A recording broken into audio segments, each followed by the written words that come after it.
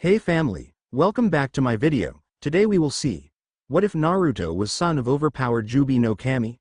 Before we start, I would like to extend my sincere thanks to the original author of this story. Your generosity is greatly appreciated. Now enjoy the video. Full summary.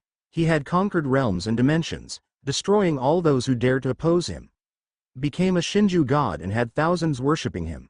Had any kind of woman he could have ever dreamed of.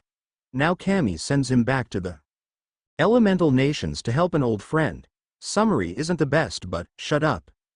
Rated M for mature content, lemons, and gore. Godlike Naruto M's Rinnegan Rinne Sharingan Chakra Chains Mokuton Naruto Harem. Fem Kami Yami Shinigami. Disclaimer. I do not own Naruto. If I did, Naruto wouldn't be a naive dead last. People talking. Crazy ass Uchihas. People talking. That won't be me, right? Demon, beast, god, other talking. I'll eat you, demon, beast, god, other thinking. How troublesome. Jutsu. Kaden. Gokakyu no Jutsu, fire release, great fireball technique. Italics can be used for certain kinds of emphasis, snide comments, or flashbacks. Bold can be used for forceful yelling, shouting, screaming.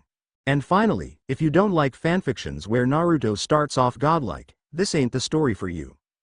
Chapter 1. Shinju God. The Uzumaki groaned. It was like one thing after another with his life. Both Sasuke and he had put aside their differences to work together to defeat Uchiha Madara.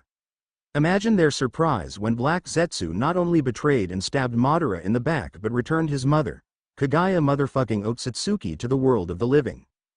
Hell. Imagine everyone's faces when Black Zetsu admitted to being the physical manifestation of Kaguya's will. He also admitted to instigating many of the events that shaped the shinobi world to secure her revival. From manipulating Indra to go to war with Asura to Madara believing that his Tasuki no Mi Kikaku, Eye of the Moon plan, was a way to bring peace. Looking up at the rabbit goddess, he could say no previous battle he ever had came anywhere close to matching the against her. Not Pain's. Not Orochimaru's. Not Kabuto. Not even Madara was this tough. It was Sasuke and him versus the mother who gave birth to the Rakudo Sennin, Sage of Six Paths, the mother of all chakra. Even with the powers they gained from Hagoromo Jiji, they were getting tossed around like mere insects. His numerous scars were more than enough to back him up. It was only by quick planning, their instincts, and pure luck they had survived this long. At the end, they were able to surprise Kagaya and used the opportunity to seal her and her Black Zetsu. However, Naruto, being a quick thinker, realized that there was a possibility that a day would come when the seal would fail, as all seals do, and she would be free to begin his terror once again, only this time no one would be able to stop her. He decided to use a technique, one which he knew was risky, though he had no other choice, so with the help of Kurama, the combined chakra of the Biju, and his Uzumaki sealing knowledge, he used the very technique the Sage of Six Paths used to seal the abomination. Kagaya had transformed into within his body. It was a suicidal move, which would no doubt mean his death, his human body unable to handle the enormous supply and intensity of the Shinju divine tree, the primordial being of his world, chakra. Within the demi-goddess, but he had no choice. At first, she just stared smugly down at them as the seal had seemingly failed after it started shining. However, before the self-proclaimed goddess could make a snide comment, she let out a painful shriek before she was sealed inside the Uzumaki. A number of things transpired after this event. One being Naruto going through a shit ton of pain he had never ever felt before. A Chidori to the chest twice couldn't even match this pain. The second being Sasuke's Six Paths chakra forcefully leaving his body, hence why he's currently screaming in pain. Oh yeah. The third reason being he unintentionally awakened his Otsutsuki genes. You might be wondering how exactly Naruto of all people is related to the alien race, which are the Otsutsuki. It's quite interesting actually. He was a Uzumaki, whose distant cousin clan were the Senju, who were the descendants of Hagoromo Jiji, who was the son of Kagaya. A race that had the ability to adapt to any damn thing, increased brainpower for getting out of some of the most fucked situations possible, or bodily adaptations. Which was what allowed Kagaya to even gain the ability to wield chakra from the Shinju fruit in the first place.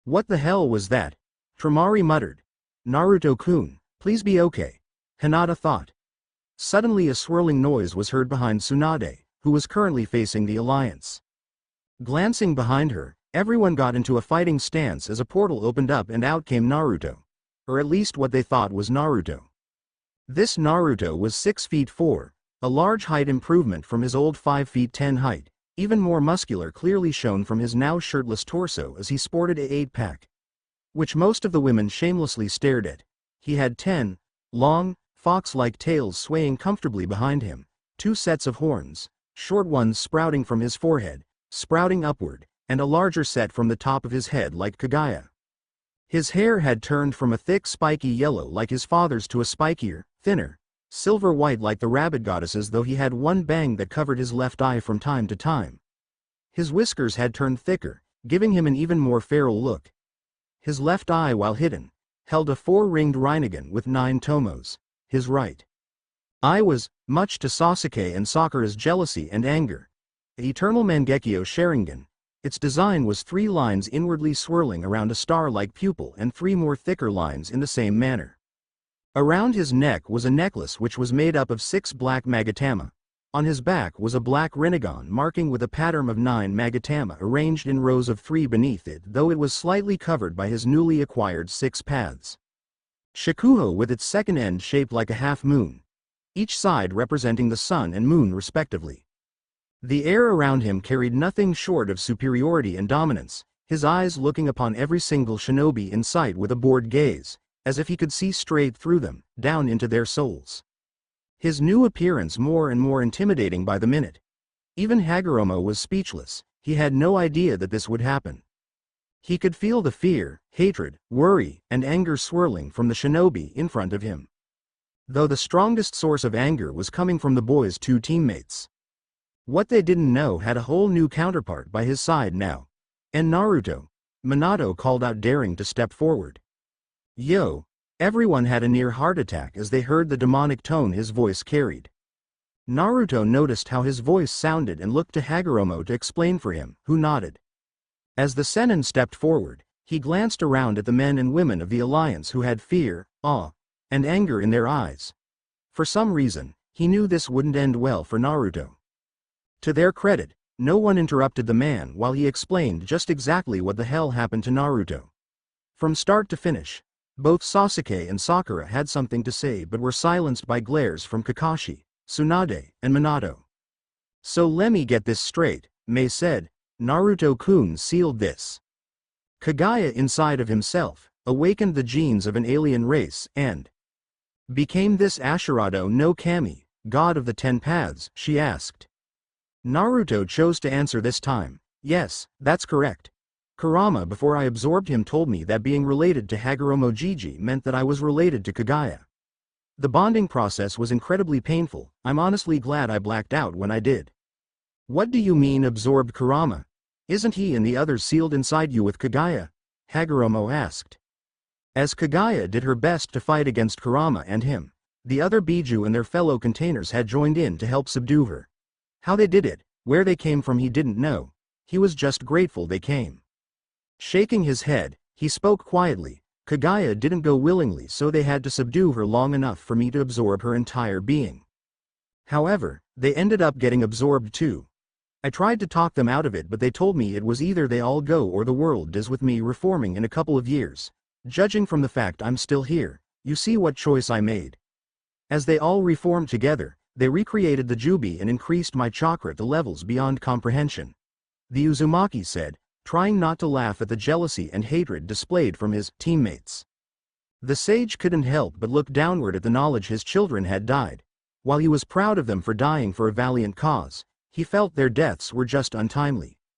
Sensing the elderly man's emotions, he put a hand on his shoulder. If it makes you feel any better, all of them, especially Kurama, said they loved and would miss you.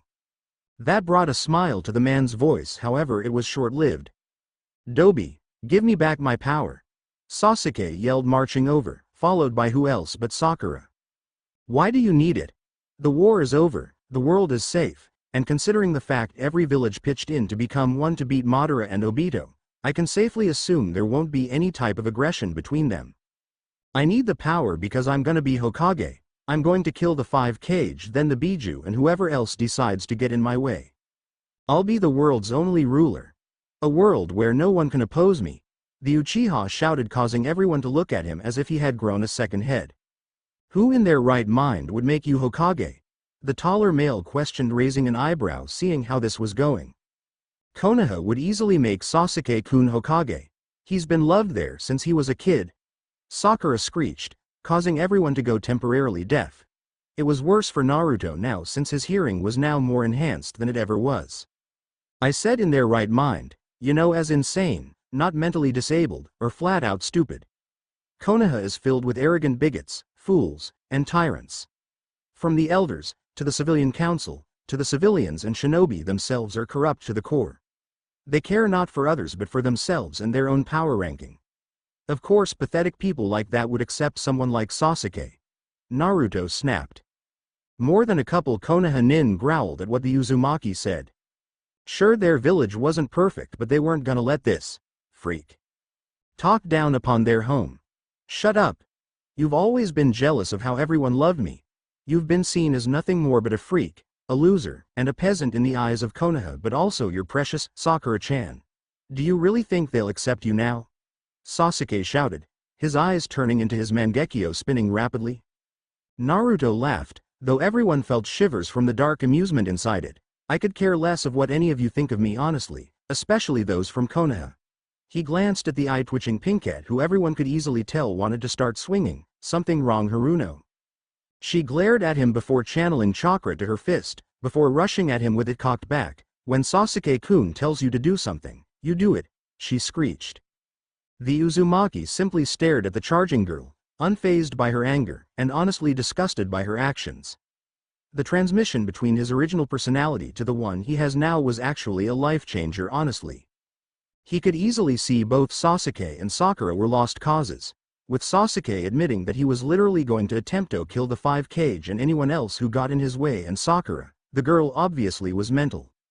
Minato and Kakashi were about to stop her, but a hand from Naruto held them in their place before he glanced back at his teammate, who looked hellbent on wanting to hurt him.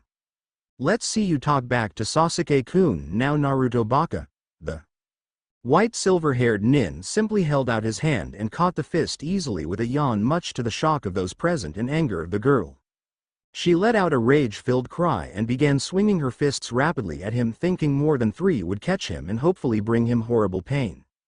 Only to be completely stumped as he simply batted them away without a second glance, all the while smirking. Your swings are predictable, even now, they're unorganized and sloppy. While powerful, you're swinging like Ba-chan does when she catches Arrow Sennin peeping on her. No type of stance, you just rely on brute force, and that is why you're weak, Naruto said as he kicked her away to Sasuke's feet. As the girl lay at the Uchiha's feet, she glanced up hoping to see approval for her actions, only to see him scoff at her, then go back to glaring back at Naruto. That's it. All this time she'd been trying to get his attention. Naruto Baka would always do something to mess it up for her. Well, no more. She was gonna send him into a world of pain, more than what he felt in his childhood. By now the shinobi of the Alliance had backed away, sensing a fight between the three would be inevitable and they had no plans on intervening. To do so could have easily meant their lives were forfeit.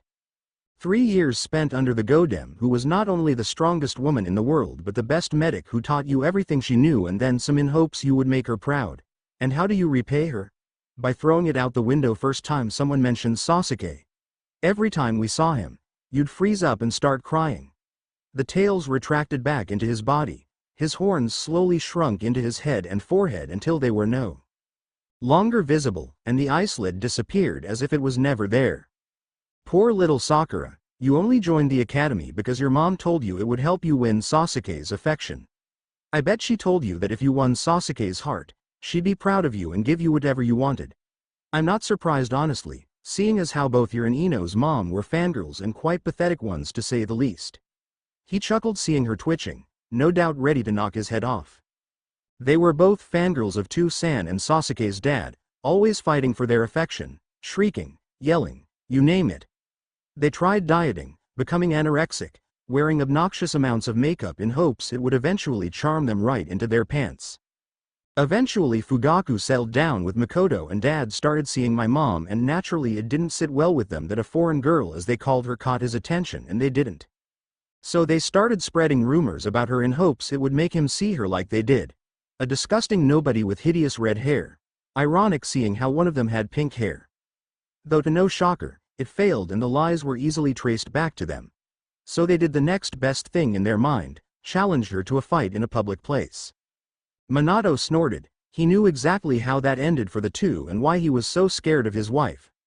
The woman had promptly beat the girls within an inch of their lives, and when they had tried to lie to the Sandame, he immediately cleared everything up and told the truth.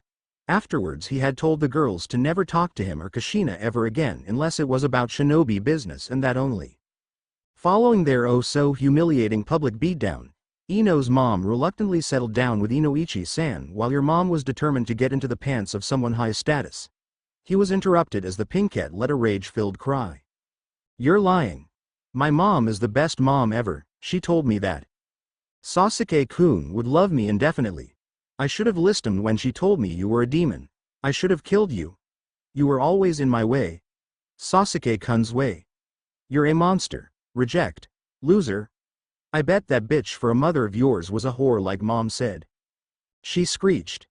You little bitch. I should kill you where you stand, Minato snarled inwardly. How dare this little whore call his Kushi-chan a whore? Little did he know, both Hiruzen and Tsunade were also having murderous thoughts. You know the funny thing about that? The only reason your mom even got on the civilian council in the first place was because she slept around with multiple civilians to get power. She tried it with the shinobi, though they easily saw through her pathetic attempts and decided to shoot her down. Then the Kyuubi attack came.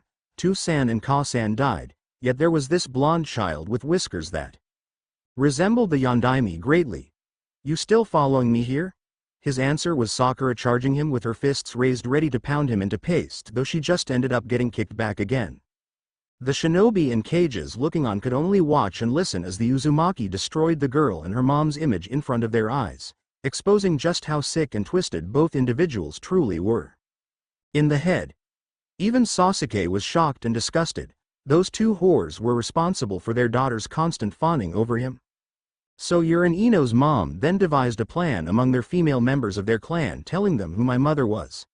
It was actually a clever plan, seeing as how all those females were fangirls and resented my mother for getting his attention when they failed, so they'd take out their frustration on me. Whenever the mobs rolled around, they'd roll around and help beat me, yelling things about my mother being a whore, how I was the reason their Yondaime-kun was gone. He said in a mocking tone that could only be seen as disrespectful. Sakura, seeing red, charged at him once more with a banshee cry, swinging wildly mad with rage, embarrassment, and hatred. It's even more hilarious seeing how when Sasuke left the village, Ino's mom told her that she could quit being a ninja, seeing how there was no real reason for it, and she almost did before Inoichi intervened. Ino, who was with her fellow Konoha nin, could only widen her eyes in realization. All those memories of her mother forcing her to be more girly, the makeup, the dieting, the forcing to like Sasuke, Sure, she had a crush on the Uchiha, but her mother had all but forced her to the extreme of even yelling out she'd be his wife at times. The encouragement of degrading Naruto, and even at one time telling her that if she saw him bleeding out to flat out kill him. When word got out about the retrieval squad failing to bring him back, her mother had cursed every single one of them and hoped they died a horrible painful death. What type of woman, crush obsessed or not, does that? Especially Naruto. When her mother suggested she quit being a shinobi, she was skeptical, but after her mother telling her Sasuke was gone, there had been no real reason. She almost did until her dad came downstairs with a face of anger she had never seen before, demanding to know why her mother was telling her to give up being a ninja.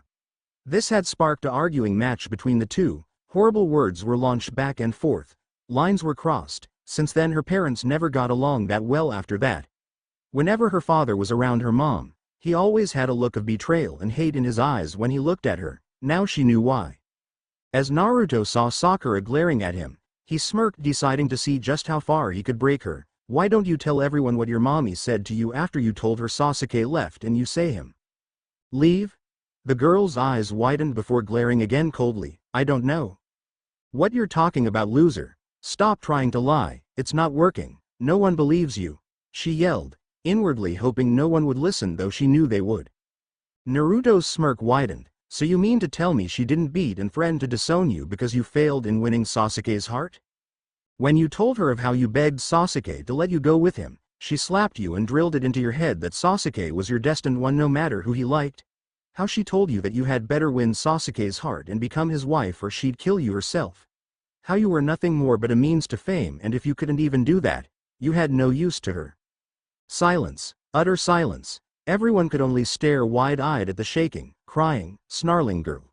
Just what exactly type of fucked up family did she come from? However, the silence was broken when the girl yelled at an obnoxiously high-pitched voice, "I'll kill you," before running at Naruto the fastest her legs could carry her. Naruto dodged her fists yet again before slugging her, sending her back a couple feet. She growled before charging him again with the intent to kill, swinging like a barbarian. You swing like a drunk man. Naruto taunted before kicking her in the face. Chidori. The faint sound of chirping birds roared up behind Naruto at the last second, who grabbed the offender's wrist and snapped it, ending the jutsu. Sasuke yelled in pain before finding himself face first in the ground with a foot on his face. Poor little Sasuke-chan. Once again bested by the dobi you loved to mock. Let Sasuke-kun go. Everyone blinked. The pinkette had to be mentally deranged. Taking his foot off the Uchiha's face, Naruto then proceeded to kick the Uchiha halfway across the rocky turf, Naruto following closely behind. Sakura, seeing this, then went to make a dash to go help her crush, but found herself surrounded by the 5 Kage, who all had displeased looks on their faces, even Onoki. What are you all doing? I need to help Sasuke-kun. Move, she screeched, making them wince. Why are you going to help Sasuke, Sakura? Are you truly incapable of thinking for yourself? Tsunade asked, though the look in her eyes showed how sad and disgusted she was by her apprentice's actions towards her godson. Because I believe in Sasuke-kun. I'll always believe in him no matter what. It's people like that loser Naruto Baka why Sasuke-kun is always viewed as a bad person. How exactly is Naruto to be blamed for the Uchiha's power-crazed mind? If it's to my understanding from your Hokage told me, the Uchiha was always like this. It was just ignored due to Konoha being filled with power-hungry individuals, Mei said. He's always trying to look cool. He'll never be cooler than Sasuke-kun. Did you know he was the dead last of our class? He always asked me out on dates even when I told him time and time again that I don't like orphan freaks like him. He's only strong because he's a freak. Now he's trying to steal what's rightfully Sasuke-kun's. I won't have it. Sasuke-kun should rule everything. Everyone should bow down to him. He deserves the best. Always, I'll make sure it happens because I love Sasuke-kun. The pinkette screeched with a deranged look in her eyes, not noticing how the eyes of the Kages and shinobi from other villages narrowed dangerously. Talk about mentally unstable. Minato mumbled, getting nods from those around him. Saru. How exactly did this girl become a ninja again? Hashirama asked. The Sandaime looked both embarrassed yet saddened. Due to my old age, I was unable to manage every matter that came up, so I gave the responsibility of the academy to the civilian council.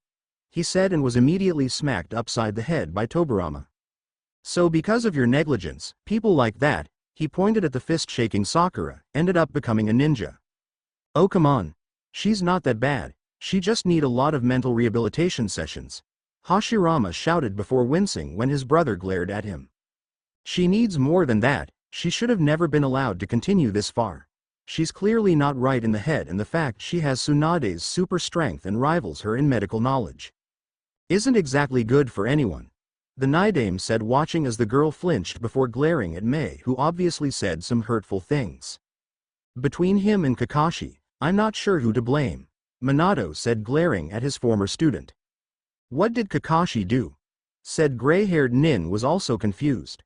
Well, for starters, Kakashi only passed the team because Sasuke was on the team. If we're all being fully honest, then he allowed both the Uchiha and Haruno to verbally and physically abuse Naruto whenever he did something they didn't like, yet allowed her to follow Sasuke around like a lost puppy and him to treat everyone as if they were below him. Kakashi could only shudder in fear as all four Kage glared at him. Second, you like to preach about teamwork and those who abandon their comrades are trash, yet you completely left Naruto to go personally train the Uchiha even though you knew how bad Naruto needed a sensei to help him fix everything the academy had sabotaged for him. Instead, you scolded him whenever he didn't do something right and let his teammates belittle him every opportunity they got. And finally, you blew Naruto off to go train Sasuke for the second round of the Chunin exams and had the nerve to give custody over him to someone who openly hated him because of what he contained, all because you had no confidence that he could win his fight. The Jonin could only look down in shame at the realization he had no real hand in Naruto's training. His sensei was absolutely right. Because of his commitment to trying to pay back Obito and believing that Naruto wasn't going to get far at all, he had abandoned him to the wolves without a second glance. He, like all the other Jonin, had believed Naruto's match against Kiba to be pure luck and had actually bet his money on Neji winning easily and humiliating Naruto while doing it. Enko had honestly been the only one who actually believed in Naruto and got laughed at for it. He winced. The woman had won a shit ton of money that day and she had Naruto to thank for it. Sarutobi began to chuckle sadly. It's amazing honestly, he said, drawing attention to him, even though we all screwed up in our own way. Me with informing them he was the jailer, Kakashi favoritizing Sasuke, and the villagers and shinobi alike doing their best to make sure his life was miserable, full of scorn and hate. He never let that hold him back, and now look, he's become the strongest being the shinobi world has ever seen. The deceased Kage shed a tear looking over to where Naruto had went to fight Sasuke with a pained expression. I hope you can forgive this old man, Naruto-kun. Naruto looked over at the figure of Uchiha Sasuke, who snarled at him, his eyes glaring at him with hatred. I'm going to enjoy killing you and dragging your pathetic corpse in front of everyone you love, then I'll piss on it before I kill them. Sasuke shouted with a deranged look beginning to show in his eyes. Naruto simply looked at his old teammate with disgust. He'd never understand what the females in Konoha ever saw in him. Then again, many, if not all of the females in Konoha were shallow, power-hungry, spoiled girls who wanted to have everything, not caring who they hurt in the process. Hagoromo could only watch in sadness. It seemed the cycle was to go on forever. One of the reincarnations, if not both, would die fighting one another. However, he was not blinded by a prophecy, so to speak. He, as well as anyone with a brain, could see how twisted Indra's reincarnation had become. Like the rest of his clan, he had been tainted and corrupted by the curse of hatred. There was little if nothing anyone could do. He had unfortunately seen what Sasuke had done while serving under Orochimaru. The pain and suffering he inflicted onto innocents were the actions of a sick and twisted being. Someone who had no possible way of redemption. He smiled as he looked at the stone-faced reincarnation of Asura. The boy had went through hell his entire life, whether it was neglect, physical or mental abuse, starvation, and just exposed to the cruel horrors humanity had to show at such a young age. There were times where the old sage was positive the boy would eventually snap and release Kurama to exact revenge. Yet he didn't.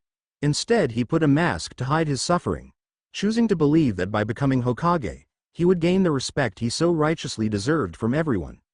There were doubts at every corner for the boy, whether it was because of what he held within him or due to the fact of suffering from isolation the majority of his childhood. He was different from everyone else. Though he couldn't help but think about Naruto's earlier words about Konoha. No doubt the village would attempt to kill him, seeing as how they were a lot of die-hard Uchiha supporters within the village. Sighing once again, he turned his attention back to the fight to see Naruto and Sasuke trading blows, though Naruto wasn't even really trying and was still overpowering the Uchiha.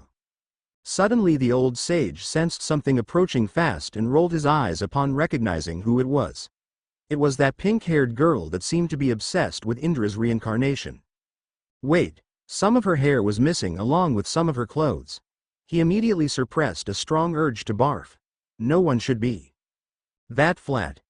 Hearing a roar of pain, he winced as he saw Sasuke lose his hand before he was kicked into the fast-approaching Sakura. The two collided quite painfully as they groaned, attempting to get up. I expected better, honestly, with you being an Uchiha and all. Maybe with your little pet here you might actually put me on the defensive. Naruto taunted. Funniest thing about Team 7. Each member had their own personal egos. And if you disrespected them in any way, they could easily be beaten into submission due to their pride getting the best of them. With Sasuke killing Orochimaru, fighting both Madara and Kagaya and living, his ego was at an all-time high to say the least. He'd do his usual facial expression of hatred, go on a rant, and charge in with a sense of superiority. Sakura was the same. With the announcement of her being an apprentice to the Godem, he'd hear about her treating other people under her command like slaves. Doing little to nothing work-wise unless Shizune or Tsunade came to oversee her. Even himself, back when he was weak, he had ego. An ego that never let him lose or give up, despite everyone always putting him down. It honestly made him wonder how much luck did he truly have. He watched in amusement as the two charged him with kunai, though he felt the need to puke as he examined Sakura's new look. The right side of her hair was missing, face looked swollen, black eye, and it looked like she would collapse any minute. I bet the old hag regrets giving her lessons now, the Uzumaki thought as he swiftly and calmly dodged the kunai strikes. He could see them getting more and more upset as they missed, so he decided to taunt them some more. For a so-called elite, you can't even touch me. Those eyes of yours not working? You haven't used them yet. He could see the Uchiha practically steaming from the ears. Shut up. I'll kill you. Naruto was right though. Sasuke was low on chakra, and to even attempt to use any kind of jutsu would be suicide. You kill me? Hilarious. You only beat me those times when we fought was because I just wanted to knock you unconscious, meanwhile you were trying your hardest to kill us. After all these years, I'm finally ending our bond, permanently. Just shut up and die. Sakura yelled behind Naruto as she threw a punch meant to knock his head off. Though both her and Sasuke were more than shocked when a katana sliced through her stomach and was then sent through her heart before a Rasengan to the head finished her off. The Uzumaki merely glanced at the dead corpse before staring back at the Uchiha, who looked on in fear, especially after a surge of electricity covered his former teammate's hand. For the first time since the Uchiha massacre, Uchiha Sasuke ran in fear for his life. Naruto smirked as he watched the so-called strongest of them two run with his tail tucked between his legs. It was actually amusing to see him trip over his own feet. But alas, all good things come to end eventually. Flashing in front of the Uchiha, he palmed his head, staring him in the eyes. The rest of your clan us waiting for you in hell. What happened after that could only be described as the most painful thing Sasuke had ever felt. It was as if everything on his body was being pulled apart. He could feel his grip on his life was slipping away little by little, just to make the pain all the more excruciating. Naruto felt no remorse or regret as he watched his former teammate's soul leave his body. But then again, why should he? Who in their right mind would risk their life trying to help an unstable, power-hungry, self-entitled who drove not one but two Chidoris through your chest with the intent to kill? He turned around as he saw Hagoromo approaching him. I was hoping that one day the descendants of my sons would one day be able to walk the world together peacefully. The sage started with a sigh. However, now I see such a thing isn't possible and might never be possible. That's just how the cycle is, Gigi. But I feel there's a more important subject you wish to talk about, Naruto replied. Hagoromo nodded. You've grown incredibly strong. I fear those you call your allies will turn on you for their greedy devices. I merely wish for you to be aware of those who would betray you. The Uzumaki nodded, understanding the sage's warning. If or when the time comes, they'll be dealt with. That's not what I meant. Then what do you mean? If the entire shinobi alliance turned on me with the intent to use me as a weapon, how do you think I should respond? Exactly, peace never comes without pain and suffering.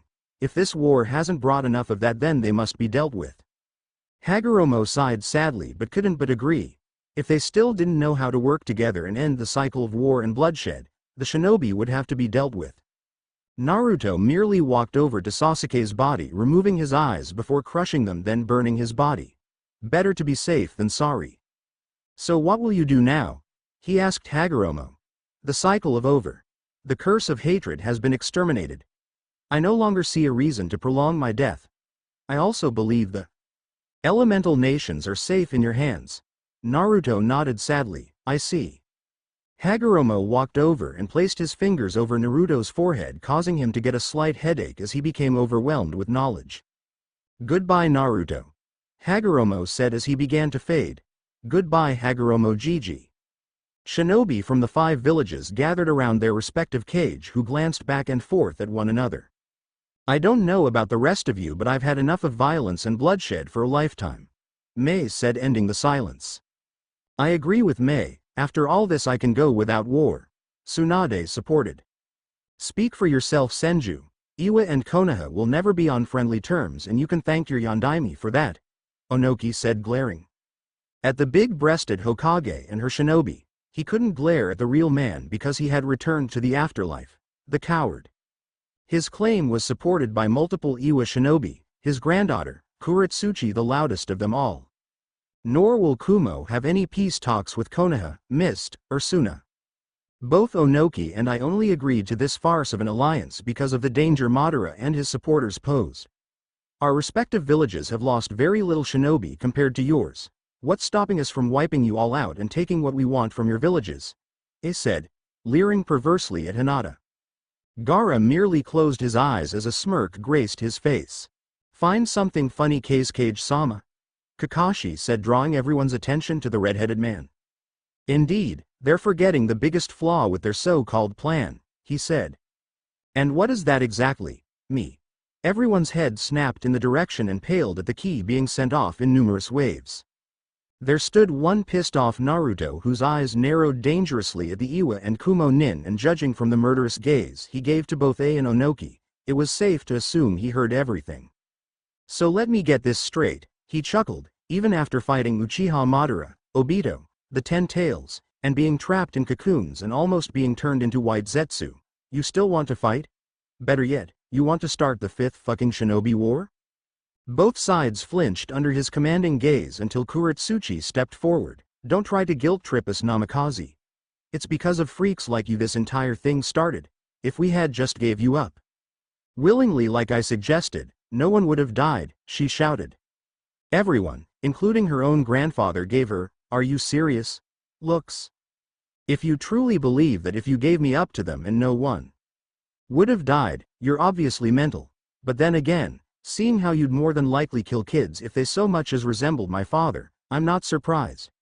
Naruto grumbled before shrugging off the enraged look on her face. So what will it be? You waltz back to your villages alive, or I send you all back in body bags? He asked, his intents making them sweat. As if, there's no way this idiot can be. Kuretsuchi's rant was stopped by her seeing her death before her eyes repeatedly. In fact, everyone in the area was unfortunate to catch a glimpse of how they would die if they wouldn't comply. We'll be taking our leave, stuttered before he and his Kumo shinobi retreated from the battlefield.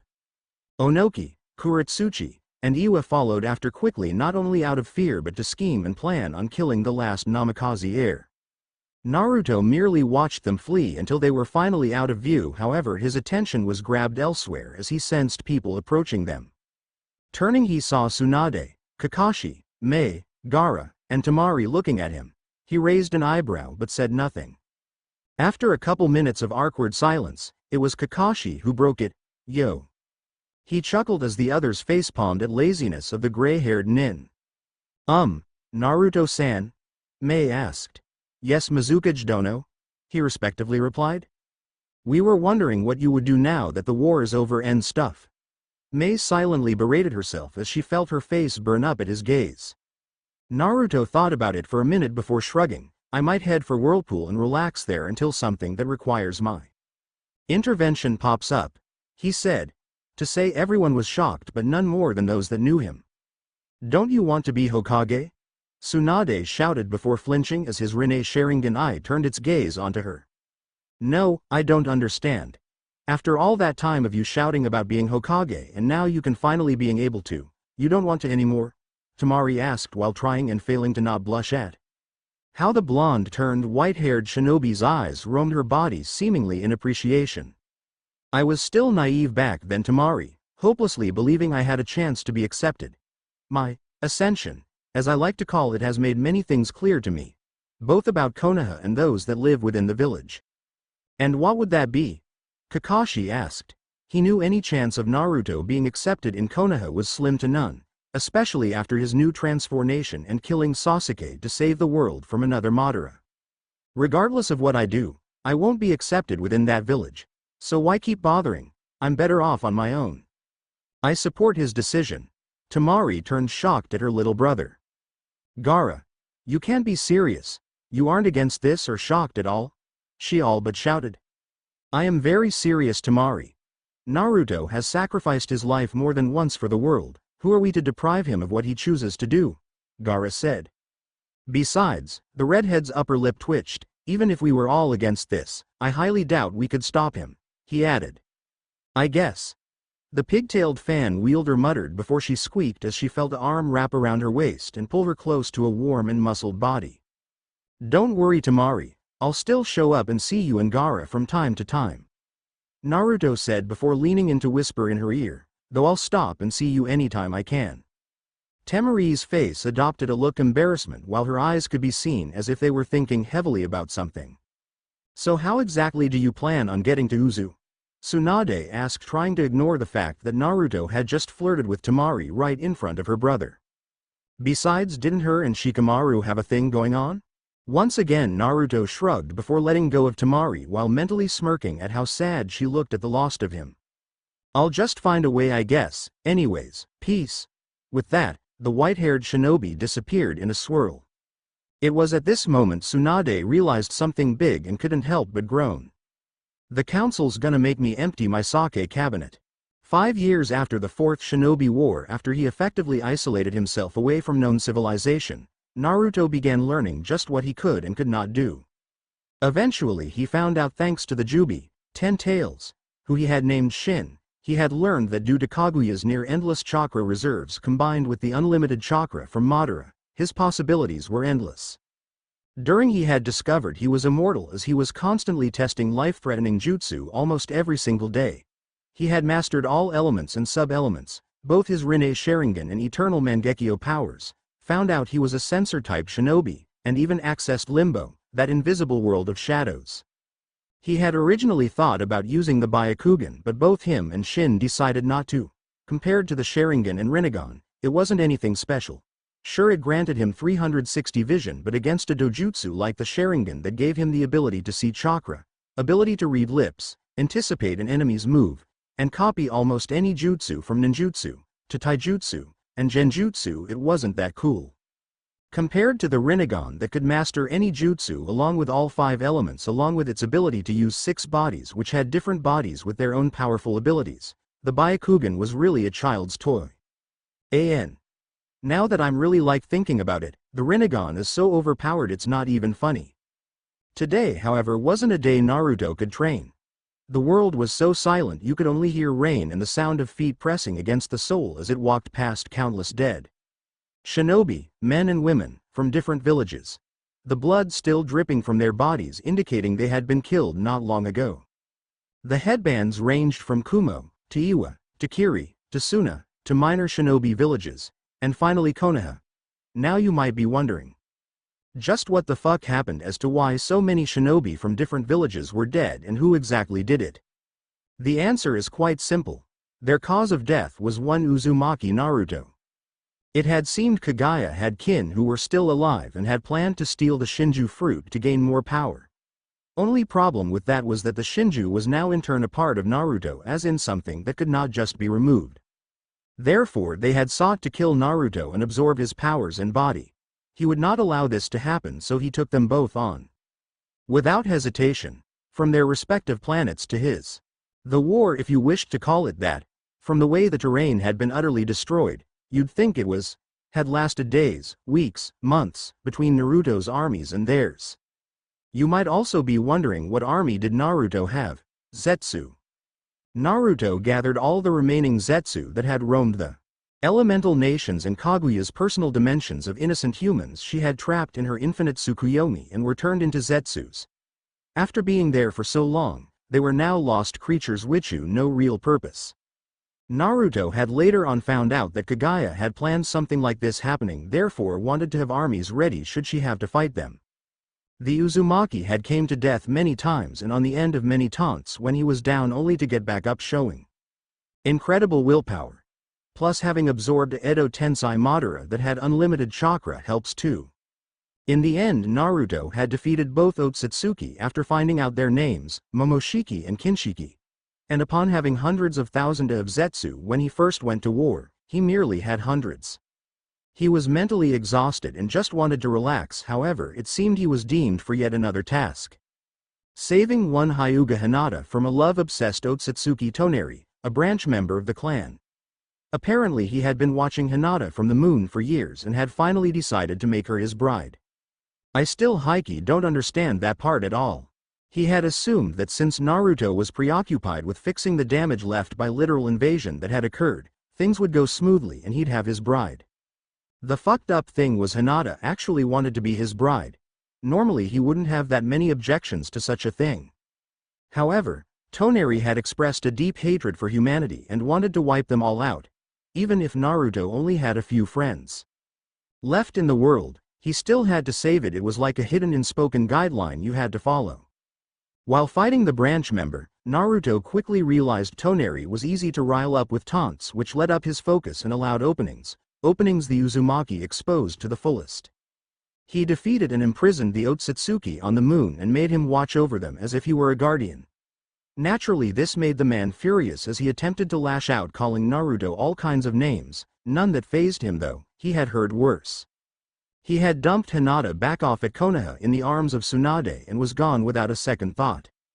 As he returned to Uzu, he finally got his rest and relaxation. When he awoke he was more than shocked to see Gaara, Guy, Temari, Mei, Lee, and Neji over him, making sure he was fine. He had taken of Neji's cage bird seal and simply put a cage-level genjutsu over it so no one would know the difference. In turn, he had earned Neji's utter loyalty and devotion. After a lot of time consuming and physical straining, Naruto had gifted Guy the power of leg movement once again, even if it was only a little. He had helped Temari get over her breakup with Shikamaru after she found out the Nara had cheated on her with Ino of all people. She had went on for hours about how whenever she had asked to spend time with him, he merely called it or her troublesome, or how he just wanted to watch the clouds. In the end she didn't kill Shikamaru but Gaara broke his legs. Good enough, right? Mei was strange to say the least. He knew for a fact the woman was attracted to him, considering how she made sure to flaunt her body every time he was near, from splashing water on her dress to show just hard her nipples were by his mere presence to even grinding against him when they were alone. Lee was there because he wanted to show Naruto how much youthful support he had, whatever that means. Gaara was simply there to show his brother he had his support during his darkest hours. Gaara, Mei, Guy, and Temari however came for another thing this time. It was to discuss the gathering of the 5 villages and their new current target. One Uzumaki Naruto. The nations had deemed Naruto too dangerous and as such decided it would be best to attack him while he was weak and still recovering. Boy were they wrong. Their plan in their minds were quite genius. They'd attack and force him into submission before forcefully ripping the 9 Biju out from within him and forcing them back into containers, who would be beaten into submission and know their place. They would then torture him and learn everything he knew before finally killing him. When Naruto asked who was overseeing such an event in Konoha, it was revealed his own godmother. Tsunade had devised such a plan with the edging of his former comrades, the Konoha 11 and their Jonin senseis, with the exception of Guy. Apparently they didn't like how strong he was and decided they were going to make sure he was back below them as he should be. Konoha had bribed Kumo help them by offering both Hyuga Hinata and Hanabi to the Raikage in marriage, who immediately agreed, and Iwa would hang Naruto's dead body over the Tsuchikage Tower for all their civilians and shinobi to see. The councils of Mist and Suna, after realizing Gaara, Temari, and Mei wouldn't go to war against Naruto, had become fearful of being targeted by one of the three villages and kicked them out of office forcefully and were prepared to have them assassinated. Both assassinations failed, but at the cost of people close to both sides. Gaara and Temari lost their brother Kankuro, who covered their escape from Suna, and Mei lost her guards, Ao and Chojuro, when she was attacked by her own Anbu. Lee, Neji, and Guy told Naruto about what had conspired back at Konoha with his former friends and comrades, and he couldn't help but laugh. Despite the damning evidence of being manipulated by her mother, Ino had decided to blame Sasuke's death on him and decided to train to one day avenge her Sasuke-kun. Fangirls truly were a different breed. Inuzuka Kiba, with the influence of his mother and Jonin-sensei, Inuzuka Sume and Yuhi Kurenai, had been told over and over such a thing like Naruto wasn't supposed to be above him in terms of power and needed to be reminded of that.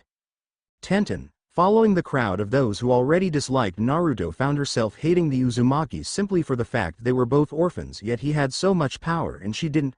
From that point on, she began pushing herself more and more in order to show him why orphans stayed nobodies. Hinata, like Kiba, had been manipulated by not only her sensei but her clan. They had beat her into submission, then took advantage of her fragile mind, spreading lies of how no one would love her because of how worthless she was. From that point on, the girl had abused the cagebird seal as much as her younger sister, father, and elders of her clan did. Nara Shikamaru had become furious at how Temari had moved on quickly from him to Naruto. At first he had theorized it down to the Uzumaki was merely a rebound, but after seeing just how happy the woman was with Naruto more than she ever was with him, he had vowed to make the blonde pay for being troublesome. Aburame Shino, like his clan, had no ill manner towards Naruto. However, logic states that they had to turn on him in order for their clan to remain safe within Konoha's walls. The last person to display kindness for Naruto had been made an excuse of publicly. His name? Amino Iruka. Akamichi Choji, one to quickly follow the crowd to avoid being made fun of for his eating habits and being overweight, quickly started slandering Naruto, even going as far as to blame Naruto for the death of his sensei, Sarutobi Asuma. Mitarashi Anko, in his opinion she was the funniest case. Once seeing how she still wasn't accepted in Konoha despite the fact they all hated Naruto more than her, she began slandering his name in hopes of being accepted. Instead, what little friends the Tokubetsu Jonin did have ended up unfriending her, seeing how desperate she was, leaving her in a state of depression. Those friends included Kurenai, Hana, and Yugo, her first friends since she had been left behind by Orochimaru. The bitch was so depressed she begged Orochimaru, he was revived at the time, to take her back as an apprentice, only for the man to laugh and call her pathetic before tossing her out on her ass. Afterwards the woman had given up and began whoring herself out to whoever paid her the most money, because in some way in her fucked up mind, this was the best way for someone to show her how much they accepted her. To just put her out of misery, he killed her. Unfortunately, he wasn't fast enough with killing her because he had to hear her rant about the way her life had turned out was somehow his fault and how he would pay for all the pain he had caused her. Count that on top of how every single shinobi coming back from the war cried and whined about how he had killed the Uchiha, Haruno, and reached a new level of power they would never reach in their existence, and you got a village of rabid dogs. Also adding in how Kumo and Iwa personally felt about Naruto. That was a large size of shinobi who were more than ready to attack Uzu and take what they wanted. Multiply that with the large portion of shinobi coming from neighboring villages, Kiri and Suna, you'd think they were going back to war against Madara and Obito. Imagine the look of surprise of their faces when Naruto appeared before them perfectly healthy and not weak like they expected. They then had the audacity to demand he surrender and die like the creature he was. So he just decided to start killing people. Another thing they didn't know was that during the years of his isolation, he had silently roamed their villages, copying their jutsu with his Sharinganai and mastering them quickly. He especially had fun ransacking the Uchiha compound and stealing the jutsu they had and had stolen from others during the years. From clan jutsu to even their most strongest and forbidden techniques, Naruto knew it all and used it better than anyone ever could. After all, he was in fact a god with unlimited potential now, right? He had also entered the Namikaze compound by unlocking the blood seals and taking the Hiraishin no Jutsu, Flying Thunder God Jutsu, and all the other jutsu his parents had left behind for him. During the fight, slaughter, if you ask any bystander, Naruto had done the same thing Madara had used in the Fourth Shinobi War, using Tengai Shinsei, Shattered Heaven. That jutsu was still highly effective. When Onoki attempted to stop it once more, seeing how in his old mind, this meteorite wouldn't be anywhere near as strong as Madara's if it was strong at all. This was obviously his undoing, as he was crushed and killed by the meteorite along with a large portion of his shinobi. Enraged at the loss of yet another family member at the hands of a Namikaze, Kuretsuchi attacked Naruto with fury, throwing out every jutsu she had in her arsenal.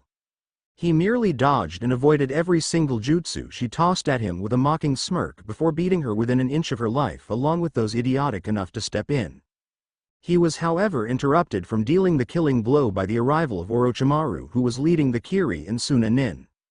The Snake Sanin's appearance merely delayed the inevitable, as he killed the now deceased Tsuchikage's granddaughter with a Chidori before turning his attention towards the stunned Konoha shinobi who had arrived.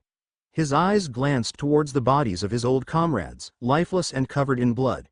His eyes glanced over to Shikamaru's body to see a smirking Temari, who flung it up in the air with her fan before Gaara crushed it with sand. Like he thought, they were arrogant, idiotic, and believed they were better than him. He easily tore through them and left them to bleed slowly and painfully. He then glanced at the bodies of Hitaki Kakashi, Yuhi Kurenai, and Hinata. Flashback. About time you got here. I was beginning to think you were just gonna watch as everyone dies then run back home. Naruto said, watching as his former comrades began surrounding him, trying to intimidate him.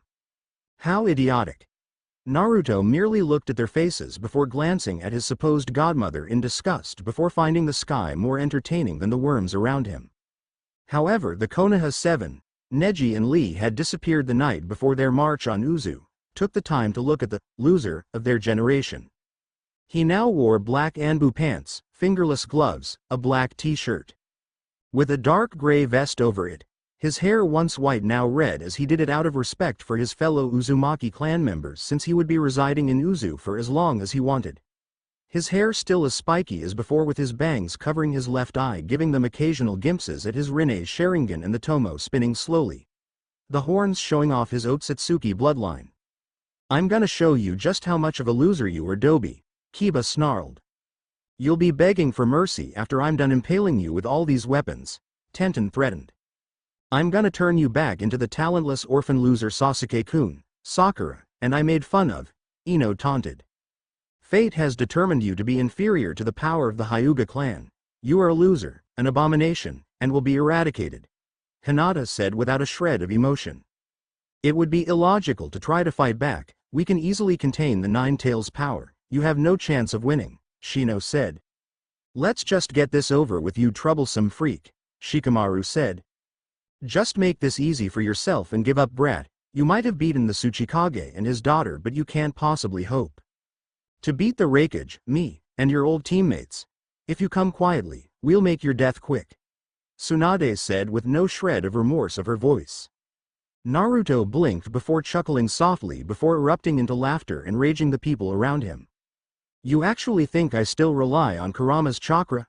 Or better yet, that I'm weaker than you? Newsflash, you aren't dreaming, and this is reality. The weak ones in this fight are you, and it's time you were all reminded how weak you truly are, he said, summoning a katana. Great, now I get to hear you scream, die loser, Kiba shouted as he rushed Naruto with the same mindset he had years ago during the Chunin exams. He'd kill Naruto with one attack. Kagemane no Jutsu, Shadow Paralysis Jutsu, Shikamaru called out. Shintenshin no Jutsu, Ninja Art. Mind Transfer Jutsu, Ino smirked, preparing to embarrass the redhead before they killed him. The others watched on in glee as how the cause of all their problems would be eradicated until it didn't happen. In a moment of blinding speed no one could keep up with, Kiba was cut up in several pieces. Shikamaru was being choked by his own shadow, and Ino was spazzing out on the ground with foam coming out of her mouth and her eyes completely white. Kill him, Tsunade shouted as more ninja began to charge at Naruto, who was still smirking. In an incredible and almost impossible display, Naruto began cutting down shinobi from every village while dodging the occasional palm strikes from Hinata. It wasn't like they could hurt him, but he preferred not to be touched by these scum. He held out his hands, which caught the fists from both A and Tsunade. A and F slammed them face first into one another before dodging a spiked mace from Tenten. "You should have stayed a loser orphan like you were meant to be," she snarled before charging him again. "Why? It's so much more fun watching weaklings gang up on you as if they have a chance." Naruto taunted and smirked where she started swinging the mace wildly in an attempt to kill him. "Shut and die." Jumping over her and reverse thrusting his sword through her chest before beheading her, he snorted in boredom. "You first." "Tenten. You'll pay for that, you monster," Choji yelled as he and Shino arrived with more shinobi. Shino's eyes widened behind his bugs were incinerated upon impact from Naruto's skin, and the smirk the redhead was sending him showed he knew it. Naruto's right eye began to bleed as he yelled, "Amaterasu, heavenly illumination." Dark flames began to rush towards the currently petrified group. They began throwing water jutsu after water jutsu at the flames, though it did nothing but seem to make them ignite more. Upon contact, the nin began crying and begging for the pain to stop. He frowned as Shino simply let the flames consume him while Choji tried to use his clan's jutsu in an attempt to escape. In the end, both them and their comrades were burned into ashes. With them dead, that only left one more. Hake Rokuhuion Sho, gentle fist art. 8 trigrams 64 palms. Ah, there she was. 2, 4, 8, 16. 32, 64. Hinata's strikes were swift and strong as she hoped to cause Naruto extreme pain and suffering, but to her anger he showed physical signs of pain. He didn't even move an inch. "My turn."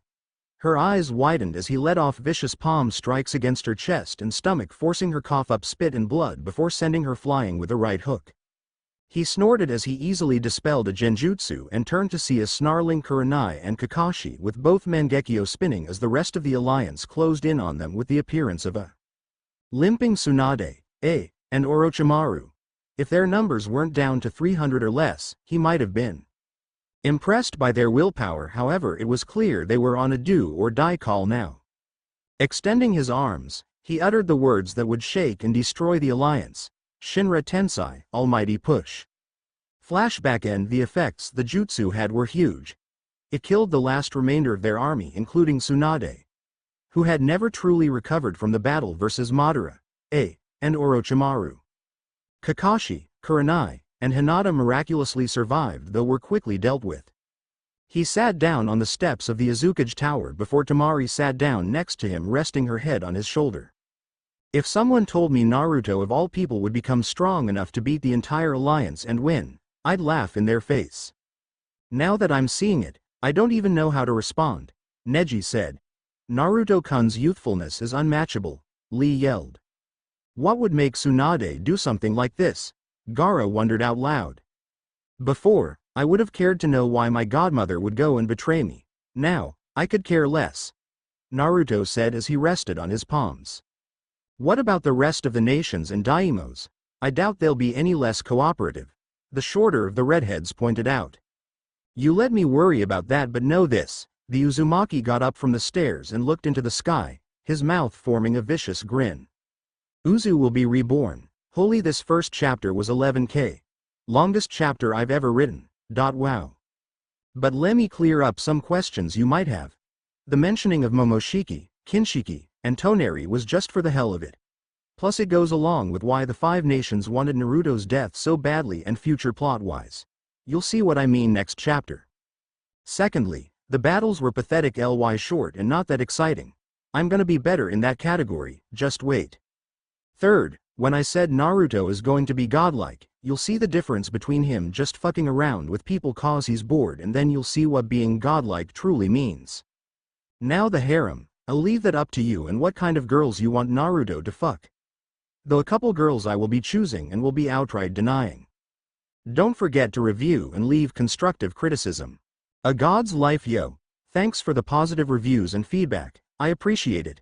As for the harem, it'll be released next chapter for sure. Also, this chapter is mainly going to be about what Naruto's done as a primordial being, his own personal harem, and some other stuff. People talking. Whoa! That's so cool, people thinking. Rinnegan. Demon. God. Beast. Other talking. Get out of my sight before I eat you, Ninjin. Demon. God. Beast. Other thinking. Haven't had human in a while. Jutsu. Kaden. Gokakyu no Jutsu. Fire release. Great fireball technique. Italics can be used for certain kinds of emphasis, snide comments, or flashbacks. Bold can be used for forceful yelling, shouting, screaming. Chapter 2: A God's Life and the Request. Awesome. That would be the only way to explain the redhead's last few years of immortality in heaven. After he wiped out the Shinobi Alliance, many horrendous secrets surrounding Konoha and Kumo emerged. From Kumo to Konoha, secret after secret was exposed. Starting with Kumo kidnapping women and children they suspected with bloodlines and turning them into breeding stock where they would never see daylight again. Next came Konoha and Danzo's kidnapping of orphans all around the elemental nations for his root program, his illegal and inhumane dealings and experiments with Orochimaru, the civilians and shinobi council's dark dealings behind the Yondaimes. Sandame's and Godaime's backs. Though after the war, Tsunade couldn't stop them due to the overwhelming amount of support they had and later joined them. Never mind the fact Konoha lost all their allies after the war after they called for Naruto's death after he killed the last Uchiha. He also found out the reason why Tsunade would agree to kill him. Going through her personal journal, he discovered she became a weak-willed bitch after the war, especially when the Raikage made sexual advances on not only Hinata but her as well. It just made her feel young again. Though there was one line that just really pissed him off. If I have to sell Naruto short to feel the joy of being young again, so be it, he'll understand. Besides, as a Jinchuriki, his happiness is supposed to be sacrificed in order for others to feel good. I'll just tell him when he's too broken to do anything about it. That was when any and all respect he had for the woman died. After only a few things were leaked, within the first week, you had people seeking refuge inside Uzu as they had nowhere else to go and definitely didn't want to be near either one of those villages. Zetsu had hanged into Uzu Anbu guards and were stationed everywhere in case of a sneak attack from some vengeful idiots or the occasional thugs. And there were plenty of idiots. Konoha's citizens cried for blood after finding out he not only wiped out the alliance but exposed their dark secrets. They had sent the last remaining root alive to infiltrate and destroy as much of Uzu as they could, including all the demon lovers inside. The plan failed and the Uzumaki let his displeasure and anger be known by walking right into Konoha, killing the last of their Anbu forces, clan heads and their clans, and finally the civilians within the village. The only thing more embarrassing than the way they thought their numbers alone would beat him was how they acted like cursing and damning his name would change the fact they were going to die. He had offered the branch family of the Hyuga clan freedom from their cagebird seals, but in a show of weakness and cowardice, they decided to fight against him. Idiots.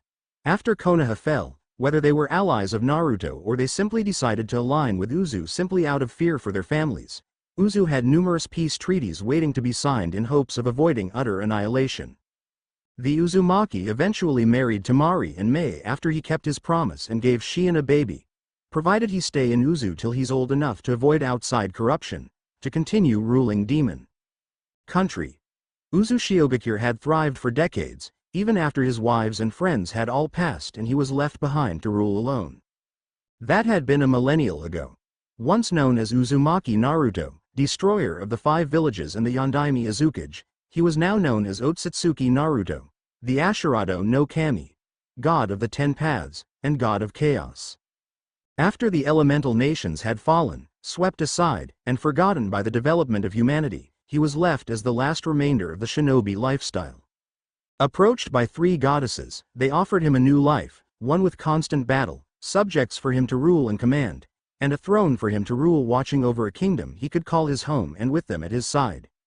The first one was a blonde-haired woman that possessed a godly beauty that was only compared to her companions. Her features were delicate and her face was framed by her pale blonde hair.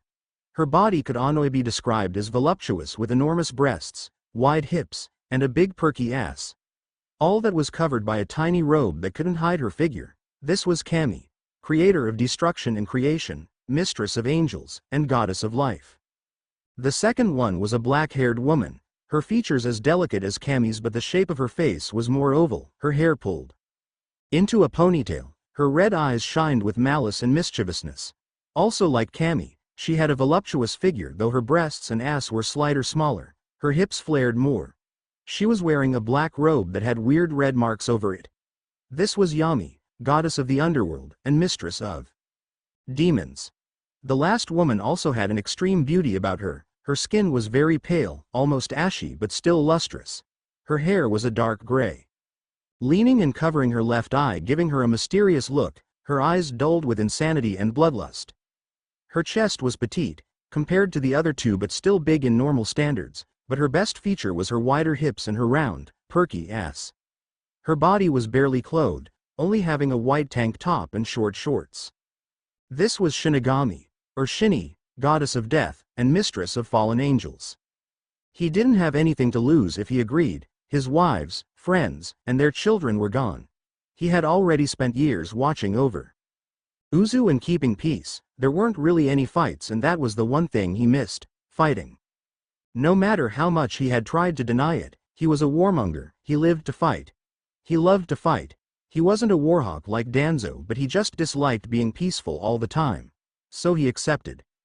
He had unknowingly opened a new life for himself. The three goddesses had turned him into a real god, not just one bound by the chains of one dimension. As he learned, there were multiple, but able to roam and conquer if he so decided to.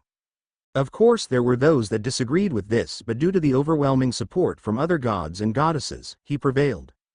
Imagine his shock when he found out he had an entire fan club in both heaven and hell. Heaven for his heroic deeds surpassing all odds and making a name for himself, and hell for killing the arrogant and sending them down there for their enjoyment. Turns out, though unsurprising to Naruto, all his former friends and such were sent straight to hell to be judged for their crimes against him. It was amusing when he found out, to say the least, and even more funny when he heard what happened to his old teammate, the Uchiha, and all his former friends. The little shit, along with just about the rest of Konoha, even after their deaths by someone they believed as inferior to them, still believed themselves to be kings and queens. Even in hell, surrounded by thousands of demons, orcs, and the bringer of death herself, the Shinigami. Claiming how they were justified, nothing that they did was wrong, how they were above any law, insulting just about any and every demon they could, along with many of them making foul statements about some of the female demons there. It didn't go good. At all. As they were easily found guilty of their crimes, they were sentenced to an eternity within hell and would work any type of punishment the demons saw fit. Of course they all verbally raged about this, including one pink-haired banshee. Us? We're saints compared to that monster Naruto Baka. He should be down here, not us. Uzumaki Namikaze Naruto has committed no crimes. His only sin is not killing you idiots sooner. That comment sparked the Konoha people with enough rage they began shouting slander about him, how he was nothing more than a monster, a dobe and dead last, a freak of nature, a monstrosity. Having enough of their favorite person to watch, I'll elaborate more later on, being insulted, both demons and orcs alike lunged at the humans, tearing them apart limb from limb with little to no mercy. Worst part was in hell, slaves didn't die, their body recovered, eventually. After he heard that, the Otsutsuki couldn't stop smiling for weeks. And why would he? The people that had made his life so miserable before he had became a god and could fight back, treating him as if he was lower than them or didn't deserve to live. They had finally gotten what they deserved and would feel pain for the rest of their lives every single day. Nothing could be a more fitting punishment. But back onto the fan club business, from how the Uchiha always ran away from his fan club, who literally shouted out, "Have my babies, Sasuke-kun," and from seeing how pathetic both Ino and Sakura were with their fangirl mentalities, he thought they were nothing more than a curse. Oh, how wrong he was. Weak-willed, physically lacking fangirls who cared for nothing more than how they looked and went as far to degrade others on how they looked in order to feel better about themselves were easily the worst. Always dreaming about their knight in shining armor coming to save them, never training, saying it wasn't for a real woman. Then you had fangirls that not only took care of their body but trained, instead focusing on how to be an equal to their crush instead of hopelessly praying and dreaming of him saving her. Then they would kiss like in a fairy tale. He had met many like that, from goddesses to demons. Both had worshipped him on a fanatical level which scared him honestly. Apparently from watching his dimension and watching him grow stronger despite the obstacles that did their best to hold him back, he grew stronger and eventually killed them all, thus earning many too. Like him. He had learned from Kami that there were all kinds of dimensions featuring him as the child of the prophecy. Though many weren't pleasant. Not pleasant at all. There were those where he had been used by his own parents for their sick and twisted goals before they discarded him like he was trash. Ones where he had a sister, who was given Kurama during the sealing and treated like a princess, whereas he was forgotten and eventually abandoned due to him not having any talent. Ones where he had been manipulated by the Sandame, Jiraiya, and Tsunade to be a dumb, hyperactive idiot who wore orange and shouted about being Hokage while knowing as little jutsu as possible before they betrayed him, killing him in the end with smirks on their faces. His only purpose being to make sure Konoha was the strongest village in shinobi history. When asked what he would do about it, he gave an answer that would make Madara run in fear. They will know pain. He finally understood what Madara, Nagato, and Obito meant. In reality, true peace where everyone was happy without fights or wars was a fool's dream. Something unreachable. There was darkness in everyone, and when brought to the light, it turned the person ugly. In every dimension where he was betrayed, manipulated, or used, he could see darkness coming from everyone around as they avoided him like the plague. When his own sister taunted him for being the reject loser their parents gave up for not being good enough, he snapped. The longer you live, the more you realize reality is just made of pain, suffering, and emptiness.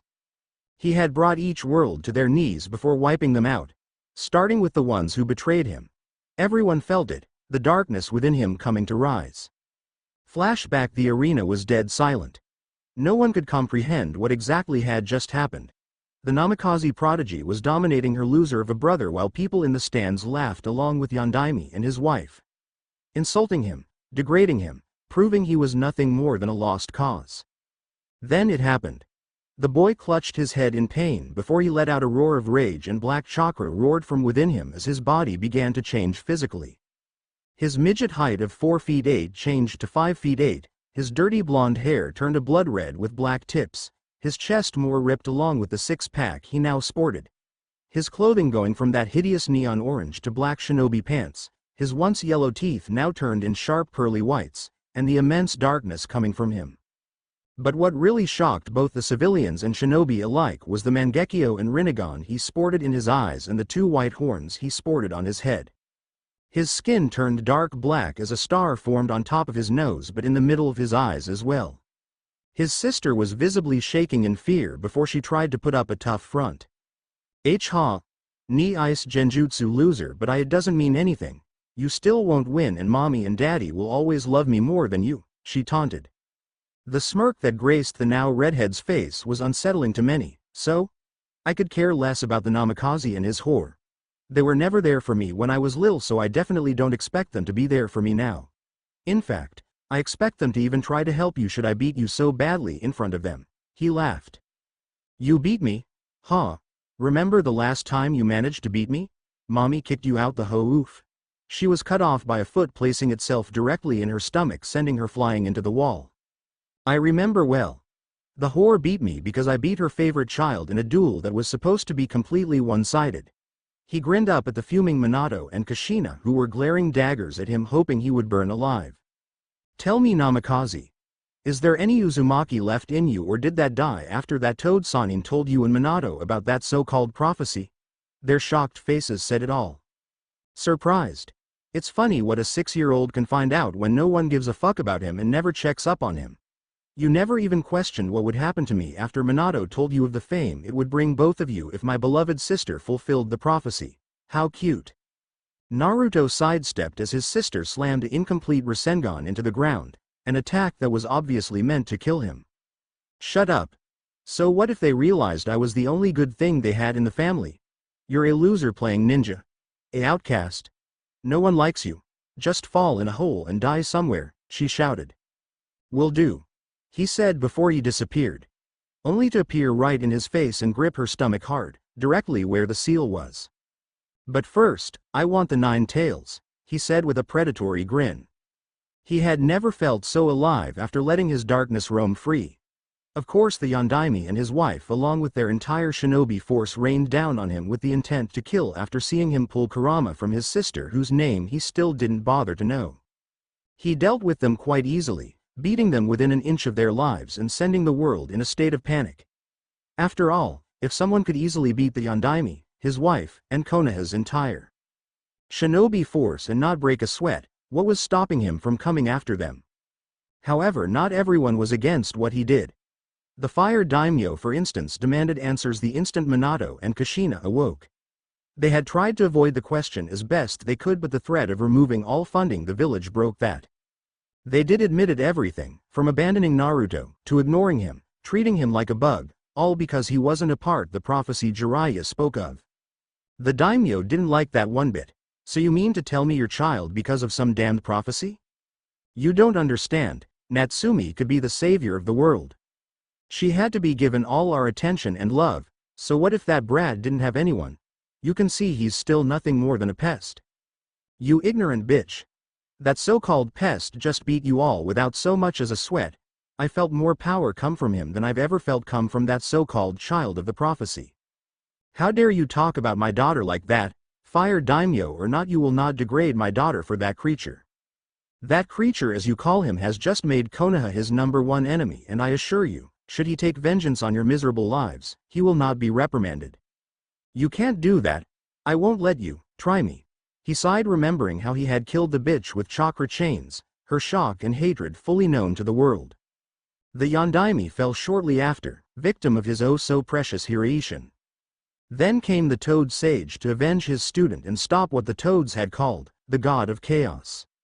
He failed humiliatingly, death by naked women who killed him while he scribbled perversely in his notebook. Fucking loser. With those 3 dead, the rest of Konoha fell easily as each and every one of them, after seeing their strongest ninja fall, easily charged blindly in rage. It was like for all the other timelines as well, he showed no mercy to those who betrayed him, though he had to say, coming back from the dead was a new feeling. He absolutely loved the look of shock and fear on their faces when he came back after years and raised them to the ground, crying, pleading for mercy. He gave none. Afterwards, he became a conqueror of sorts. He traveled to different worlds as a visitor to see what they were like. He found many that were being oppressed by evil beings and people forced into slavery, whether as workers or sex slaves for the more lustful, greedy men. He took on the last name Otsutsuki after a meeting with the Shinju Council, who were also fans of his surprisingly, and they were more than happy to see he wasn't abusing his power but instead using it to wipe worlds of corruption. He was appointed with the title, God of Chaos, as he was the most intertwined with his inner demons. Unlike Yami, who only swelled in the darkness, or Kami, who swelled in the light, or even Shinny, who had brushed with both sides often. Naruto fully embraced both the dark and light and had bonded them together, which made him incredibly dangerous as his power rivaled only Kami's, though she said with how many people were currently worshipping him, he had bound to pass her any day. Yeah, life was pretty good for Naruto indeed as a god. The redhead grunted as a woman bounced on top of him, moaning loudly as her breasts swayed with her bouncing. The woman in question had a curvy figure with big breasts, a nice gropable ass, with blue cat's ears, and 2 blue tails with white fur lining it. The straps of her tank top had fallen along with her shirt to her waist as she bounced. This was none other than the Two Tails Biju, Nibi. Like many other female demons, Nibi had taken a liking to him because of the power he possessed. It also helped he was incredibly well endowed. Naruto leaned up and began kissing Nibi's neck, wrapping his arms around her waist before thrusting up. Before he could come in her, a knock came on the door. Whoever it is, go the fuck away, Naruto barked. Naruto-sama, Yami-sama requests your presence, a soft voice said from the other side. Fuck, he growled before exploding within the two-tailed demon woman. Naruto, oh, Nibi screamed before she passed out on top of him. The Otsutsuki chuckled, removing her and placing her comfortably on the bed. He didn't need to worry about covering her since people knew better than to enter his room unannounced. He opened the door to see a dark-skinned female with black hair. With bangs that covered her right eye, golden eyes that had hints of lust, a revealing red-colored navy robe, with a large hemline on the front that exposed her arms, the lateral parts of her huge breasts and her belly. Hello, Kira. He smiled. The brunette bowed to show respect, then gave him a smile. I apologize for the interruption. Yami-sama told me it was urgent. And needed your immediate attention. I understand, he said with another smile.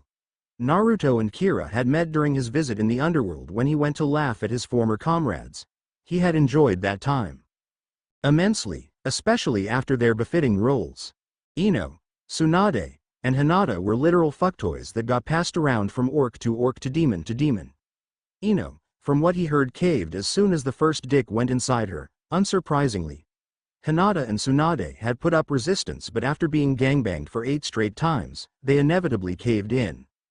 The two had met while Naruto was mocking the three while they were being fucked, calling them whores and sluts. Kira had joined in, and soon after the two had formed somewhat of a friendship.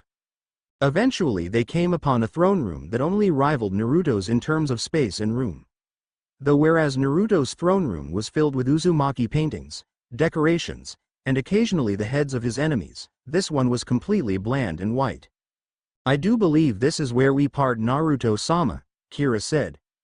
It is. Do take care of yourself for me, Naruto said as he walked inside.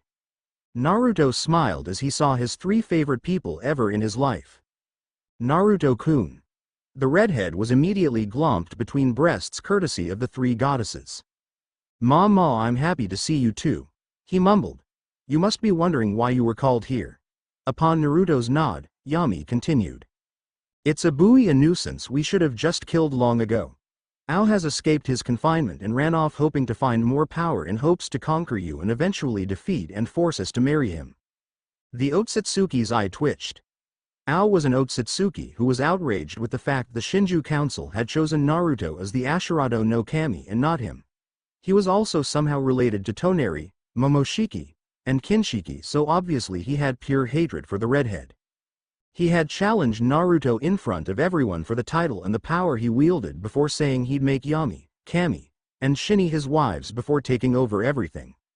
It was an incredibly pathetic, and the fight, if you could call it that, was short as Naruto embarrassed the man and basically gave him a handicap. The fight wasn't close, just like no one expected it to be.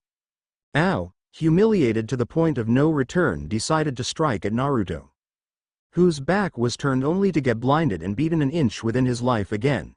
Afterwards he was imprisoned with a bunch of other criminals that rebelled against either Kami, Yami, and Shinny.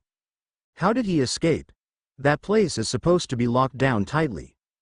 The 3 goddesses shrugged. All we know is that he and the other inmates formed an escape plan and broke out, Shinny said. And do you know where he's going? Naruto asked. Upon the 3 avoiding his eyes, he grew annoyed. Just tell me, he said. He's heading to the only place you can obtain biju, tailed beasts, Kami said, still avoiding her eyes. Naruto's eyes widened in understanding before he snarled. The elemental nations. Naruto had made it clear to everyone that the elemental nations was his domain and his domain only. To go into it meant your life was forfeit. You want me to go in after him, don't you? Yami nodded. You're the only one who knows chakra at such a high level, plus you're the only one who can defeat an entire group of Otsutsuki. The others cannot and would simply die. He sighed before nodding. Every day a new dimension of the elemental nations was created, some different, some the same, and some incredibly dark. Though Kami had easily made sure nothing got out of hand by sending him to wipe out everyone in it should they get too wild. Ao will die along with my traitorous clansmen. I assure you of that, Naruto said as he turned and walked out the throne room. His eternal Mangekyo spinning rapidly in his right eye. You will soon see the full power of the Ashirado no Kami Otsutsuki Ao, believe it. This was a short chapter, tbh only 4K words. Next chapter will be Naruto arriving in the elemental nations. I've already picked out the location he'll land in. The first couple of harem members will be announced next chapter. Also chapter 3 will not be under 5K words, I can assure you that. Till then, Yane. Guess who's back? Hey guys and girls. Starting this chapter right after chapter 2, like I said last chapter, this will not be under 5K words. I hope you enjoy. And now time for the reviews. Sukoblu. Honestly, kinda slipped my mind to use their real names. My mistake, I'll try to remember that from now on. Kurono Dono 12. I already have a plan for Hinata and I really think many of you will like it. Her being in the harem, you'll just have to see. As far as the dimension crossovers, I'm gonna stick with just the girls from the Naruto dimension for now, though I completely see where you going with this idea. Gamajiro. It was more of a, I help you, you help me, exchange between the two. Like Hinata, Yakumo will have her part in this story. Nah, neither Amaru, the Zero Tails, or parallel versions will be a part of this story. Female daimos can be a part of the harem if you guys want them to be. Bleach might be the only one that makes an experience in this story, honestly. People talking. What was that?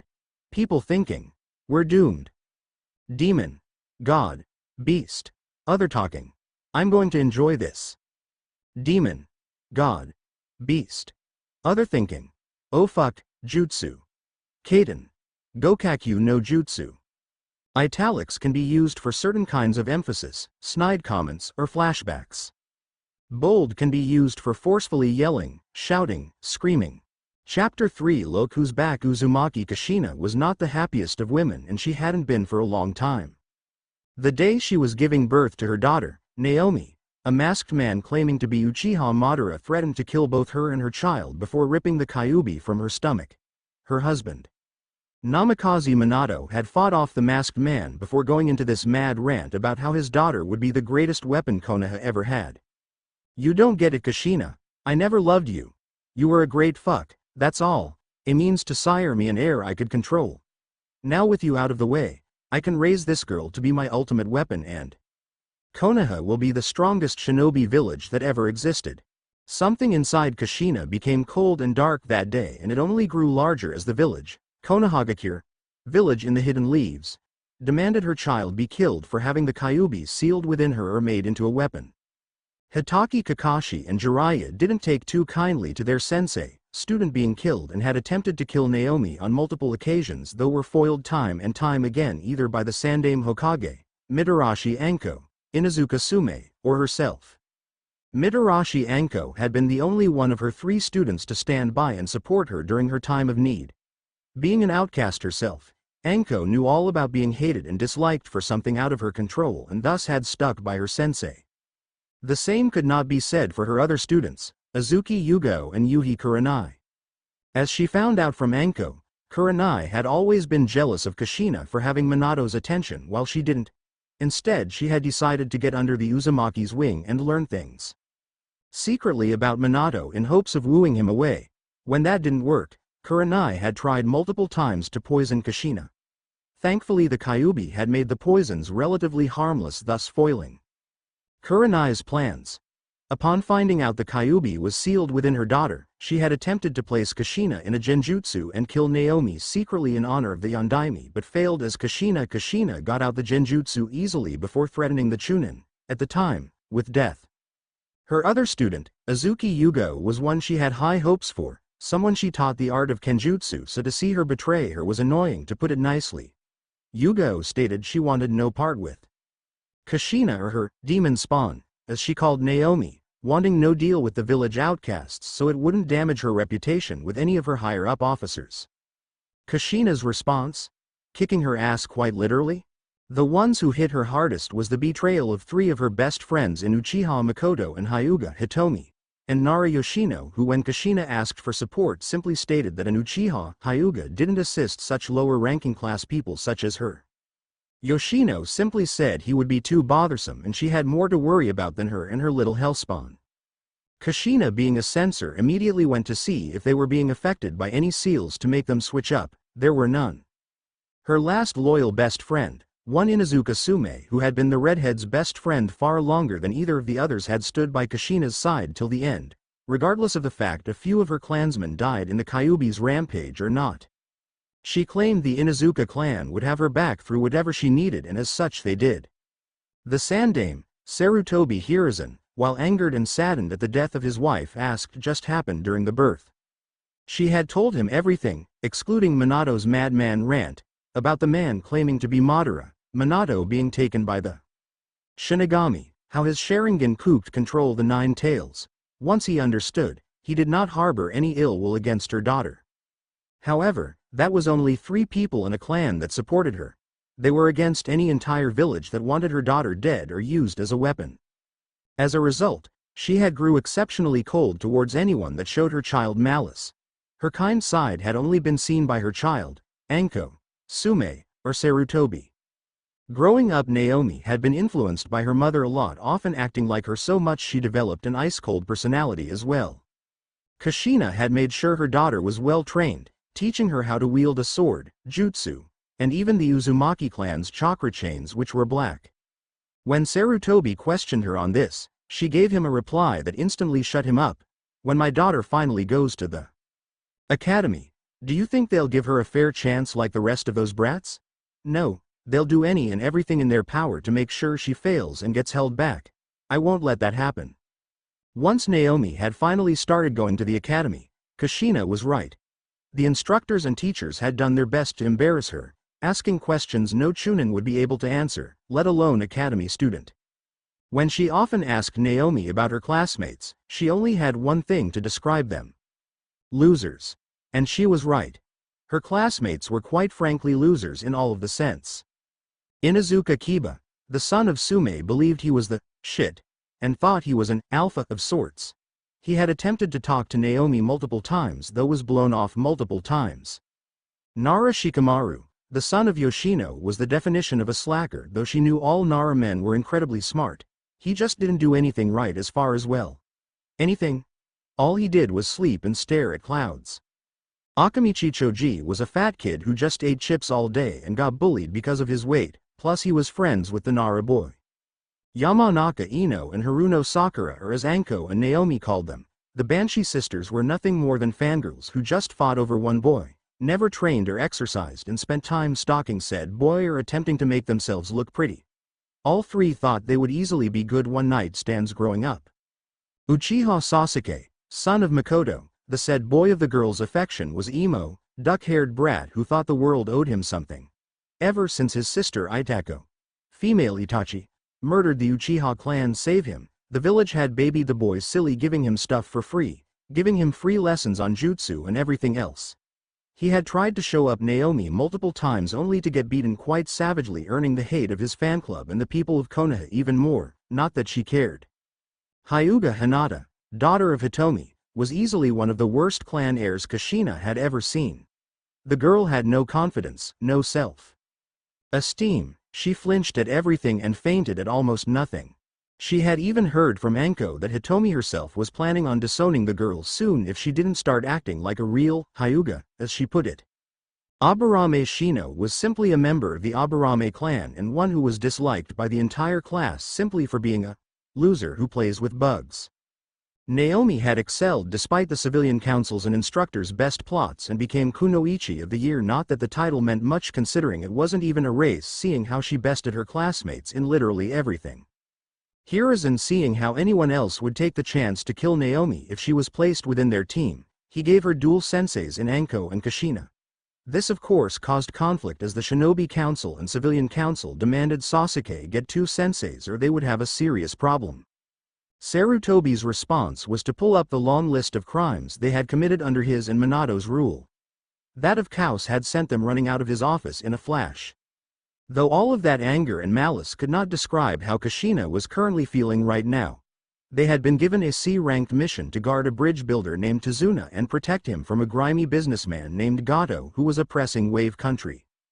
The mission had been turned to an A-ranked as they had been attacked by the Demon Brothers, who they disposed of easily. However, their real problem came as a group of 10 men surrounded them, all grinning evilly.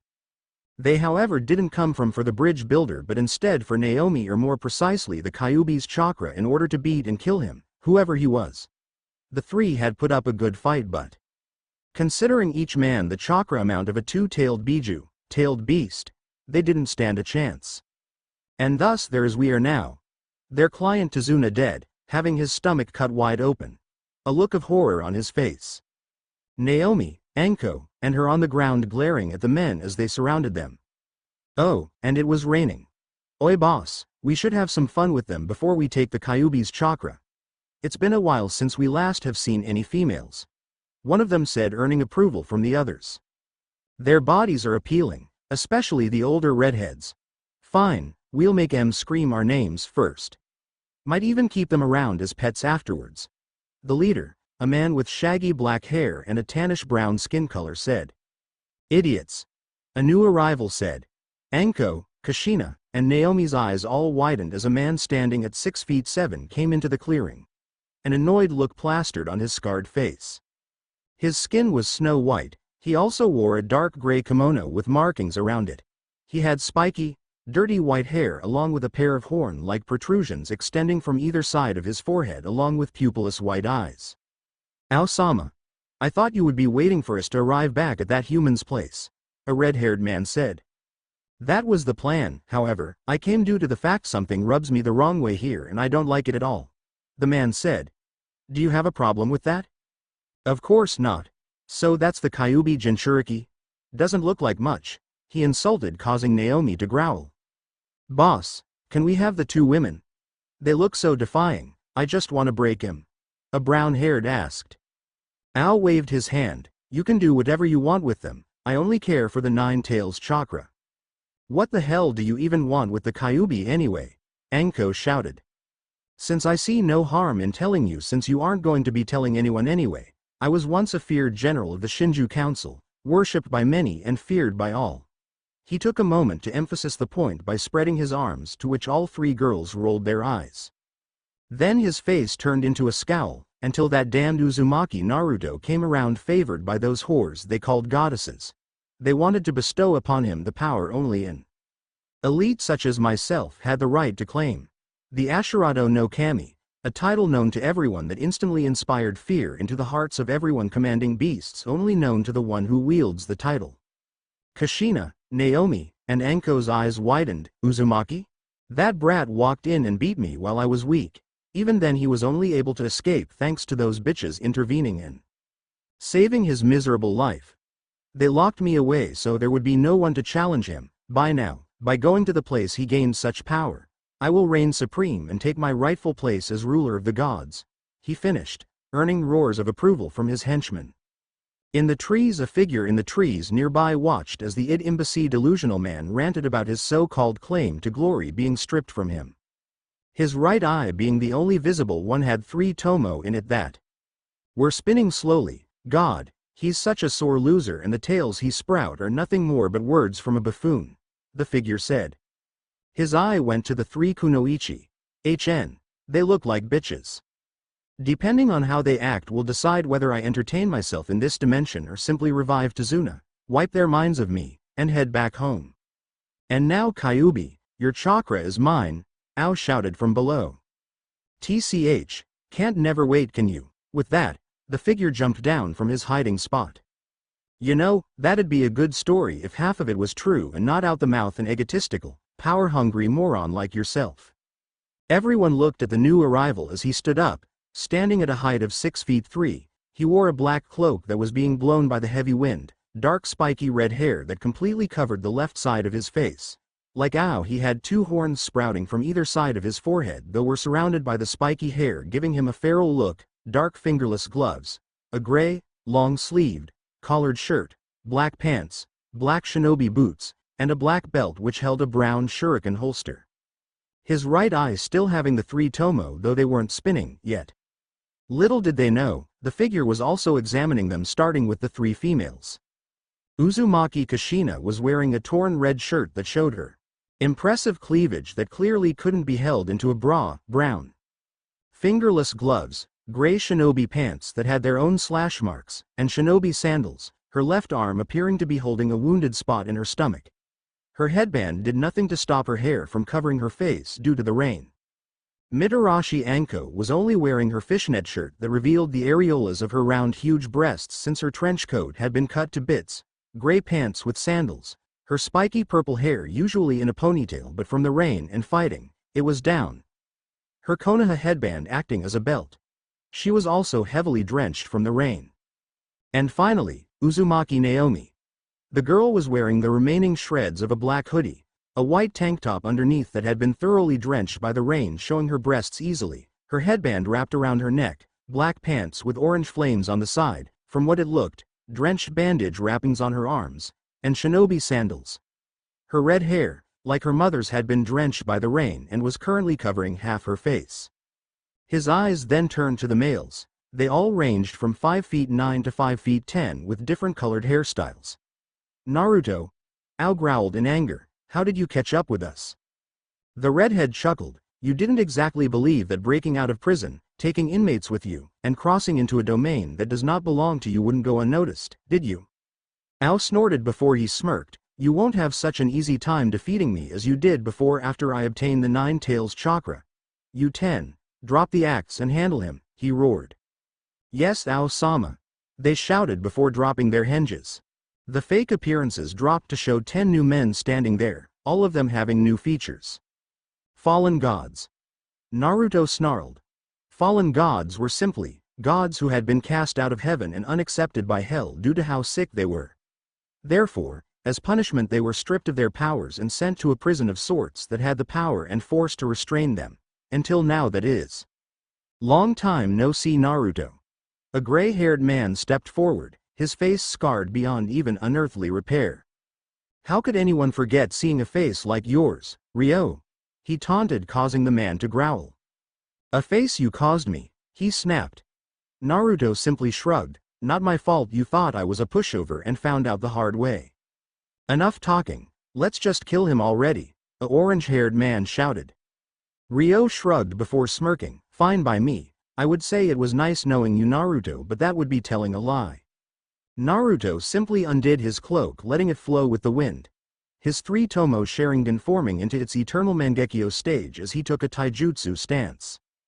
Who will be the first to fall before God? He asked the men as they charged.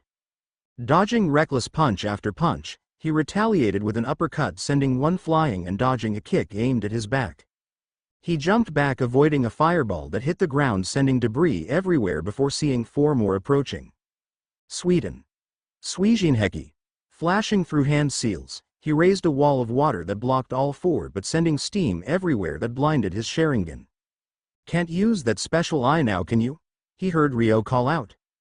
I didn't need it to beat you losers before and I don't need it now. Naruto mocked earning growls from all around him. Just die already. A voice yelled from behind. He turned around and caught a fist aiming for his face before gripping the hand tightly breaking the bones within it.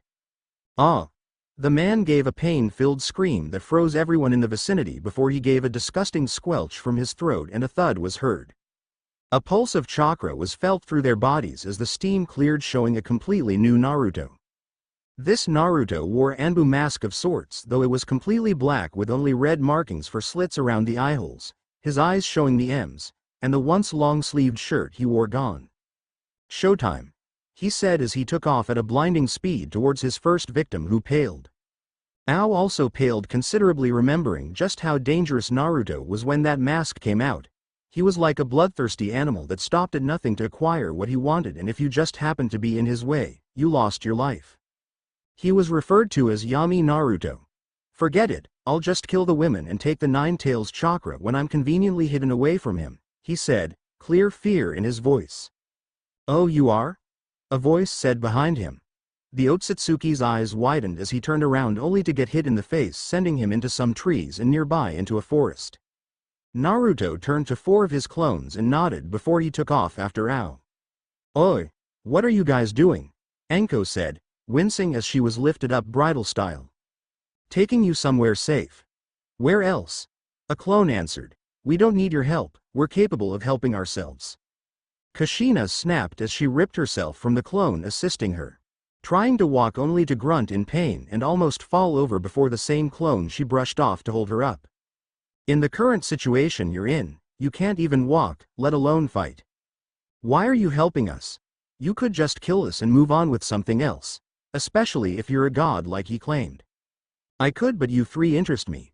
Just what exactly do you mean by that? Naomi asked before wincing as she tried to sit up. Another clone that was carrying Tezuna's corpse answered, I can sense negative emotions and all 3 of you possess many. Though what they're directed at and why I don't know. Kushina scowled, just tell us what you want already. The clone rolled his eyes, you can cut the tough act Kushina-san. It has no effect on me whatsoever so honestly just act normal. I am acting normal. She lied, whatever you say. Yami Naruto glanced around at the dead fallen gods he had picked apart, their bodies torn between broken bones, slit throats, or mental breakdown by his Sharingan. All but one was accounted for. Clang summoning a katana in his hand and raising his behind him defensively, he had blocked a backstab meant to kill him by none other than Ryo. "So we meet again, freak." Ryo taunted only to get no reply. "Don't want to talk? Fine, you'll just die in silence." The scarred man then charged, swiping madly at Yami Naruto madly in a stray of unbalanced, sloppy, arrogant strikes. Being the skilled duelist he was, Yami Naruto simply whacked Ryo across the face with his hilt before thrusting his blade into the shorter male's thigh, causing him to scream in pain. "You little shit. I'll make you beg me for mercy after that." Slashing madly, it was clear to anyone that Ryo didn't know how to wield a sword or simply was just too angered to use it properly. Yami Naruto simply dodged the strikes, angering the fallen god even more, who continued to slash wildly. Making eye contact with Ryo, his Sharingan spun, captivating Ryo, whose eyes went dull, and then he fell back. Naruto's Tsukuyomi Ryo awoke to see his comrades well and alive cheering him on. What happened?" he asked, rubbing his eyes. "You did it. You killed that pathetic bastard," one of them shouted. A grin came to Ryo's scarred face. "Of course I did. And now I will assume rule over the world and everything will be mine," he shouted, expecting cheers. He got none. When he turned to look at them, he gasped in horror. His former alive fallen gods were now dead. Their eyes plucked out, organs spilled out hanging them, and their mouths carved into creepy demonic smiles. "What the fuck?" Ryo shouted, falling on his ass, attempting to turn and run away only to come face first with his deceased son. "Daddy?" the boy said, moving towards the man. No, get back." "Daddy, don't you remember me?" The boy's face began more disfigured, one side beginning to melt while the other turned scarred as he began to start crying in pain, holding his chest. "You caused this." The child blamed Ryo, who was too horrified to do anything. The boy's body then turned to flames as he screamed, which would be somewhat adorable had his knob be melting. He charged his former father, who was still frozen on the spot, thus catching him on fire as well. Only when he began to burn did he finally react. "Get off me. No, I can't die yet, please stop. No." The genjutsu ended with Yami Naruto looking down at the remains of Ryo. His body had been burnt badly beyond recognition, his eyes bleeding profusely, and ooze coming out of mouth, nose, and ears. "That was easier than I thought," he said before disappearing back into his original body. Devastation. That was the only real word to describe the battlefield. Torn ground, chunks on earth everywhere, destroyed trees, burning bushes, gaping holes in the ground. In the middle stood two men. One being Ao, though it wouldn't be your fault if you didn't recognize him. His kimono had been ripped, one of his pupilless eyes being swollen shut, the other one having a vein leading down indicating he had the Byakugan. His horns were broken, being lost somewhere in the woods, and multiple cut marks all over his body. The second was Naruto, him being more identifiable. His shirt had been destroyed, forcing him to go shirtless, his left horn broken in half, blood dripping from his right eye that was swollen shut, his left arm black and scarred from a beating from the trees and Juken strikes, and his left eye that once held a 9-tomoed Rinne. Sharingan had returned to its basic Rinnegan form. "It's over, Uzumaki. I've won, you've lost. And once I rip the power of the 10 tails from your body, I'll take over this timeline and everything else. I'll be the strongest there ever was," Ao shouted to the sky. "Even at my weakest, you still can't kill me. How disappointing," Naruto mumbled. "What did you say?" Ao vehemently snapped. "I'm currently not at my strongest at all, far from it actually. When the steam gave me a chance to cover myself, I created another body. You know him as Yami Naruto. My darker half. I gave him more than a generous amount of chakra to try out a new version of Tsukuyomi I had in mind for Ryo. This was how you saw him and I at the same time, instead of one of us having control over just one body." Ao's smirk dropped and an infuriated look took place. He had been played. He wasn't even treated as an equal. He had looked down upon him. General Ao once again. No, he would kill this version of Naruto, then kill the Yami version. Yes. Then he would take those 3 females and any other female he desired for himself. The universe would fear him and him only, Ao, the conqueror. He almost missed a dark malevolent chakra shoot into the back of Naruto, who kneeled over in slight pain. Seeing his face, He smirked before rushing forward with chakra pushed into his feet, sending all the available chakra he had into his remaining hand for a killing Jukan strike. He would rule all, Ao the conqueror, Ao the brave, he would be feared and respected by A. His throat was caught as he was brought face to Naruto, who had stood up. The chakra in both his feet and hand quite literally had disappeared. The evil chakra flowing off of Naruto scared the former Otsutsuki general immensely, but he wouldn't let this monster know that. Naruto opened his left eye as the wind kicked up, revealing the familiar four-ringed, nine-tomoed purple Rinne Sharingan eye. His skin turning black as a star formed above his nose. Pathetic.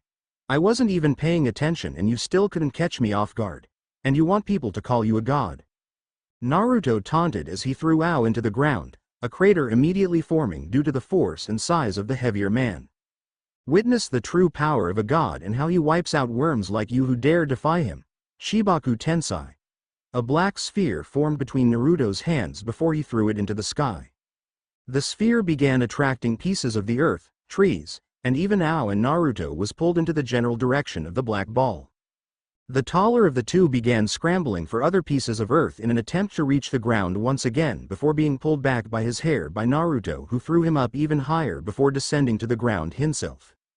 Once the ball had been entirely formed and Ao had been trapped.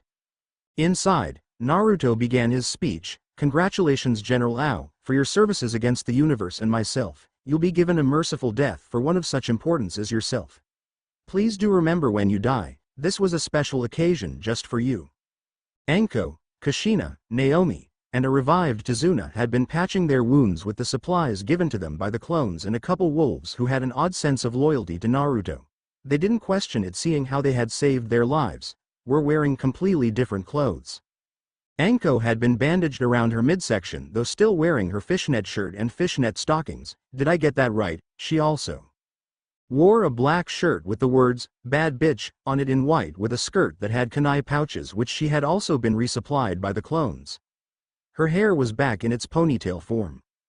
Kushina was wearing a fishnet shirt, orange shirt, black shinobi pants with 4 kunai pouches, a custom-made katana with a diamond-studded hilt with its own sheath on her thigh.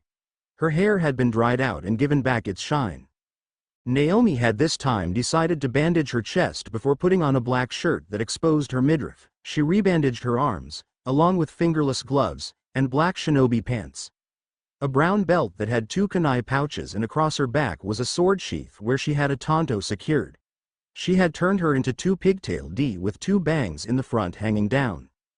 While they were changing, the 3 women had made sure on more than one occasion to make sure the clones weren't looking, which they found amusing. Tazuna had simply preferred to just be bandaged and given new building clothes. When he had been revived, naturally he freaked out, but after a slap by Anko and a brief explanation he was for the most part calm, but you could still tell he couldn't get over the fact he actually died and was then brought back to life. What the hell is that? Anko shouted, drawing everyone else's attention. The other 3 noticeably got worried as well, and it wasn't like they were unjustified. About a large distance from them was a giant ball made of literal earth, and then there was a meteor coming from the sky right on top of it as if it was attempting to crush it. Boss is Juad trying to make sure Ao stays dead, though he might be going overboard, one of the clones answered. Well, how do we stop it? Kushina asked. You can't. With the size and force they have, attempting to stop it would be suicide at its very finest. Where's Naruto then? Shouldn't he be over here with us? Naomi asked. Who do you think made it? The second clone responded, feeling a pull. But if he's over there, wouldn't he die? Anko all but screamed. She might not have known the guy, but he was more than okay after all he had done for them so far. The 3 clone just stared at her like she was dumb. What part of universal godlike being with powers you have no idea about do you not understand? Boom! The meteor and ball of rock had finally made contact with the earth in an explosion that shook the ground and forest, sending powerful gusts of wind to clash against the leaves and bushes around them, leaving an eerily chill. Kushina went to question the clones only to see smoke. Where'd they go? Naomi asked. Dispelled. When the owner of said clones goes unconscious, they disappear, Anko said before seeing the wolves whine and head off in the direction of the blast. Well then, what are we waiting for? Let's follow them, the younger of the 3 said, then ran after the wolves. That's the first time I've seen her run after a boy like that, Kushina mumbled. Anko giggled before rubbing her sensei's shoulder. Just be thankful it's someone responsible and not someone back in that shithole village. With that, she took off after them. Kushina shrugged. She couldn't argue with that logic. She turned to Tazuna, who had been knocked out by the wind, and rolled her eyes. Civilians were so fragile. She picked him up, then chased after the group. Wow. If it looked horrible before, it was beyond fucked now. The wasteland, yes, wasteland was destroyed. Grass, dirt, rock, broken tree, you name it was here.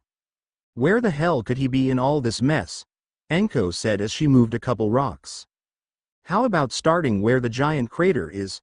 Naomi pointed out. Anko blinked. There was like a huge crater just opposite of where she was. Oh yay. The three females approached the crater to see Naruto wiping off dirt and grime of his face and body. He looked up at them and gave a toothy grin. Oh hey there ladies. I'm incredibly grateful that you came back for me, he said.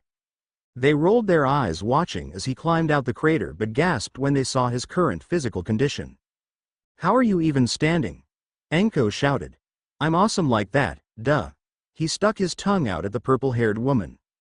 So where's that freak with the world domination plan? She asked, trying not to stare at his chest and failing miserably. She wasn't the only having that same problem. Kushina and Naomi, for all their willpower, couldn't look away. Dead. I just don't know what I want to do now, Naruto mumbled as he sat down. What do you mean? I mean I don't know if I want to go back home and chill or stay here and piss people off. Don't you have to report back or something? Naomi asked curiously. The Otsutsuki waved her off. Nah, you'd have to be an idiot to think Ao could actually hurt me, let alone kill me. Well, how strong are you really if you're able to do something like that and still live? Naruto walked ahead, signaling them to follow him. They did. He then summoned a shadow clone. Make sure that forest is returned to its original state. Leave nothing untouched. It nodded and sped off. How exactly is he supposed to cover up that giant mess? And answer my earlier question? Anko barked before squeaking as Naruto picked her up and carried her over his shoulder. I'll explain that, just calm down, he said, walking over to a stream. I'll calm down when you put me back on my feet. The redhead simply sat down with Anko in his lap, glaring at him. I was once like you, Naomi, except I was a boy. Anyways, I was born a Jinchuriki. My mother and father died upon my birth, saving their pathetic village and father sealing Kurama within me. What? Kushina whispered, shocked and somewhat dumbfounded that this man before them was once a Jinchuriki. Her fellow kunoichi weren't any better. My Jinchuriki status revealed to the village by a foolish old kage who believed his honest and kind citizens and shinobi would understand and could tell the difference between a monster and a child. Oh, how wrong he was. In the hour of my status being revealed, multiple demands of me being killed as retribution for the monster's actions, or simply because I withheld Kurama himself. I was beaten, starved, and mocked every day for 12 years straight, with very little people actually caring about me, though they of course had their own agendas about me as well. My teaching was sabotaged. I was mocked for not being able to do something so easy, by the other students and adults alike. I was told I'd never amount to anything and I'd always be a loser no one cared for. He chuckled. Naomi winced. That sounded a lot of how the people back in Konoha had said in their attempt to break her. Of course it hadn't worked, seeing how she had more confidence about herself, and she had been told daily by either her mother, Anko, or Sume how proud they were of her, but Naruto sounded like he didn't really have anyone at all. I had failed the exams 3 times, only graduating because I somehow managed to learn a forbidden jutsu and stop a traitorous chunin who also revealed my status to me. I was placed on a team with an annoying loud fangirl who at the time I had a crush on, an emo loser who thought he was Kami's gift from heaven, and a one-eye pervert who gave more fucks about his porn than he did about actually training us. Anko and Kushina glanced at each other. That sounded an awful like. Their eyes widened. Kakashi. Me. I was the worst. No types of training, only one jutsu that I spammed repeatedly only because it was the only thing I knew and I had the chakra to do so. I was loud, obnoxious, annoying, dumb, incoordinated, and an all-around mess. No one wanted to be around me, and for a while, I was hurt over it. I wanted to be someone who everyone respected and loved, to be known as Naruto, not Kyuubi, the 9-tailed fox in human form, or a blonde idiot who was playing ninja. His Mangekyo unconsciously formed in his right eye, spinning slowly as he gritted his teeth. The thing is, no one wanted to help me get better. Better to have the brat clueless and useless until we need him, but not strong enough as to where he can fight back against us, they said. My first C-ranked mission, I was completely overwhelmed. I had no idea what to do, so naturally I was beaten badly. Did anyone care little Naruto? No, they only cared about that loser because he was the Rookie of the Year. Bah. He only got the fucking title because he was spoiled silly. The three winced as they felt his chakra spike violently in waves that easily dwarfed the malice Kyuubi had made when it had attacked the village. It was just so hard to breathe, so suffocating, so dominating. By some miracle I had inspired the people of the town we were in to fight back against this fat and greedy businessman. It was also when I first heard the term, precious people, people who you cared for, those who you'd put your life on the line for time and time again. I understood that, but I also understood I had no one even close to that. No one cared for me, so in turn, I didn't care for them.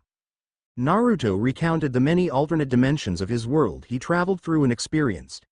The heartache, the anger, the rage, the sorrow, and finally acceptance. He had been conflicted for some time on how he actually saw his parents, Kushina and Minato. He had seen too much and done too much to view them as Tu-san and Ka-san. There had been dimensions where they had lived only to attempt to turn him into a weapon, where they saw him as Kurama and thus abandoned him, and even times where they had chosen a second child over him and had simply forgotten about his existence. Other dimensions had them living and being real parents who cared, trained him, loved him, and always him before themselves. He had thus came to the conclusion that depending on the dimension he was in, he would decide if they were friend or foe and just what role they would have. So, Anko interrupted his mental thinking, if you had no one to call precious, what did you do then? He smirked at her, causing the purple-haired Jonin to blush slightly. Heeding my advice, the villagers and townsfolk did fight back against the oppressor, and after winning named a bridge after me. I was hailed as a hero, someone who gave them hope and courage. I was ecstatic that at least a few people had treated me like an actual human being. However, my happiness didn't last long. My harpy of a teammate attempted to make the people see her dear crush was the hero and a blonde dunce like me could never do anything right. It didn't help that said crush had threatened to take my life if I ever took his so-called glory away from him while in front of said people. He said, still daydreaming of things he occurred through different dimensions. I'd say the biggest blow came from my supposed sensei, who scolded and reprimanded me because I somehow got in Sasuke's way and made a mess of things. Those three things altogether had utterly broken me, mentally. Even though I had done nothing wrong, I was being blamed for egotistical bitch's inability to care for others. The three females were listening intently, feeling rage at such a horrible thing happening to someone like Naruto. I had lashed out, verbally, at them. I let all my frustrations at not only them but their shitty little village as a whole go, with a special fuck you to each of them before running. I didn't know where I was going to run, but I just knew I had to go somewhere. He recalled yet another memory of how stunned and shocked Kakashi, Sasuke, and Sakura were of the Dobi, verbally ripping into them. It was there in the woods that I discovered I had something they didn't. And what was that? Kushina asked, cut in between crying or killing whoever had made her Naruto go through such torment. Wait, her. The dojutsu of the Sage of Six Paths and what was rumored to be a myth, the Rinnegan, Samsara Eye. It is said that in times of disorder, one who wields the Rinnegan is sent down from the heavens to become either a god of creation who will calm the world or a god of destruction who will reduce everything to nothingness. He answered before activating his Rinnegan, showing them exactly what it looked like without the tomo. If you're a former student of Kakashi, why haven't we heard of you before? Anko asked, mesmerized by the rings of the purple eye. I'll just show you. Telling it all out would take days, he muttered. Before they could ask what he meant, he tapped their foreheads, forcing them into unconsciousness. Kachiyose no Jutsu. Slamming his head on the ground, he summoned a giant wolf that easily was larger than Gamabunta. Been a while, hasn't it, Ko? Naruto asked the giant wolf. Shin gave a grin, showing his sharp teeth that were sharp to the bone. Too long, my friend, far too long. How are you? His voice boomed with power and authority which would intimidate all those who couldn't withstand it. The Otsutsuki smiled back, admiring his century-long companion. Shin's fur was black and spiky, his eyes golden, and his ears pointy. He had eventually absorbed Shin, who was at one point the JUBI, and had become his successor. He had then made Shin into his personal summon, had grown on him much like Kurama had. The wolf eagerly accepted, and the two had a strong relationship ever since. I've decided to roam yet another dimension of my homeland. Whether it is as a conqueror or peacemaker has yet to be seen, he answered as he loaded the women and Tazuna onto Shin before hopping on himself. Shin snorted, "Of all the dimensions and different worlds we've been to, powers we've seen, women we've seen, why do you continue to come to this wretched land? Things never end well when you do. The people of the world all fear you at some point." Naruto hummed as Shin ran through the clearing, his booming feet easily causing a ruckus and would likely scare anyone who heard it to death. Other than sentimental value, I absolutely adore watching as all the weaklings who believed I was weak, gullible, and a pushover scatter away like insects when I return to destroy their precious lives, he said, sensing conflict up ahead. There's a struggle up ahead. It smells like that woman Tsunami and her child Inari, the family of the bridge builder. I'll give them a warm welcome. A very warm welcome indeed, Naruto said as he disappeared in a flocks of crows. Shin rolled his eyes. Even after years of godhood, fighting, and fucking every desirable woman imaginable, Naruto was still the same. Not that he would have it any other way, of course. Tsunami screamed as the thug held her down, ripping her clothes off. It had just been as normal as the day could be.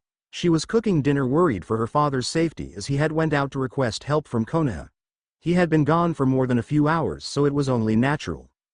Then 3 armed thugs working for Gato had broken into the house, grabbing her and her son and forcing them outside the house. Apparently Gato had caught wind of her father going to Konoha for assistance and had sent a group of men to deal with him. However, in the event he did live, she and Inari would be used as bargaining chips for inspiration as to not finish building the bridge. Though the thugs had other plans which involved forcing themselves onto her, and in front of her child no less. She had already been raped once, she didn't want it to happen again. "Someone please help me," she screamed and was rewarded with a smack to the face by the thug. A nasty-looking man in his mid-40s. "Shut up, bitch. You should be grateful we're doing this for you. Don't worry, after we're done giving you more kids, you won't ever feel lonely again. We'll pass you around to everyone." He laughed as he dropped his pants and underwear, showing his member. "Ka-san." "No," Inari yelled with tears in his eyes. "Shut up, you stupid brat." The second thug barked as he punched Inari in the face, giving the boy a black eye and almost lose consciousness. "No one's coming to save you, bitch. Just shut up and take our cocks." The third grinned as he began moving towards the held-down woman. "You sure about that?" All 5 people looked up to see a shirtless redhead with multiple wounds on his body. In their minds, the fact he was still moving was nothing short of a miracle. "Get lost before we finish you off, buddy. This doesn't have anything to do with you." The first thug snapped, angry he had been denied the chance of fucking the woman. Naruto grinned as he began walking towards them, cracking his knuckles. 2 of the thugs pulled out shanks as they walked on the redhead. "Told you to get lost, now you gotta die." The thugs lunged at Naruto only to find him gone. "Where'd he go?" "URK." The 2 turned around to see their third partner holding his throat, pulling out a kunai that had been lodged in it before he fell to the ground dead. "Boo." The 2 jumped and turned around only for their vision to go dark. Tsunami and Inari watched as Naruto walked towards them and kneeled. "You two all right?" They nodded dumbly, still not able to comprehend what had just happened. Shin came out of the clearing as 3 irate Kunoichi and 1 dizzy Tazuna got off, Tsunami and Inari immediately running to hug Tazuna and Anko, Naomi, and Kushina standing in front of Naruto with their arms crossed. Shin simply watched the exchange amused. "Oh hi there," Naruto said as he took a precautionary step back. God or not, upset women were annoying to deal with. "We are going to talk about this and we're going to do this privately," Kushina said, growling. "Yay, gotcha." He waved them off and raised an eyebrow when they all raised their ki directly at him. "Now," Anko said, "Shin, watch them for me, will ya?" The wolf nodded as he shrunk to a more respectable size and walked over to the family. Naruto, however, didn't notice as he was being dragged into the forest. One thing was more than likely for sure: Otsutsuki Naruto was back in the elemental nations. Nothing was going to be the same. Shibaku Tensei, Planetary Devastation. Sweden. Suijinheki, Water Style. Water Wall Yo. Hope you guys enjoyed this chapter, but I do kinda wanna clear some things up. Anko, Naomi, and Kushina will be a part of the harem, for starters. As for crossovers and such, I'm gonna be sticking to the Narutoverse only, and that's mainly due to my laziness. Chapter 4 will most likely be up in 4 days depending on how long it is and the time amount I solely dedicate on it, though it'll most likely be over 10k words. Another question for you guys is, do you mind the chapters going over 10k words? Chapter 1 was merely an accident, but if you guys want the chapters to be longer, I'll do my best. Anyways, till next, Yane, badassery and feelings. Hey again everyone. Sorry Thea chapter took so long to come. I was incredibly busy these past days. Reviews starting, now, plums. Well, for meeting Anko, Kushina, and Naomi, you'll be getting to know their characters more this chapter and their abilities. As for the ending of the last chapter, yeah, half of it was for drama honestly, but more of just why exactly they're mad will be explained. JMG 1988. I apologize if the setting of how Tsunami and Inari met Naruto was a bit too much. However, this story will have near brushes of a few girls with rape, though they won't be in any real danger. Of any story I write, you won't have to worry about any actual rape going on. The Forgotten Sons 75. Thank you, and yes, there will be lemons. Gamajiro. Realistically, I could see the people of Demon Country betraying Shion in some way and requiring Naruto's help. I'll keep that idea in mind. After his harem passes away, they are given a chance to live with him or their families in the afterlife. He can also change his hair color at will, though you'll rarely see it in white unless he goes into his Rakudo mode. I honestly haven't watched much of DxD, so forgive me, I might not do as good in that should I decide to add it in. Kurono Dono 12. Sounds like a plan. Big Inferno. I could add Yugito and Ino into the harem if you guys would like to see it. Personally, I could go either way with Ino, seeing how her character's personality is somewhat like Naruto's. People thinking. Totally worth it. People talking. Dear Kami. Demon. God. Beast. Other talking. Find a ditch, jump in it, and die. Demon. God. Beast. Other thinking. Humans are such a strange race. Jutsu. Kaden. Gokakyu no Jutsu. Italics can be used for certain kinds of emphasis, snide comments, or flashbacks. Bold can be used for forceful shouting, screaming, yelling. Chapter 4 Badassery and Feelings. Naruto sighed as he sat up against a tree, his blue eyes watching his kunoichi as they fought against his clones, displaying good taijutsu and ninjutsu skills but not great. Anko flipped over a clone and launched snakes at him while his back was turned only for the clone to slash the snakes into smoke with a kunai and charge at her. The clone clashed kunai with Anko before kicking her in the stomach before flipping her over his head. The clone then slammed his foot into Anko's chest, making her cough up blood before kicking her aside. Naruto's eyes then traveled to Naomi, who was getting her ass beat quite literally. He winced as she was thrown into a tree. He was positive he heard something break. His eyes then finally landed on the mother of said girl, Kushina, who was in a sword duel against Hiei final clone and was actually faring well. Kushina blocked an aggressive thrust by RHE clone and retaliated with a slash, forcing it to block. Returning with a growl, the clone unleashed powerful slashes at the red-headed woman, who was unable to keep up, resulting in her getting slashed across the body, giving her multiple wounds. The clone then flipped over Kushina, who only kept up with him due to the clone going 40% and Kushina's own battle instincts. The clone kicked Kushina in the face, sending her flying only to reappear next to her, grab her leg, and slam her into the ground brutally. That's enough, we're done for the day, Naruto said, his voice automatically roaring over the empty forest. The clones nodded before healing the three women, then dispelling. The three kunoichi then stood before the Otsutsuki with their heads bowed as a sign of respect. Originally he had thought when the three women had approached him angry that they were horrified they had been saved by a guy who was quite literally a god in every sense and would demand he leave them alone forever. How wrong he was. Flashback. Wait, so the reason you're mad is because I didn't tell you I was basically a primordial being earlier on? Naruto asked. Of course I am. Kushina yelled, thinking that alone obviously made sense. It didn't. And why exactly is that, Kushina? Do you know how long I've been waiting for something like this to happen? Ever since I taught Naomi how to read, we would always read the Uzumaki history of how the Otsutsuki were the origin of our clan. Not just our clan but had adopted the Senju and Uzumaki as well. I had always prayed to Kami that if one was ever returned to the world, I would serve them without question as long as they helped you destroy Konoha and ruin everyone who tried to kill your daughter, Naruto finished. The redhead nodded with her head down, tears threatening to escape her eyes. A hand on her shoulder brought her out of her self-misery as Naruto looked her in her eyes. Very well, Uzumaki Kushina. I will grant you your request of destroying and ruining Konoha. All I ask is your undying loyalty to me and my plans for this world. His answer was Kushina slamming into him with a hug as she freely cried, yes. Thank you, thank you. His eyes traveled to the other two women, and what of you two? Do you have the same desire to watch that village burn, or is it something more? Anko stepped up first, holding her arm as bit her lip shyly. I want to watch Konoha burn from the inside. I want to be by Kushina-sensei and Naomi's side, but most importantly, I don't want to be forgotten. I don't want to be a distant memory that just shows up when someone needs something done. Naomi stepped forward afterwards, her eyes showing hatred and fury. I want that stupid village and everyone in it to die.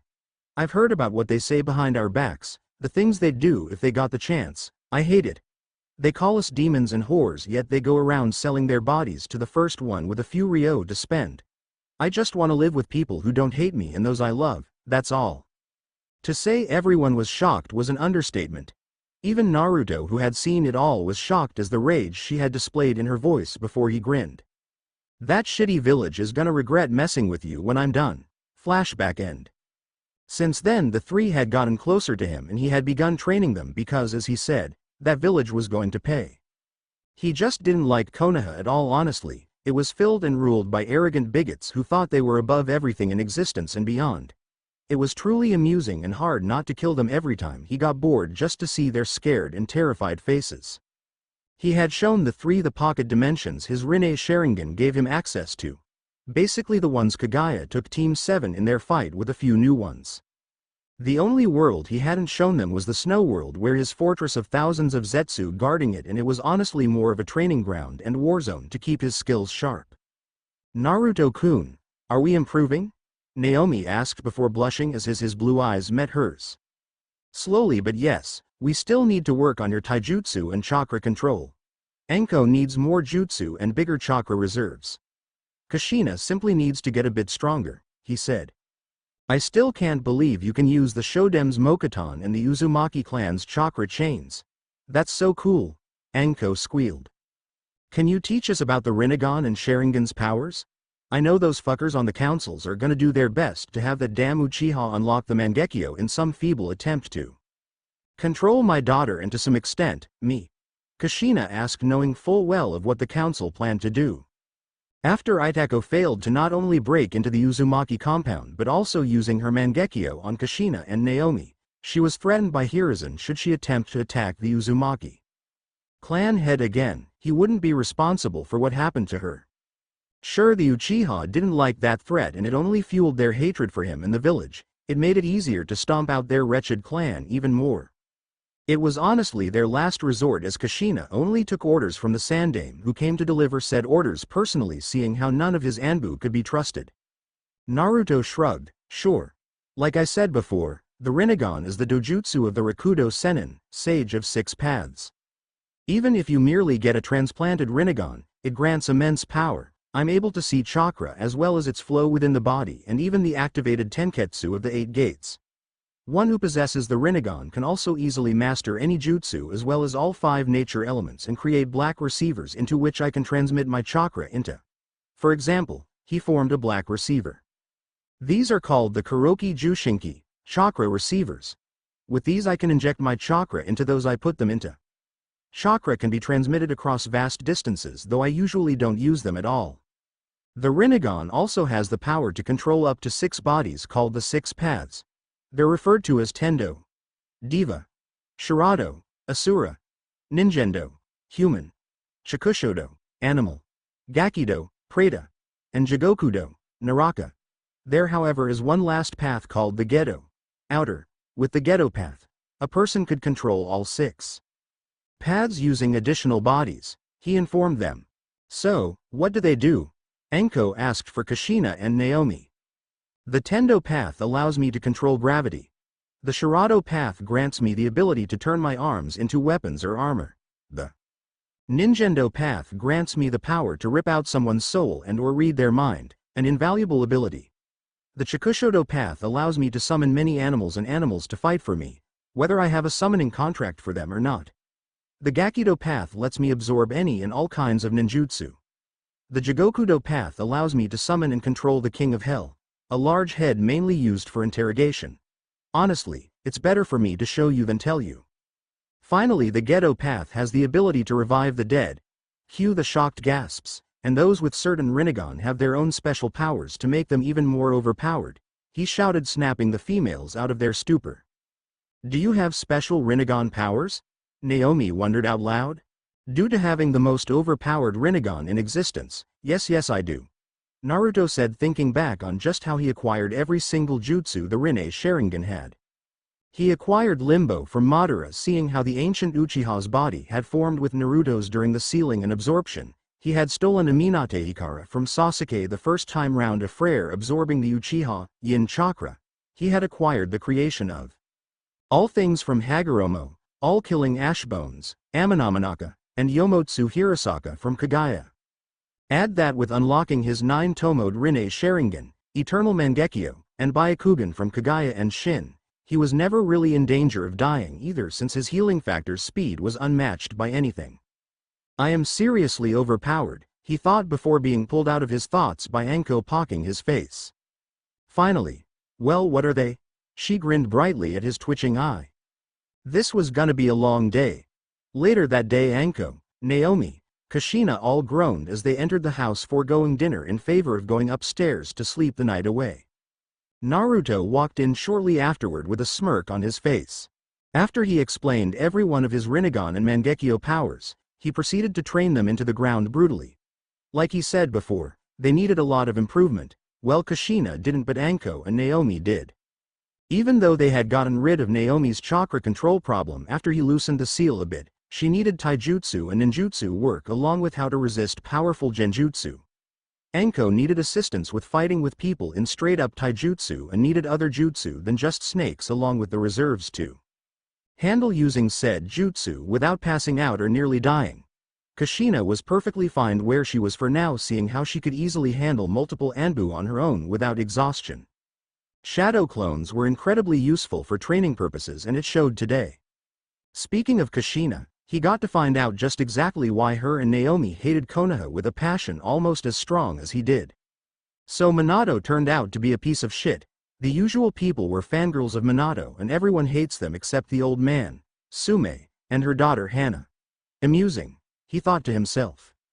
In certain dimensions, no one had stood by Kushina and her daughter, or in some cases him, after the Kyuubi attack. Everyone called his death, and if she protected him, they called for hers as well.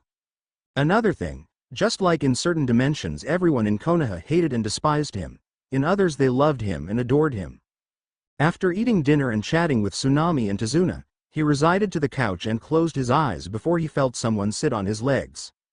It was Kushina. She wore a long white t-shirt with the Uzumaki swirl on the back. Her red bangs covering her face as the rest flowed down to her butt and over his feet. Something wrong? He asked as he sat up, wrapping an arm around her waist. I just want to thank you.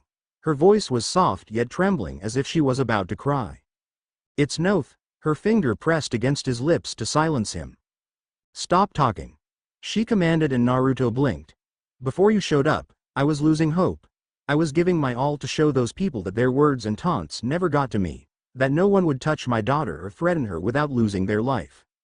When Ao showed up, I was honestly hoping he would kill us just to end my daughter's suffering. She didn't deserve to be brought into a world like this. Always putting on a tough front for her and being comfort when she cried at night when the villagers and shinobis taunting got to her. When you showed up and gave us those memories, you gave us hope again. You gave me hope. The tears were falling freely from the woman's violet eyes. Naruto brought her close and rubbed her back soothingly, whispering sweet words into her ear, calming her down. She gripped his shirt tightly as she sniffed, rubbing her head into Hia's chest. I'm so glad Tamari and Mei taught me how to deal with women, he thought, thinking back to his first wives. Eventually Kushina fell asleep, so Naruto carried her up to her room she shared with Anko and Naomi and knocked on it. Naomi peeked out and gasped, "Mom, is she okay?" she asked. "Yeah, she's just mentally and emotionally tired," Naruto said as he handed Kushina over to Anko, who opened up the door. "Thanks, we'll make sure she rests," Anko said. Naruto nodded and went back downstairs. In order to take over this world and not risk draining it dry with warfare, we'll need powerful and influential allies, Yami Naruto said from the dark depths of Naruto's mind. Indeed, but first we need to see who's who and who's worth converting and who just needs to be put down like dogs. There had been times whereas not even the other Jinchuriki liked Naruto, not that he cared. They had treated the Biju like their villages did, with resent, only calling on their chakra to defend themselves and then talking down on them afterwards. Made it easier for him to rip out the tailed beasts and give them freedom. The only ones that continually understood and liked Naruto actually were the tailed beasts themselves, seeing as how they could all bond together in some form of way. Not everyone is worth saving, that I've learned and understood, Naruto muttered as he laid back down on the couch. Those that oppose the Lord of Chaos all die in the end, begging for mercy and forgiveness for their stupidity. Worlds have been conquered, this one will not be any different. With Yami's laughter in his head, Naruto fell asleep with a smirk on his face with one last thought. No, it will not. The next day once again Naruto was in the woods watching Naomi and Anko battle the clones. Kushina was ordered to sleep. He had 2 clones watching the house and 2 more clones following Tsunami, who had went out for groceries. He snapped his fingers and watched as the clones disappeared, leaving the 2 females confused. "Your next opponent will be me," he said as he stood up. Immediately both girls looked terrified. "But we aren't ready," Naomi said, backing up when he glared at her. "So you're admitting you're a loser? A worthless shinobi? If you don't have the guts to fight someone stronger than you and find a way to beat them, then you are pathetic. Worthless. A waste of time.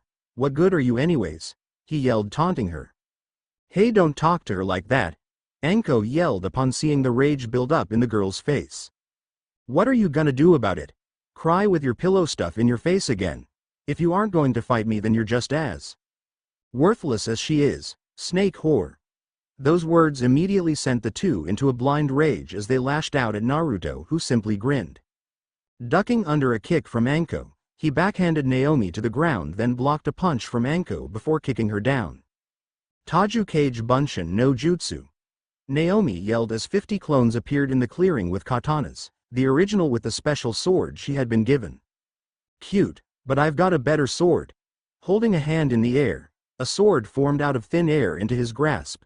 Its grip was covered in bandages, the blade completely black though easily showing Naruto's reflection. Naomi and her clones simply growled as they ran towards the Otsutsuki.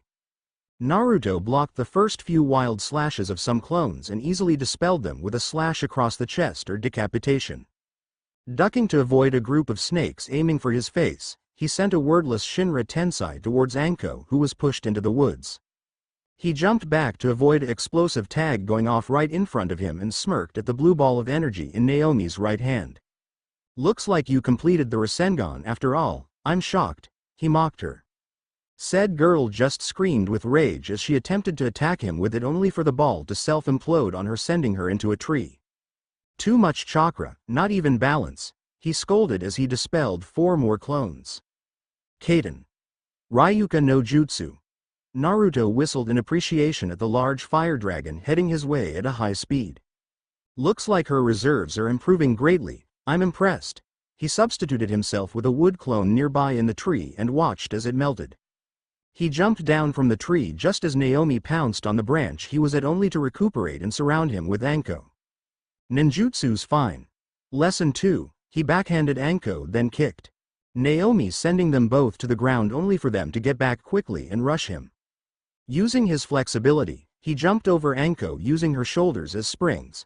However, Naomi, expecting this, slammed another incomplete Rasengan into his face. The same result as before, blowing up, sending all 3 flying back and creating a shockwave that sent all animals in the area that had been watching them scattering for safety. With Kushina was currently in a red and white apron, a red shirt, and skin-tight black pants helping Tsunami with the dishes preparing for dinner. She was thinking back to before Naruto had came in their lives.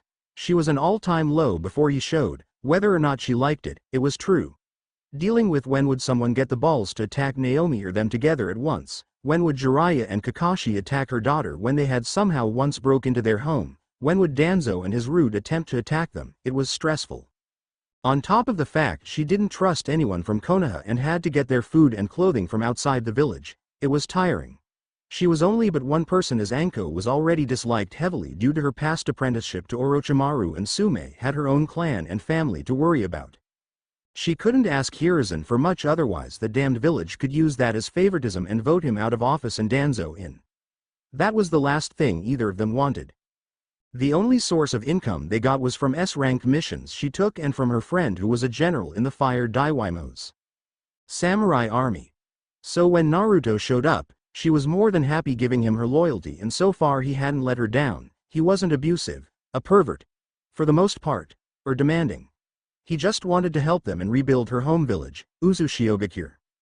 It didn't matter much to her about the other things she had seen in his memories, from what she saw he was a hell of a better man than Minato or his loser of a sensei ever was and would be by light years. That's when she heard it. Boom, she looked up instinctively due to her ninja reflexes, looking at the window as she saw a powerful breeze sweep the trees past. Kushina-san, what do you think that was? Tsunami asked. After getting no response, she looked over to see the red-headed woman gone and the back door open. The woman blinked, she didn't think she could move that fast. Naomi's mindscape. Naruto groaned and sat up to find himself in a sewer. Never thought I'd see this place again, he muttered.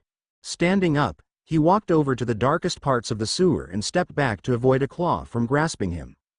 You have far better reflexes than my jailer. Out of the darkness came a large fox head with its mouth snarling, red eyes glaring at the male before it. Where is Naomi anyways? He asked. This conversation does not require that girl, but alas, I can't stop when she chooses to arrive in here. Damn right you can't, you overgrown carpet, a feminine voice shouted.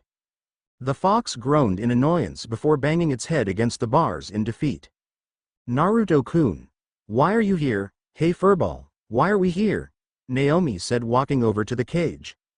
If you'll shut up, I'll show you, it barked back. Naomi looked offended and was about to retort until a hand was placed on her shoulder. She looked over and saw Naruto shaking his head. You bickering back and forth isn't going to help this relationship prosper, he lectured. Suddenly a red light covered the Kyuubi's head and eventually its entire body. The Biju began to shrink down until its form now resembled a woman. Naomi looked over to Naruto for an explanation only to see him blinking slowly, trying to process it as well. Apparently this was his first time seeing this as well. The light died down, revealing a woman with black hair leading to the middle of her back. Her eyes were red, though you could only see one of them, cute red and white fox ears on the top of her head. She wore a black kimono which protected her huge breasts and womanly curves from being seen, and finally a white tail with red fur coming out of her backside. Naruto was speechless. He had crossed just about every Naruto dimension there was and he had only seen a female version of Kurama once. He had a better chance of seeing a female Madara than he did a female Kurama. You're female? Naomi shouted in surprise. The woman looked annoyed at how loud the teenager was and made it known with her glare. I've had all female hosts, what did you expect? She then turned to Naruto, who was still blinking yet not saying anything. Fox got your tongue? She taunted with a smirk. The Otsutsuki snorted. Well, excuse me for wondering how the hell you're a woman, seeing how I usually come across males all the time, he said. She sighed before walking up to the bars of the cage, poking her head out. Your memories are quite interesting indeed. In all my years of being in this damned world, I never thought I'd meet someone that would surpass Father's or Kaguya's power so greatly as you do. I was born a woman along with my sisters Matabi, Isarabi, and Isobu. Out of all of us, we four are the most level-headed and least corrupt. What do you mean, least corrupt? Naomi asked. My brother's son Goku, Kukua, Saiken, Shomei, and Gyuki became corrupt after father died. They often attempted to try to rule over us, seeing themselves as superior to us because they were male. They corrupt their Jinchuriki hosts, wanting them to believe they're invincible. Naruto frowned. That wasn't usually what happened during these dimension runs. The Biju were usually so relatable. Anything else? I want to offer my body, heart, soul, and awesomeness to you on one condition, she said. His sweat dropped as she said body and awesomeness. Why me, and what's the condition? For starters, I'd rather be on the side of someone who could easily wipe me out without a mere glance, plus you're quite the looker, she complimented, ignoring Naomi's glare. Second, I owe it to Kushina and her daughter for letting myself get placed into such a weak genjutsu by yet another Uchiha dog, she snarled. And the condition? Free my sisters, she pleaded. I could care less about my brothers, but please, save my sisters from whatever their pathetic and ignorant hosts have become or attempted to turn them into. She looked at him silently, begging, even bowing her head in submission. Naomi was speechless. For the dreaded nin tales to be a woman was already mind-boggling, but now she was willingly giving her servitude to him. Help out Naomi and you have a deal. He waited for a name. Kiyomi. My name is Kiyomi and I'll do everything in my power to help her. Especially since I have all of my chakra, Kiyomi said. Naruto smirked and nodded. He could feel himself waking up, and judging from Kiyomi's disappointed look, he was right. We'll talk later. Real-world Naomi awoke and immediately winced, feeling pain from her right arm. She looked at it only for her eyes to widen. From her hand to her elbow was covered in bandages. It was also still slightly bleeding from the looks of the dark red staining the bandages. She looked up to see Anko, her mom, and Naruto conversating back and forth. Now that we know where the rest of the tailed beasts are, what's stopping you from taking them now? Anko asked. Bandages around her midsection and head due to the explosion the Rasengan caused. I made you all a promise, didn't I? He asked, shocking the three. Even after such a threat has been revealed to you, you still want to put us first, Kushina muttered. Naruto nodded as he picked up Naomi bridal style, causing her to blush. Now come on, that's enough training for today. Your wounds need to heal, and I'm sure all three of you are hungry. Along with the fact of Kiyomi not shutting off Naomi and instead helping her, changes can be made that will shock that pathetic little village. What about that Senju bitch, Tsunade? Should she return to the village, our plans will have to be sped up tremendously, Yami reminded him. Do you believe she is the same? Of course she is. It's like every run we take where Kushina's alive. That big-breasted whore believes that the Biju belong to her dead clan, or that she's some top shit because she's Hashirama's granddaughter. In many of their dimension runs, Tsunade was less than pleased to see either him or Kushina and only thought for herself. It was one of the reasons he never truly cared for her nor Jiraiya whatsoever anymore. Both were losers in his opinion, one who drinks and gambles, running away from reality and sells her companion's body to back off her debt collectors, and the other a self-proclaimed super pervert, who wrote smut novels, went in brothels and played with prostitutes, and sexually harassed women and invaded their privacy constantly. However, the lingering of Yami's voice intrigued him. Yes. When you do retrieve the ones Kiyomi's sisters, give them powerful women as their containers. Going off, if what she says is true, they'll not only be annoyed but disgusted by their obsolete containers and would immediately take the chance to be given someone who's competent, and whose advice is better to take than the man who freed them. Keep giving me ideas like this and I'll have no choice but to merge us together completely, Naruto joked. Yami was an incredibly smart tactician, planner, and leader, whereas Naruto himself was a teacher, fighter, and warlord. Even Kami, Yami, and Shinny had agreed should the two of them merge into one mind, Naruto would easily be the smartest mind to ever live. I wouldn't mind becoming one again. After all, the only reason I even became a thing was because you liked being so sadistic and wanted to terrorize people with two versions of us. Couldn't argue with him there. When they arrived back to the house, immediately Tsunami, Inari, and Tazuna began asking if they were okay. We're fine, just exhausted from fighting, Enko said. Naomi Nichan, can you teach me how to channel my chakra when you feel better? Inari begged. Sure, squirt, as soon as someone puts me down. She glared at Naruto, who snorted, then abruptly dropped her on her ass. The redhead squeaked as she hit the floor and glared at the Otsutsuki, who walked over and laid on the couch without a care in the world.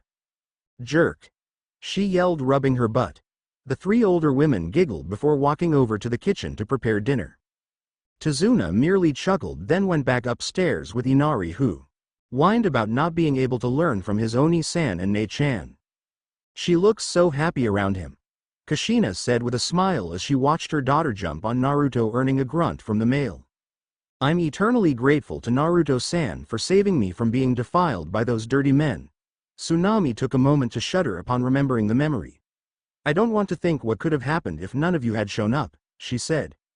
Anko rubbed the woman's back in a comforting manner. We all owe a lot to Naruto, I just don't know how we can repay him. Mom, Naomi squeaked. The three women looked over to see Naruto holding Naomi in the air above his head.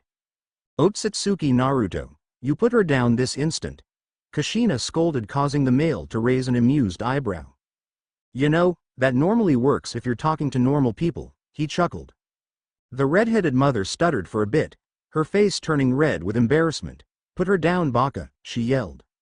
You want to take her place, Kushina-chan? I'd be happy to hold you in my arms too, he teased. Embarrassed beyond any point ever in her life, Kushina summoned a katana and rushed after Naruto, who wisely took off outside with Naomi laughing following behind them.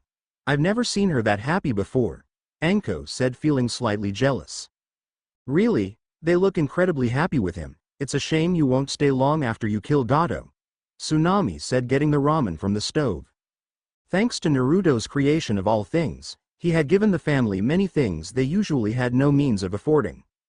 Yeah, it was true, after they had killed Gato and Tazuna rebuilt the bridge, they would head back to Konoha to begin planning for its downfall. And show everyone in the village just how insignificant they truly were. With Naruto, Kushina, and Naomi, Naruto bobbed and weaved as a red-faced Kushina and grinning Naomi slashed their katanas at him. He flipped over both of them before forming hand seals, Gokakyu no Jutsu. He spit out a massive fireball that practically roared as it charged at them. The two raised a hand each and shouted, Sweden, Sujinheki. Raising a wall of water, they consumed the fireball, putting it out and sending steam to cover the forest ground. Hopping into a tree above, Kushina looked at Naomi, who was using her senses to find their annoying leader, friend, lover. What was he to them? It was due to her shinobi training that at the last second she avoided a kunai aimed for her head. She glared across the trees where she saw Naruto, who was looking bored, twirling another kunai in his fingers, his right eye now sporting the 3-tomo Sharingan that was spinning slowly, his left eye still blue. Fighting in an apron, Kushi-chan. He mocked, what'll happen if you lose all your clothes? Said woman got a gleam in her eyes as she grabbed the apron and ripped it away, surprising both Naruto and Naomi as the woman literally flashed over to where Naruto was jabbing her katana where Naruto was, only for him to turn into a flock of crows that started pecking at Kushina. Get away from me, you bothersome bastards, she said, swiping at them. She looked at her daughter only to see her fighting Naruto when a hand wrapped around her throat and slammed her against the tree. She was about to curse when she blushed at how close the Otsutsuki was to her, their noses just inch apart. She could practically feel his breath on her lips, his blue eyes staring her violet ones. You let your guard down, he criticized. Had I been an enemy, your lack of focus would have gotten you killed. I know. She regained her breath as he let her down and his grip on her throat relaxed. He turned his head to his clone that was toying with Naomi, and judging from her face she was having fun. Naruto released Kushina's throat before snorting at the half-hearted glare she sent him. This is necessary because I don't want none of you dying on me. I can bring you back to life, but it costs me and I'd rather avoid it if possible. What does it cost you? She said, though quietly moving her hand back to her sword. He chuckled quietly. You'll have to do better than that, he thought before his eternal Mangekyo formed. In a flash, their swords were drawn and clashed together in a blurry of slashes, carving up the tree entirely until the top of it fell to the ground, peeling. The two jumped down to the ground floor before engaging again. Naruto ducked and jabbed at Kushina with a thrust aimed for her lungs, though she blocked it and retaliated with a slash across the chest, which healed instantly though destroyed the shirt he was wearing. He wasn't given time to make a perverted comment as he was hit with the memories of his clone dispelling and then dodging a sword thrust aimed for his back. Backflipping away from the mother and daughter duo that had reunited, he stared down at them impassively, turning into what he dubbed his teacher mode. You both have grown during these short couple of days. You've taken my teachings to heart, You've listened to my words of advice. You even look at me as a potential lover." He grinned at the huge blushes that formed covering their faces before returning his face to its emotionless state. Naruto then activated his Rinne Sharingan that showed 5 Tomo instead of 9 this time. However, the sky began to turn dark as rain started pouring onto the 3 of them, drenching all of them and causing their hair to fall over their faces. "Now I'm putting what I've taught you to the test. If you survive for the next 3 hours, you pass. If you don't fight with everything you got, I'll kill you." His voice was void of emotion, and honestly it scared the 2 Uzumaki women. They now truly saw why he was a primordial god. Someone with power and rank far beyond anyone they had ever seen. His hair covered his left eye once more, though you could see the purple of the dojutsu easily from time to time. The red of the eternal Mangekyo shining brightly in the dark, almost lulling them to sleep. "Any other rules?" Kushina asked, barely able to breathe under the raw pressure of the power he was displaying. "Kyuubi or now?" Kiyomi's was nothing compared to this. Naruto merely tilted his head and Kushina felt offended. He acted like she had just said something dumb. "Mom, look out!" Naomi shouted at the last minute, tackling her and her mother out of the way.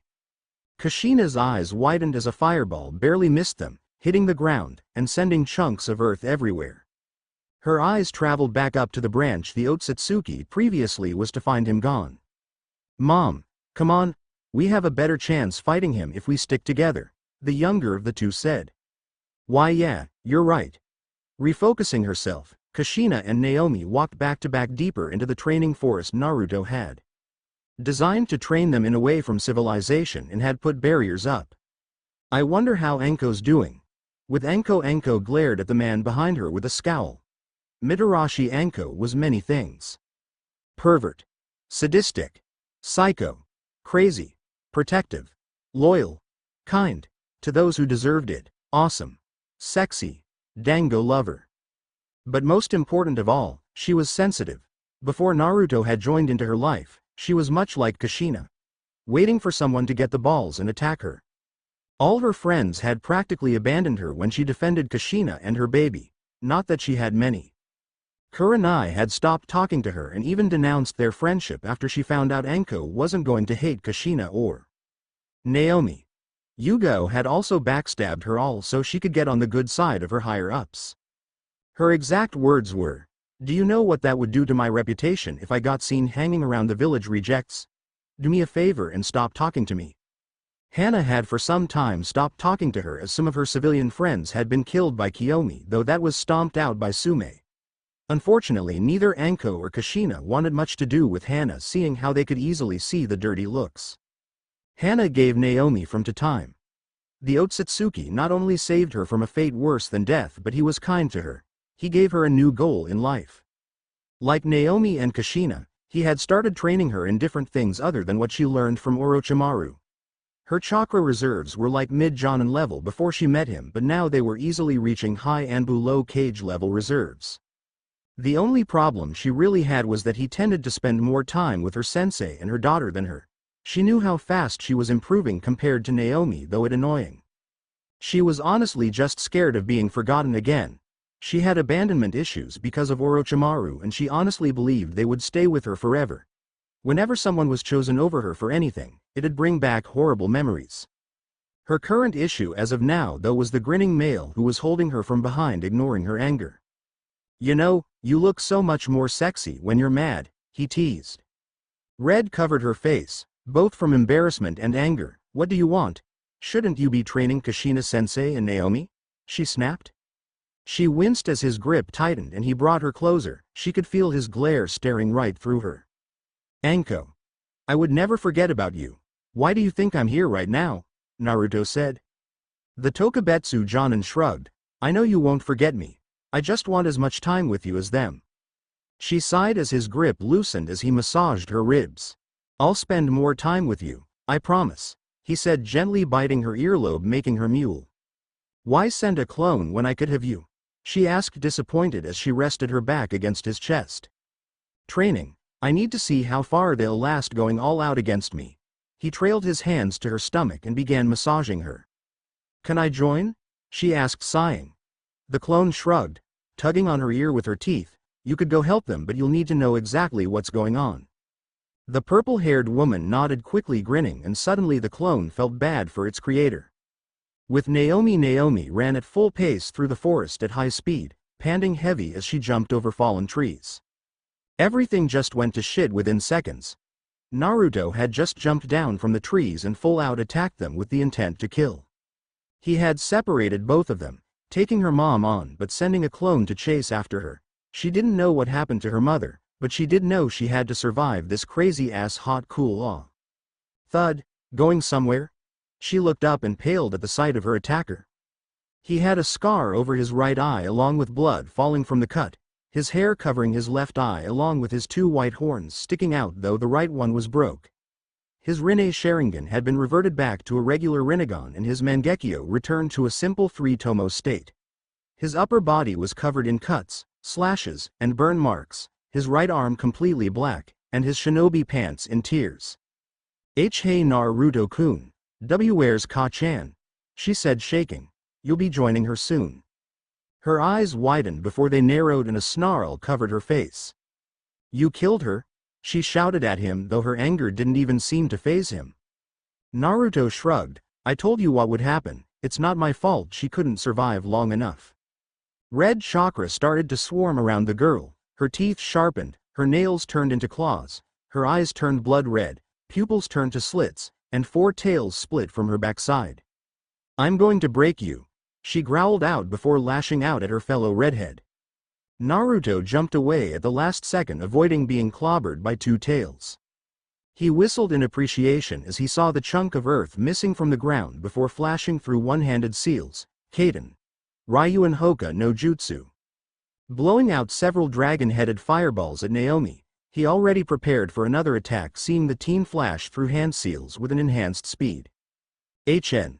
Looks like being more in tune with Kiyomi instead of being separated gives her better reaction timing. But there's one thing I never understood, what does Kiyomi mean having all her chakra? Didn't Minato seal half and half? Naomi summoned 4 clones that summoned giant water walls, managed to block out 3 of the fireballs, but 4 still managed to hit Naomi and her clones, sending steam to cover the area. The Otsutsuki jumped into the air, shouting with a roar, Kaden. Goenka. Kneading and converting his chakra to fire, he created multiple fireballs, sending them down at Naomi, who retaliated with a multitude of earth barricades to cover herself. Those shelters won't save you, Uzumaki, he muttered. Upon making contact with their target, or the ground, debris went everywhere as the fireballs exploded, sending roaring flames and loud noises everywhere. With both the rain roaring down on them and the flames of fire still burning on around them, the air on the ground could easily knock you out and kill you by itself. The red-headed male dropped to the floor with a thud, the soft soil underneath his feet mushy from the heat. Sensing something from his right side, he stepped back and avoided a katana slash from cutting him in 2. His would-be attacker had red hair, a torn and half-burnt Jonin vest, her black shirt ripped, her shinobi pants torn, and her mouth dripping blood. Her exposed skin had cut slashes and her breathing was heavy. So you survived after all, Kushina, he clicked his tongue in annoyance. Said redhead just growled at him before swinging her sword at him again. He chose to block it this time, easily pushing her back. He rounded on her, quickly slashing from left to right, catching her off guard with a cut across the arm that made her stagger. Kushina, though, to her credit, recovered fast and kicked him in his side, earning a grunt. She even headbutted him, making him stumble back and draw blood. Do tell me, Kushina. How did you survive? I'm quite curious, Naruto asked. I'm Uzumaki. I always find a way, Ibane, she responded, scowling. He returned her scowl with one of his own. My Amaterasu flames should have killed you, and by some small chance you lived. How did you escape the tree prison and its poisonous gas? If there always is one thing about this woman, her Uzumaki genes help her escape many things thought to be impossible. Yami said. It's quite annoying. Naruto replied. I thought you wanted her alive? Are you trying to kill them on purpose? I do. I just need to see how strong she is for when our plans go into action. Kiyomi's chakra still runs through my system, making me immune to any and all poisons known in the elemental nations, she grinned. Aside from the fact I'm a Uzumaki and former Jinchuriki, I'm a Otsutsuki descendant just like you, Dadbeo. I can adjust to anything. she said proudly before charging him with more force and power than before. Naruto, now on the defense, was impressed with Kushina's focus. Her strikes were more on point, though still not hitting him, carried more power, and were quicker. What's wrong? Scared now? Surprised, Kushi-chan, has you on the run now? She taunted, chasing after him as he backflipped onto the side of a tree. Naruto's focus was mainly on the growing amount of chakra coming from where Naomi was and the incoming source of chakra, which he presumed was Anko. Fight back, idiot. Don't ignore me, Kushina shouted. The woman soon got her wish as a fist went straight into her stomach and knocked all the air out of her lungs before getting grabbed by her hair and thrown into the ground. She climbed out of the small crater her impact caused and glared at Naruto, who smirked at her.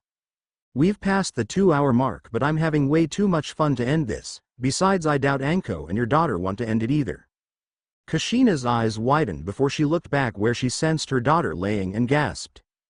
Covered in a layer of red chakra was Naomi, it was also clear.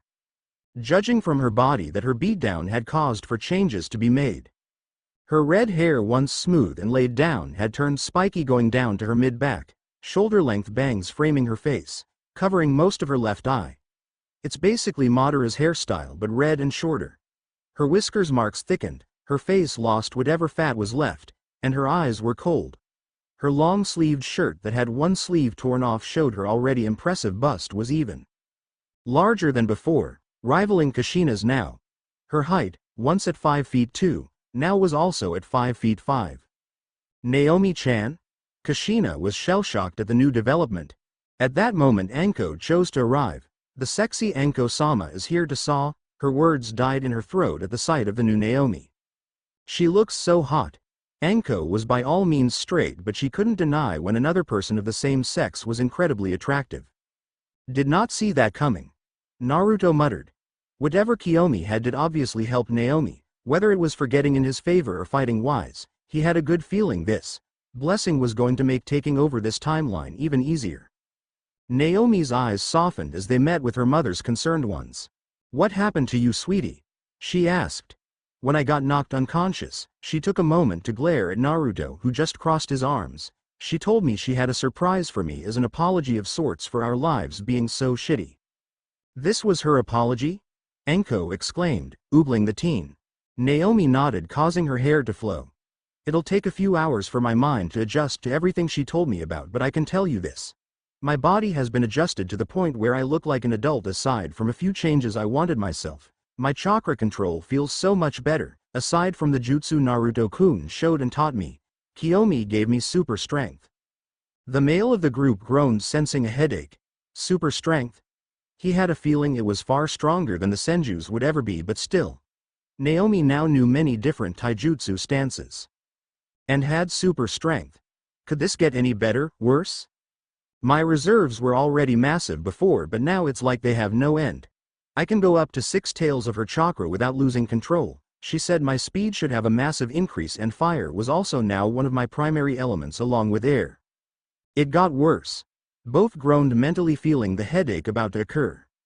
Once again, he wasn't in any real danger. That being said, judging from how much Kiyomi truly provided Naomi with, she could easily be as strong as Rinnegan Madara, if not stronger. And that guy was annoying to fight. He just spammed Susanoo, Shibaku Tensei, and Tengai Shinsei all day because he couldn't get close enough to use the Jigokudo Path's abilities. So what happened to Kiyomi? Anko asked after absorbing all the new information she had just been told. She might be out for a couple weeks. She used a lot of her chakra to make this work for me. Naomi rubbed the back of his neck, blushing slightly at the real reason Kiyomi made the physical adjustments for her so defined. Well, what are we waiting for? Let's go kick his ass, Anko shouted, pointing at the eye-twitching Naruto. Yeah, Ibane. With Naomi-chan and her new awesome powers, we'll show him what happens when you mess with us. Kushina supported, her eyes sparkling as she raised her sword in Naruto's direction.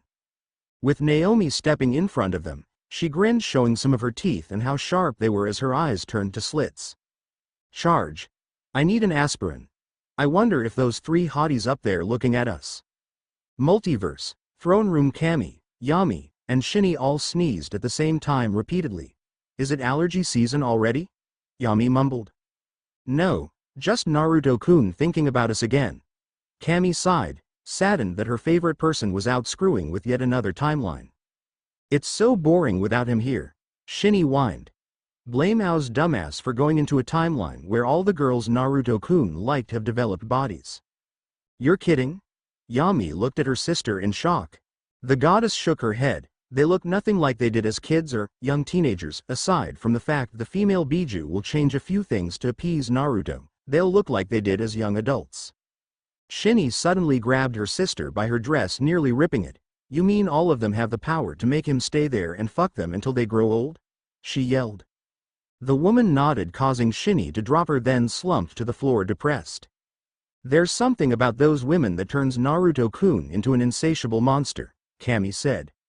They really missed their lover and fellow god, with Naruto and the girls. Naruto clicked his teeth as he dodged a katana slash from Kushina, used a kunai to cut 2 snakes sent by Anko, and backflipped to avoid being turned into splattered meat by Naomi. As his right eye bled, Naomi shouted, "Look out!" sending the other 2 women and herself scattering for cover as Naruto unleashed the black flames of Amaterasu. The flames instantly consumed the spot where they were at, turning it to literal ash and covering everything in the vicinity. In the trees, Naomi stared at the target of her affections with cold eyes. "I'll show you just how strong I am. Then I'll tie you up and lock you in a room with me, Dot and Finn. And finally, I'll show you what it's like to get dominated by a god." She shrieked and jumped before turning around, getting a foot to the face, sending her into another tree. Rounding on her again with a punch, he barely missed her by an inch, ending up with his hand going straight into the trunk. Great. He ripped his arm out, scowling at the splinters now lodged into it.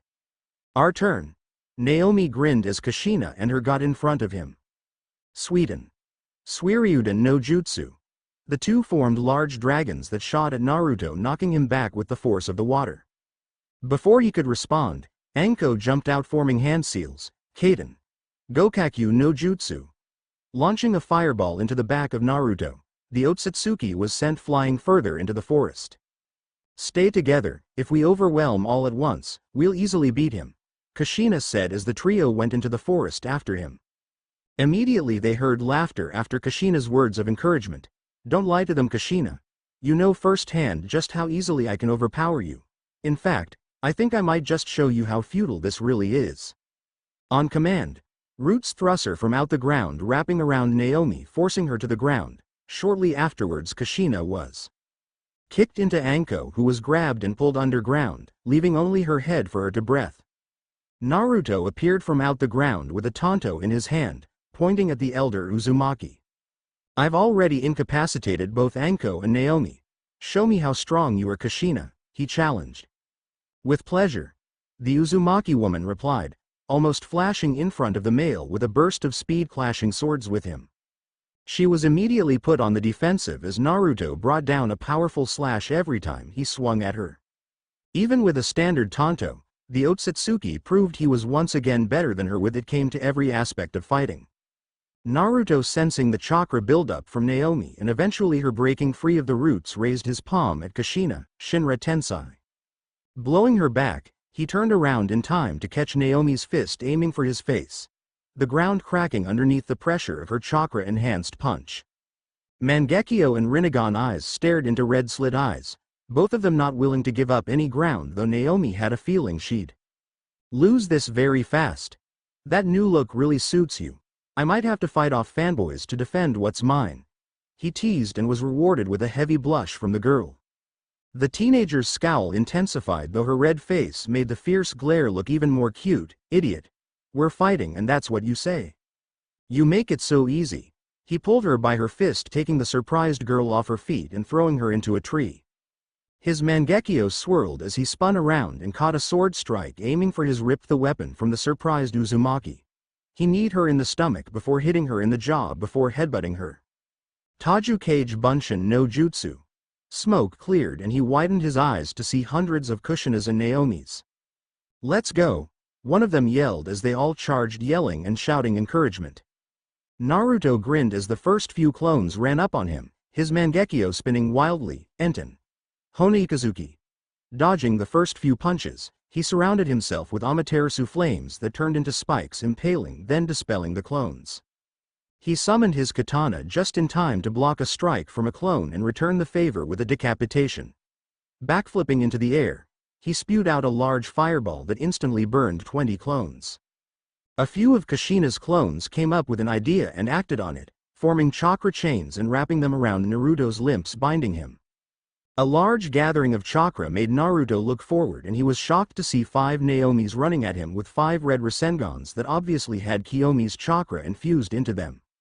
As soon as they were a couple feet from him, his Rinnegan was revealed with 6 tomo showing. In a second, he seemingly escaped the chains, and in his place was a clone of his stationed by. He looked at their shocked faces and smiled. Aminate Hikara gives the ability to shift locations of myself, others, objects, and ninjutsu. He then turned his attention to his clone. With the clones already in front of him, the clone grinned and uttered the words, Kai. The area blew up, sending whatever clones didn't dispel in the explosion into trees where they did dispel. There was quite literally a crater the size of the moon in the ground where the clone was. Still alive, I see, Naruto said, sensing Naomi behind him. I've still got more trick up my sleeve, she said, breathing heavily. Judging from how low her chakra was, she was running on fumes and was close to unconsciousness.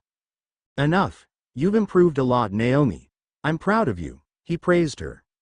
She stopped in her tracks hearing the compliments and praise, but before she could say anything he was behind her. Now rest. Her world went back as she collapsed in his waiting arms. Underneath a megacure, Akatsuki hideout, 5 figures stood around a round table in silence, digesting the new information brought before them. They all wore black cloaks that had red trimming and red clouds. The first figure was a tall man that had medium-length spiky orange hair, 6 piercings that donned his face, a metal bar through each of his ears, 3 studs through the side of his upper nose, and 1 spike stud on each end of the upper lip. On his right finger, he wore a purplish-gray ring that had the kanji for 0 on it. His eyes, however, were the real shocker. They were the same as both Naruto's, the Rinnegan. The second figure was a woman that had short, straight lavender hair with a bun, amber eyes, lavender eyeshadow, and a labrae piercing. She had a large light blue paper flower clipped on her bun. On her right middle finger was a ring with the kanji for white. The third figure was also a woman. She had onyx eyes, under which were long, pronounced tear troughs. She had jet black hair that was pulled back into a ponytail. His face was framed by center-parted bangs. Through the unzipped view of her cloak, she wore mesh armor with a necklace that had 3 silver rings with red gems.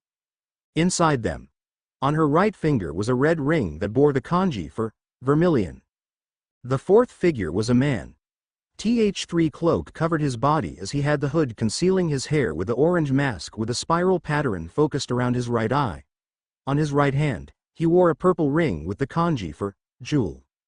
The final figure was a plant, creature, thing. It had 2 sides of color, 1 white, 1 black. On its sides were Venus flytrap-like extensions enveloping their his upper body like a shell. Its hair was green, short, and spiky hair along with golden eyes. It wore on its right finger a green ring with the kanji for sign of the boar.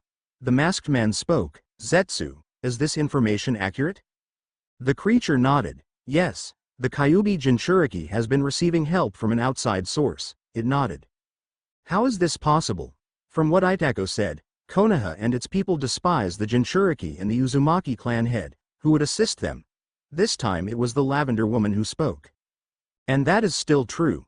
No one except for the Sandaime and Inuzuka clan head care for them and would see their skeletons hanged and their skin burnt off. The now identified Uchiha spoke. The orange-haired male stayed silent, seemingly staring into space as if in deep thought. We have not been able to identify who this person is, nor have we been able to detect them. Why do we not move on their location now? The Rinnegan user finally spoke. Former Jinchuriki or not, Uzumaki Kushina will not stand a chance against me. Your arrogance shows greatly. Madara barked. The bun-haired woman glared at the masked man with a scowl. Pain is a god. A feeble woman such as the Uzumaki will not be a threat to him in the least. You clearly are stupid. Uzumaki Kushina survived getting a biju forcefully taken from her, stabbed by said biju. and then willed herself and her child to safety. The woman is on a level you will never grace and you should tread carefully when approaching her. The woman then glared at Zetsu at the shot at her intelligence. Then what is your plan? Pain now spoke. We're speeding up the recruiting process and waiting to make our move, we still are 3 members short. Why not just extract the 9 tails and eliminate a potential threat now? Conan questioned. Itako answered at this time, why risk early exposure to the world? They'll more than likely be around civilians or in a town, and wiping out an entire town will draw unwanted attention towards us. We will do nothing for now, but should the Kyuubi Jinchuriki grow too strong, both her and her mother will be dealt with. Am I clear? With heads nodding at the table, Madara ended the meeting. Zetsu, monitor them. I want to know everything they do. With a nod, the plant being sunk into the ground, no one will ruin my chance to be with Rin-chan again. Amaterasu, Heavenly Illumination Rasengan, Spiraling Sphere. Kaden. Ryuka no Jutsu. Fire Release. Dragon Fire Technique Sweden. Suijinheki, Water Release. Water Formation Wall. Sweden. Suiryuden no Jutsu. Water Release. Water Dragon Bullet Technique. Shinra Tensai. Almighty Push Kaden. Gokakyu no Jutsu. Fire Release. Great Fireball Technique Taju Kage Bunshin no Jutsu. Multiple Shadow Clone Technique. Kaden. Ryuka Hoka no Jutsu. Fire Release. Dragon Flame Release Song Technique. Kaden. Goenka. Fire Release. Great Flame Flower Tengai Shinsei, Shattered Heaven. Chibaku Tensai. Planetary Devastation Susano. Long-ass name. He with the ability to help by all means. Aminate Hikara, Heavenly Hand Power. Enten. Hona Ikazuki, Blaze Release, Fire Lightning. Hey again guys. I'm sorry I took so long for a new chapter update. These last couple of days been busy for me. Now though my schedule is pretty clean, so you can expect quicker updates. I hope you like the brief Akatsuki introduction, and next chapter will finally be our team getting out of Wave Country and moving on to Konoha to begin their reign of shit starting. I'll see you next chapter. Yane, a new change in scenery. Yo, sorry it took me so long to upload a new chapter, been quite busy lately. Like I said last time, this chapter will be the end of the Wave arc and we'll finally be in Konoha. Let's get started with the reviews. PFC Villanueva. Most of the bashed characters have already been decided, but the good thing is she's still undecided on what side I want her to be on. Big Inferno. 3 out of the 6 women you mentioned are more than likely going to be in the harem. As for Ino, she could become a potential harem candidate, but as of now, she'll still be a Sasuke fangirl. The Forgotten Sons 75. I could, but I really want this story to stay solely focused around Naruto, only things cause of how overpowered he really is already. Plums. Yeah, I went overboard a bit with the sparring, but I'll calm down. Gamajiro. Religions, not my forte honestly. I could see them visiting him from time when he's sleeping just to talk or give him advice on things to do. Characters who've died before. Naruto arrived to Wave Country with the exception of people like Madara, Hashirama, Tobirama, and those type of shinobi, so no Rin. I was actually going to use Gato as a political influence for Naruto. While in canon Isarabi may be an experiment for Orochimaru, she'll be the real name for Femme Shukaku, Naomi's. Recent lust towards Naruto is a side effect of her recent change, but it won't be anything too crazy, but she'll have feelings for him just like all the other girls in his harem. Finally, the main villains in the fanfic like Obito, Akatsuki, and Konoha will not be redeemable. Feel free to PM me if you have any other ideas or questions however. Kazuto 2025. I'm not sure if you're talking about me or the guy below your comment. Omega Realism. I am well aware of the Eternal Mangekyo's affect, but this is my story and honestly, his eye bleeding when he uses Amaterasu is cool. I can understand how that may upset you, but there is no need to threaten to have my account removed simply because you don't like how I do things in my story. People talking. Sasuke-kun's way cooler than him. Shaw. People thinking. Damn Uzumaki bitch. Demon. God. Beast. Other talking. Please just die already. Demon. God. Beast. Other talking. I want to hang you by your intestines for all to see while you bleed out slowly in antagonizing pain. Jutsu. Kaden. Gokakyu no Jutsu. Italic can be used for certain kinds of emphasis, snide comments, or flashbacks. Bold can be used for forceful shouting, screaming, yelling. Just a warning, the first half of this chapter is extremely dark. Chapter 5: A new change of scenery. Naruto sat on the edge of the complete bridge with a bored sigh. You'd think the fat fuck would have showed up by now after all his men in the town never reported back, he muttered. Naomi snorted. I doubt someone like him cares much about his own lackeys as long as he gets to scurry away, she said. Think he'll have some shinobi with him. Been itching to show off how much more of a badass I am, Anko boasted. Anko, with our luck, we'll run into some missing nin, Kushina said, rolling her eyes. The four were currently watching over Tazuna and his men, who were cheering due to the fact they had finally completed the bridge. After so many months of pain and suffering, we're finally free, one guy shouted, and Ernie cheers of approval. What the hell is this shit? A voice came from across the bridge. A short pudgy man with shaggy brown hair, small circular black glasses, a black suit with a perky tie, and closed-toed shoes stood across the water with an army of thugs with all kinds of weapons. Such a foul mouth, Naruto mocked. I suppose you're Gato? You're damn right I am. Who the fuck are you, and why the fuck is that bridge builder still alive? He yelled. What's wrong with Tazuna being alive? Enough of this. Kill the men. The fat businessman then took a look at Anko, Kushina, and Naomi and grinned lecherously. And take the women, they'll be great whores. The man and his army of thugs suddenly froze as a shit ton of killing intent was sent towards them, and it was none other than the women he had just suggested would be whores. I am no one's whore, Anko and Naomi yelled as they began tapping into their own respective demonic power, Anko's curse mark and Naomi's chakra mode. In a flash the two were across the bridge, ripping apart the bandits limb from limb. Monsters. You two are monsters, one bandit yelled before his throat was ripped out. Leave Gato alive, I have something better for him, Naruto ordered, and though the girls gave no visible reaction, he knew they heard him. And what would that be? Kushina asked. I need his base's location. The money and anything else thing will be valuable for the citizens of Wave. His face then grew dark. Plus it's clear the man and his associates have no trouble with raping women and turning them into lesser things. Kushina's face also turned into a scowl at what lesser things meant, and she despised it.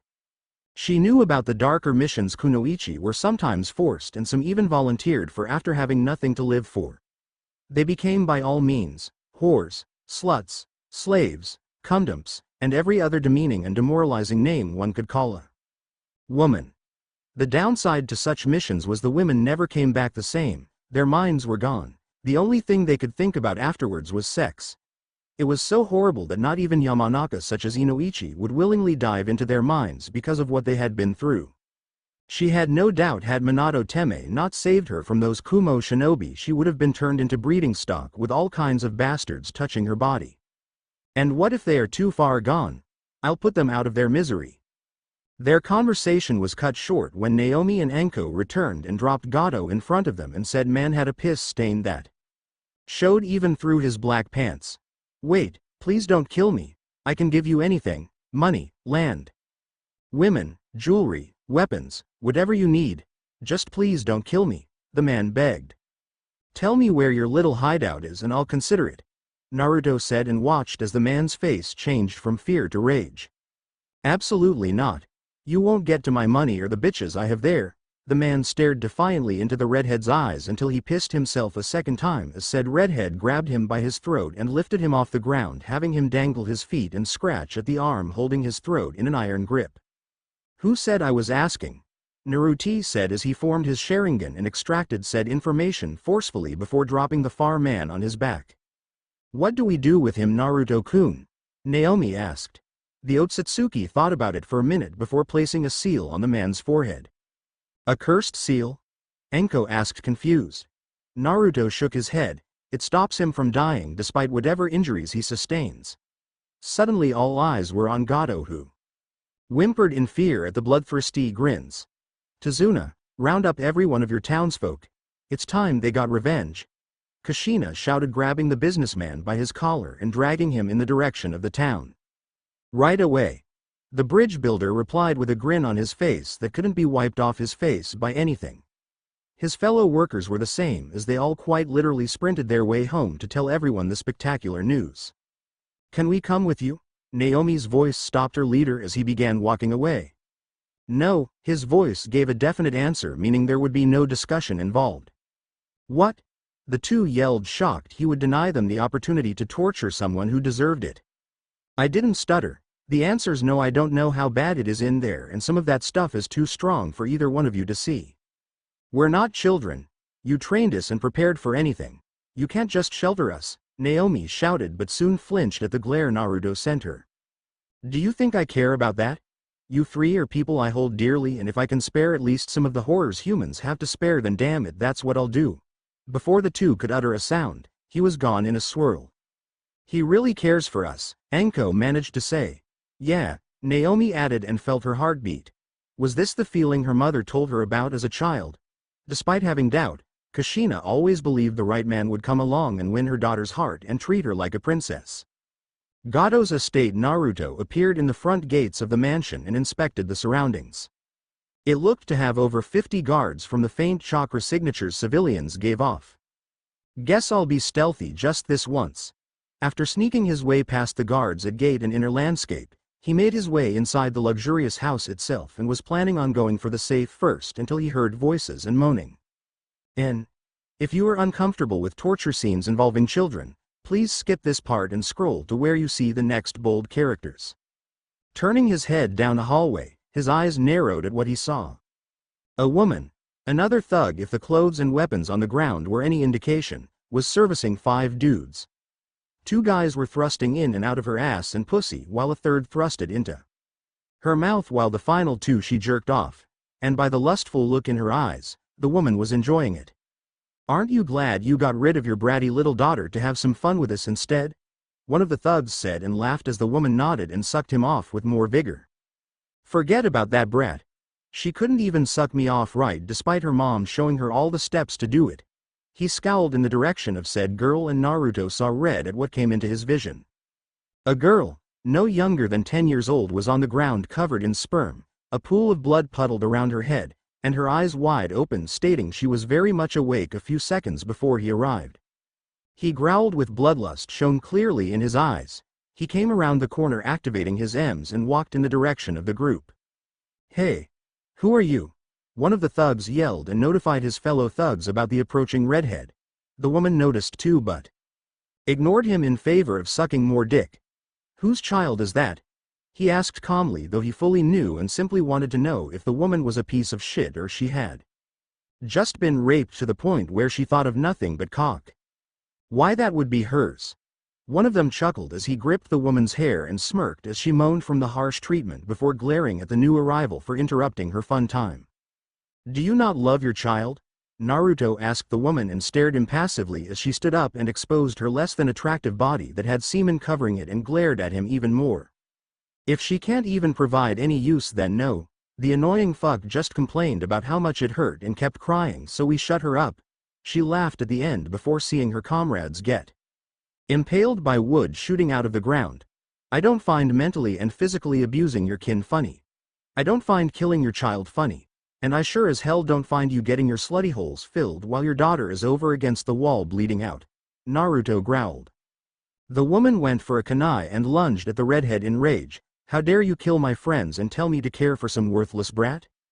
Naruto easily dodged at her attack and slammed her into the wall before jabbing the kunai she had into her head and letting it hold her body to the wall. Worthless brat. It'll be that worthless brat that decides your fate at the gate of hell, he said before walking down the stairs to a basement and sniffing out more hormones. This place reeks of death and sex, and I have a feeling I know what was killed, Yami said. If such a thing happens to be a possibility, I'll wipe this entire house off the face of the planet. Opening the door leading to a large room which he concluded was where they held women, his eyes widened upon what he saw. Death. Chains. Women. Blood. No, mommy, stop. I'm sorry. His eyes traveled and filled with rage as a woman beat a child with what looked like a metal bar. Shut up. You should have thought about this before biting Toshi-kun's dick. Now I won't get to have any. I've had enough of you always fucking up, you little shit. The woman yelled, ignoring the infant's pleas and apologies. Another child, between the age of 7 or 8, was being sat on by a thug while a woman sucked him off and ignored the child's cry for his mother to help him. Yet another child, a little girl, was getting hit by a woman because a thug told her he'd spend more time with her if she made the little fuck pay for not giving him top. Monsters. Naruto said quietly, and somehow it traveled throughout the room despite the moaning, grunting, yelling, and cries effectively silencing everyone. What? Who are you? A thug shouted as he stood up abruptly and got into the redhead's face despite still having his glory known to the world. Not that it was much to show off, mind you. His answer was given to Hin when a hand grabbed his throat and slammed him into the wall, threatening to choke him. A hit came at Naruto's back. Put Toshi-kun down, freak. He didn't do anything wrong to you, so leave him alone. Naruto looked the woman over and scowled in disgust, seeing she was the same woman he had just saw beat her child to death. Why did you kill that child? He questioned. Sure, he could just kill her, but he wanted to hear it come from the woman's mouth. Why? Why? You want to know why I killed that little bastard? She can't do anything right. How hard could it be to suck dick? I did it easily, so why can't she? And then she hurt Toshi-kun, which meant I couldn't get fucked. She yelled, clearly thinking what she had said made sense. It didn't. So you killed your child because you couldn't stop being a slut? The women in the room had the audacity to look shocked and then glared at the man. Of course. I never wanted this stupid brat. I just wanted to be fucked, and I won't have some annoying brat ruin it for me. One yelled as Naruto saw behind her was a dead child with his head split open and dried blood around the wound. It was then he noticed that there were many more corpses throughout the room, and all of them were children, whether covered in sperm from being raped to death or killed. It was then at that point Naruto realized none of these monsters could be saved. To be raped until your mind broke, he could understand, but willingly forsaking your child for sex was unforgivable and made your life forfeit. Now give us Toshi-kun or we'll make you, the woman demanded. Crack. Toshi's body fell to the floor lifeless, his neck broken. The women looked at the murderer in fear along with the other thugs in the room. Don't worry, I'll reunite you whores with him soon enough. Naruto said, tapping into his Biju power unconsciously. Freak, one cried. You're a monster. Another shouted. Murderer. The women shouted but were silenced by the laughter that came from Naruto. You call me a monster, yet you disregard the safety of your children to get your rocks off. No matter, once I'm done with you, you'll wish you had treated your kids right, he snarled before attacking the now screaming women and men. Coast is clear for the squeamish, with Kushina, Naomi, and Anko. The three hummed peacefully as they watched Gato get ripped apart by the civilians of Wave. Such a nice punishment for him, don't you think? Kushina asked. Easily. They're really giving it their all too, Anko said as she watched a woman kick the man repeatedly in the balls. I wonder how Naruto-kun's doing, Naomi said, earning grins from Anko and Kushina. Geez, we love him too, but you're head over heels for him, Kushina giggled. Yeah, he's on your mind 24/7, Anko added with a grin. Naomi blushed and was about to yell at them when she felt the ground shake. She just looked to her mother and Anko, and it was clear they felt it too. What was that? She asked. Naruto's probably in danger. No sooner than the words left her mouth, Anko and Naomi stormed off in direction of where the minor earthquake came from. The red-headed woman sighed and facepalmed. Such a handful, Ibane, she muttered before rushing off to catch up with them. Konohagakure, Hokage Tower Hiruzen, once could say he was proud of being the Hokage and leader of his village, to lead honorable men and women into wars defending his sensei's wall of fire with his life. Now, however, Konoha had become a shell of its former self. Its civilians in shinobi had become arrogant, cocky, demanding, and corrupt. Even its government had become laid back, corrupt, and cruel. His thoughts went to the three people the village despised as a whole. Uzumaki Kushina, Uzumaki Naomi, Mitarashi Anko. One happened to be the student Orochimaru betrayed and left behind to fend for herself. One was a girl who was unwillingly made a Jinchuriki of the Biju that attacked the village at birth, and the last was the mother of said girl. Given how Kushina had taken in Anko and treated the girl like family, when the time came around for Anko to choose her sensei and be a follower like everyone else, Anko chose family and was hated even more for it. Kushina was the wife of the deceased Yondaime Hokage, though only few knew of this. Uzumaki, considered a dirty foreigner by the village, and the mother of a child who had the 9 tails sealed within her. Kushina had also went through death threats, abandonment by her students and closest friends, and various attacks on the lives of both her and her child, yet repelled each and every one, showing why the woman was the strongest and most feared kunoichi in all the elemental nations. And finally, Naomi was the said child that held the demon itself. The girl was hated from the moment she could fully breathe or make a sound, cursed and scorned by the people around her.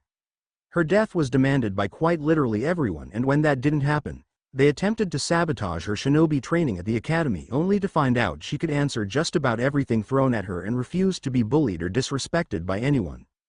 Thus why he currently had the displeasure of looking into the faces of his old friends and teammates, though neither one of them saw him as such, and neither did he. They had proven such a thing wasn't worth anything. Every single day they attempted to usurp his command and challenged every single thing he did. The first was a woman, Kaharu, who wore a simple long kimono, closed by an obi, a jacket, and a sash over it. Her hair is pulled into a twin bun locked by a hairpin with 2 pearls dangling off the side. The second was a male, Homura, who had gray hair, a beard, glasses, and similar robes like Hiruzen did as Hokage. The final was a man, Danzo, who appeared as a frail, old man, who walked with a cane. He had black, shaggy hair, and his right eye was bandaged while wearing a white shirt, with a black or dark gray robe over the top of it covering from his feet. For the last time, Homura, I will not punish Kushina for putting several shinobi in the hospital after they provoked and attacked her first. For the last time, Kaharu, the Uchiha will not receive training from several Jonin. He already has one and that is more than enough. And for the last time, Danzo, I will not give you Naomi for you to train her. He told them and watched as they all scowled at the same time. This is unacceptable. You gave that Uzumaki wench and her demonic daughter another Jonin to assist her, yet you refuse to give Uchiha-sama the tools he needs to kill Idako and remain loyal to our cause? Kaharu shouted. I agree. I won't stand silent while that foreigner puts our shinobi in the hospital for doing their duty and ridding the village of their wretched stench. Homura added. The Sandame glared at the two and they both flinched as a reflex. Both the elders, civilian council, and the village as a whole had expected the Sandame to be a pushover now due to his old age, and that would allow them to make many changes that would be more beneficial to them. They were wrong. The man had come back strong as if he were in his prime. An authoritative presence that inspired fear both in and out of Konoha. He wasn't going to be manipulated by anyone or anything, and he made that clear. Of course there had been those that challenged his command, such as the late Uchiha Fugaku, Homura, Kaharu, and mainly Danzo. Though they quickly realized such an idea was not smart. The Uzumaki woman is not loyal to this village, everyone knows this. She is a danger that must be eliminated, and her daughter must be brought to her knees for re-education to serve the village, Danzo said. I don't blame Kushina nor Naomi for not being loyal to this village for all the things you've attempted to do to them behind their back. Sarutobi replied. It was all in the name of Konoha. I refuse to allow that abomination and whore walk around the village as if they own it. We are their superiors, their betters, and we deserve to be treated as such. Danzo defended. The Uzumaki have always been foreigners and will stay foreigners in this village, Homura added. Which is why we demand all knowledge about the Uzumaki clan be removed from the Shinobi Library and Shinobi Academy, burned, and all jutsu regarding that bastard clan be given to our shinobi who will put it to better use than be hoarded by that Uzumaki woman who refuses to show us anything. Kaharu finished. Sarutobi's face remained stoic and blank for a few seconds before standing up. First of all, the Uzumaki clan was just as responsible as the Senju, if not more than the Uchiha, for the founding of this village. If I recall correctly from what my own eyes saw and from what Hashirama-sensei told me, it was Uzumaki Mito who assisted him as ringing control from Madara when he ensnared the Kyuubi in his Sharingan and eventually sealed the Biju within her. It was Uzumaki Mito who eventually married Hashirama-sensei and became his wife. Hashirama was a fool to marry that pathetic woman. Homura shouted and paled as he felt ki explode from the elderly cage. Disrespect my sensei or interrupt me again and you'll find retirement coming closer. Second, I will not be removing anything about the Uzumaki clan from the academy, library, and I will certainly not be taking anything from Kushina that belonged to her since her birthright. She is a Konoha shinobi and therefore whatever she has in her possession, whether it be family scrolls, jutsu, techniques, seals, or whatever belong to us by right. Kaharu shouted. Is that the case for the Uchiha boy as well? Hiruzen asked and watched as the two began turning red with rage. How dare you compare Uchiha-sama to the likes of that bitch? You're crossing the line, Hiruzen, Homura snarled. Remind yourself of your place, councilman. All it takes is for one slip up on your part and I can have you executed within the hour. All three teammates of the Sandame looked shocked at this, even Danzo. Very well, Hiruzen, though remember this well. The shinobi's trust in you has been wavering ever you decided to stick up for the Uzumaki. It'll only be a matter of time before they feel a new Hokage should be elected who will answer their cries about the demon brat. Danzo said as the three elders prepared to leave the office but were shaken by his cold response as they exited out the door. Should such an event happen, I do not worry for the safety of Kushina-chan nor her daughter or even Anko-chan. Instead I worry for those foolish enough to believe a woman who survived being attacked and stabbed by the Kyuubi's claws and the very container of said beast will simply die or be brought to your heels like you all think they will.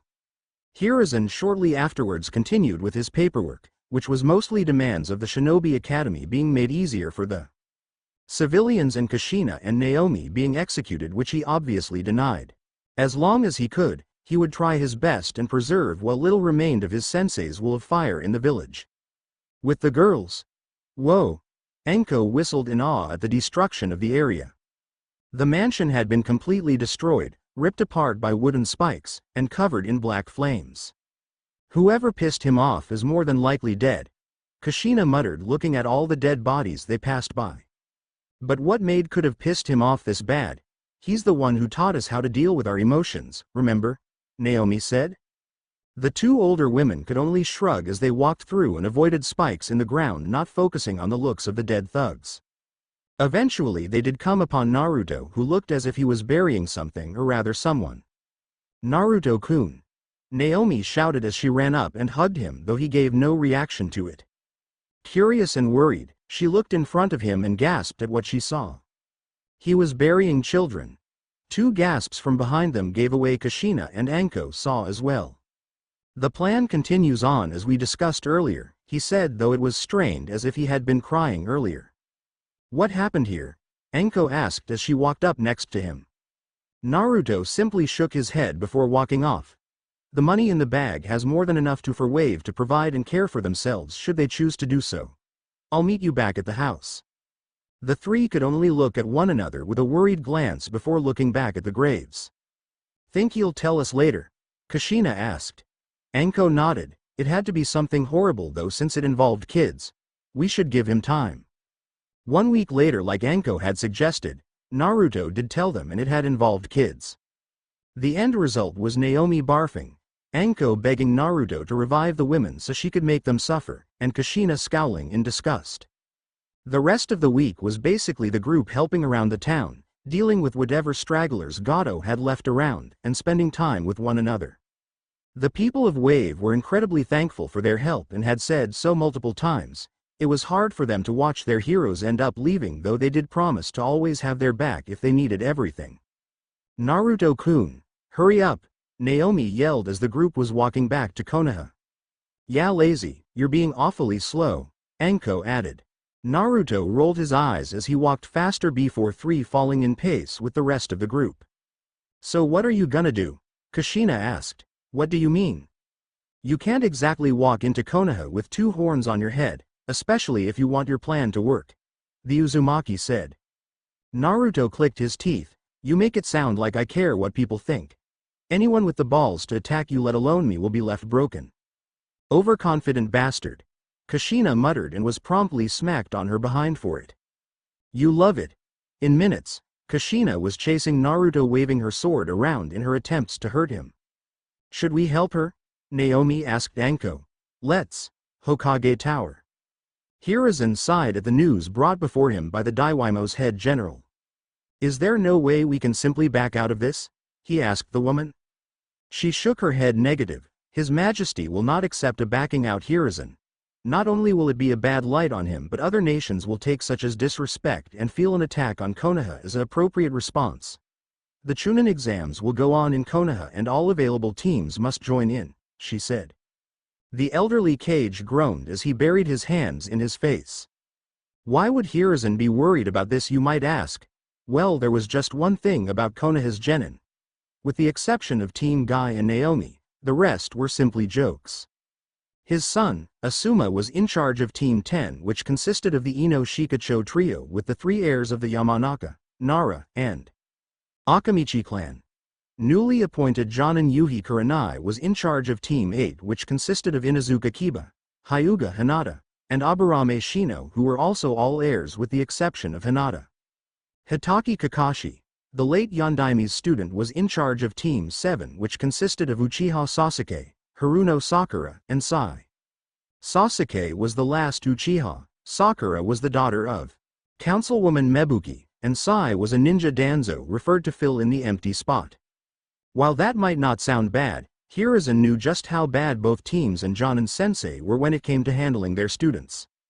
Haruno, Yamanaka, Nara, and Inazuka each tied for dead last for the academy, having the worst scores of all time. The first two were straight-up fangirls who did nothing to improve shinobi-wise and focused more on winning over a boy who didn't even like them. The Nara boy had been the laziest he had ever seen, even more than his father, though Hiruzen knew he was extremely smart like his father. And finally the Inazuka boy was just a mess. Brash, arrogant, and believed any female he liked belonged to him. He had made advances on every single girl in his class and had been rejected quite brutally. The worst coming from Hinata, ironically. The Inazuka had attempted to grope the girl and suffered a beating worse than any Tsunade could give Jiraiya on her best day. The Hyuga girl had gone through so much mental trauma, from being degraded, bullied, called weak, harassed, neglected, and ignored by her entire family. The girl had just been cast out by the clan, with her own mother branding her with the cage bird seal, using it on her before kicking her to the streets. It had only been because of one of his Anbu notifying him of the girl's injuries had he known. Though he wasn't fully blind, he knew the girl had hatred within her. He could see the way she looked at her teammates, sensei, and fellow genin with hatred. It was the same type of hatred Kushina held for Konoha for their unjustified hatred for her and her daughter. The Akamichi was more focused on eating than anything else. The Aburame was insanely creepy, even for his family's standards, though he was more respectful than any of the other brats in his class. Sai was a rude drone. He could tell that easily from first glance of looking at him and his emotionless face. Maybe he'd have Kushina secretly kill him should the chance arise. And finally, the Uchiha, the most disrespectful about the bunch, believed he was Kami on Earth due to how many people in the village spoiled him silly. The boy had never worked for anything, always being given free jutsu by either the shinobi or Kakashi himself when Team 7 was first formed. However, the boy had a secret that Itako and himself talked about with the Sandaime from time to time. Itako, before she left, had expressed her fear of what would happen should the elders find out. And Sasuke coming to speak with him every day once he finally got rid of his fangirls. Perhaps he could tell Kushina and see what she could do. Are they that bad, Hiruzen? She asked. The man looked up at her and gave her a look that said it all. They're horrible. None of them except for 4 people are even considerable for Chunin. The rest shouldn't have even been let out of the academy. He sighed as he rubbed his scalp. Judging from how you despised your Anbu guards, you didn't want your opinion known to others who could use this against you, said one of the woman's samurai bodyguards. You are correct. I have many enemies within this village and very few are still truly loyal to me. All because I don't bow to their wishes and demand. Again with Kushina and her daughter. The Fire Daiwaimo addressed this issue years ago, the other guard said. And what happened shortly after? He was almost killed by assassins. The Kage nodded slowly. This village is not what I once believed it was. Its arrogance, cockiness, and disrespect for old traditions have shown time and time again. Shinobi who I once trusted with my life have betrayed me and sided with those conspiring against me. Arrogant children who believe they are Kami's children walk the streets as if they were blessings when they are in fact rodents. But alas, I no longer have the support nor the strength to do it about it fully. I'm sure the Fire Daiwaimo will come to your defense immediately and stop whatever this village plans to do. You and him are still great friends, as am I with Kushina. Hiruzen shook his head sadly. his eyes showing tiredness and fatigue, and risk his life? We both know he has many people from Konoha within in his walls as sleeper agents, yet we cannot identify them. Very well. However, I will be staying in Konoha for a couple days to test these teams and see where their current skill is at. With a respectful nod between the two, the samurai left the office, leaving Hiruzen in a moment of silence. You can't go in there, demon wench. A shrill, loud, screeching voice yelled from outside his office before you heard a body hit the floor. Hiruzen sighed. He really should fire that woman or just have people knock. The door opened and it revealed 3 people he knew and 1 he didn't, though he wasn't worried about that. He was more worried about their changes. Kei Kushina. Hey old man. The redhead grinned, scratching the back of her neck sheepishly, knowing she had to explain a lot. For starters, Kushina no longer wore any clothing signifying she was Konoha other than her headband, which hung loosely off her waist. She also wore a black high-collared jacket with the Uzumaki crest on the back that strained to hold her assets without jiggling. Black shinobi pants with a kunai holster and sword sheath that held her weapons at the ready, and her hair was even longer somehow. Anko simply wore her trench coat that remained open at all times to show her bust, an orange skirt, and the regular pouches. Like Kushina, her headband hung loosely around off her waist.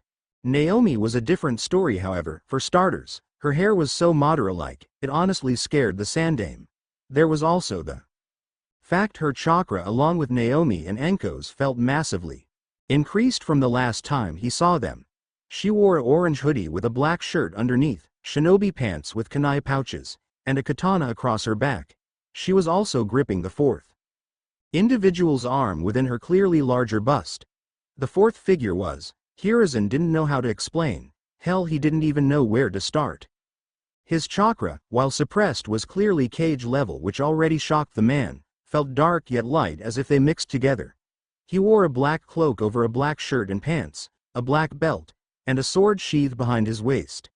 His black spiky hair with hair covering his right eye that would have made Hiruzen accuse the boy of being related to the Uchiha if not for the cold blue eyes that stared emotionally at him.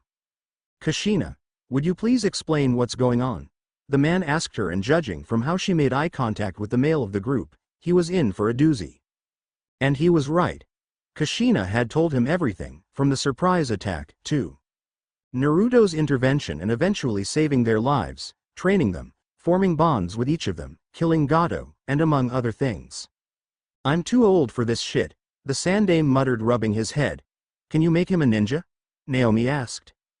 Fortunately for you all, the Fire Daiwaimo wants to know which shinobi truly deserve to be promoted to Chunin during the upcoming exams and who will more than likely be sent back to the academy. So he'll be sending one of his samurai to observe, takes notes, and tell the full honest truth. Naruto said, getting a nod. Unfortunately, you'll still need a 3rd member. However, Yuhi Kurenai has voiced her displeasure with how Hyuga Hinata is no longer in her eyes worth training and wishes to remove her from her unit. Kushina instantly snarled. That pathetic bitch. If only I could get away with removing her birth canal, she would have went on had not Naruto placed a comforting hand on her shoulder. We'll take her.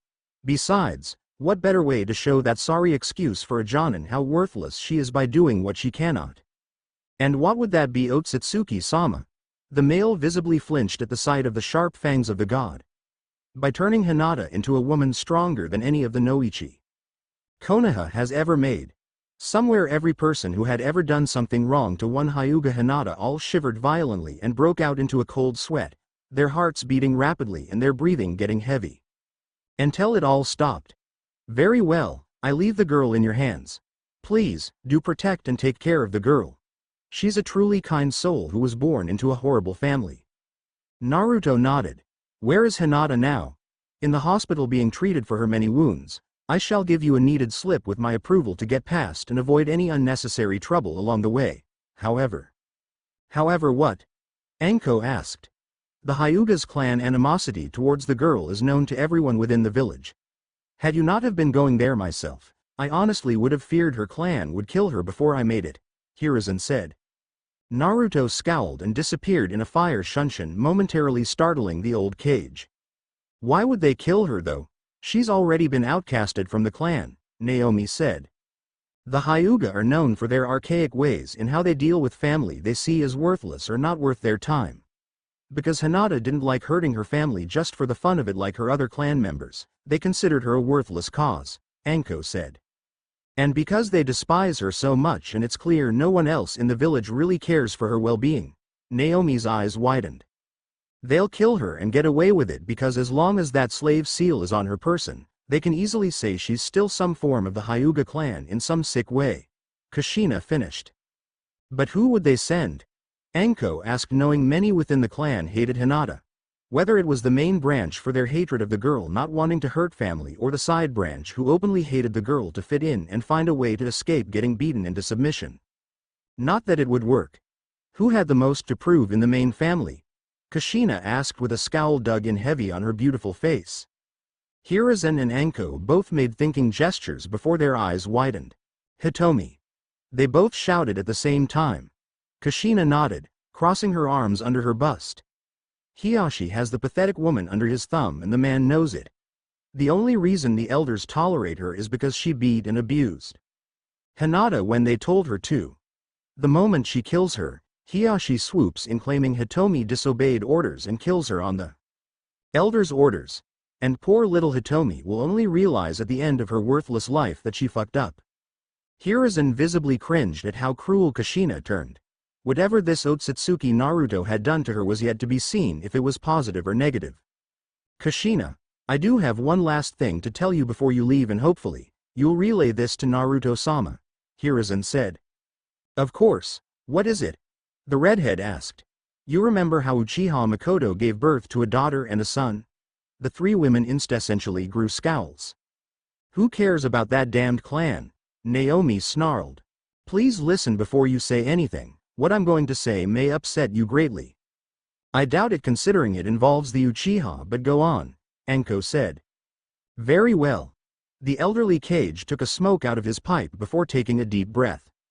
Konoha Hospital. Hinata truly didn't like harming family despite her family had no problem beating her physically and mentally for her so-called weakness.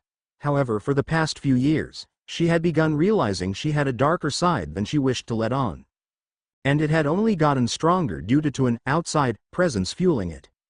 Whereas one side had tried to believe that she could change the ways of her clan and bring them together, the other knew such a thing would be impossible due to how shallow and simple-minded the Hyuga were. After all, if they could go as far to beat family, why would they stop? She had briefly watched Kushina and her daughter as they walked around Konoha and received nasty glares all around from everyone, including her former clan. The girl was shocked as to what the two had done to deserve such scorn, and her answer was granted when she overheard her former father and the elders talking.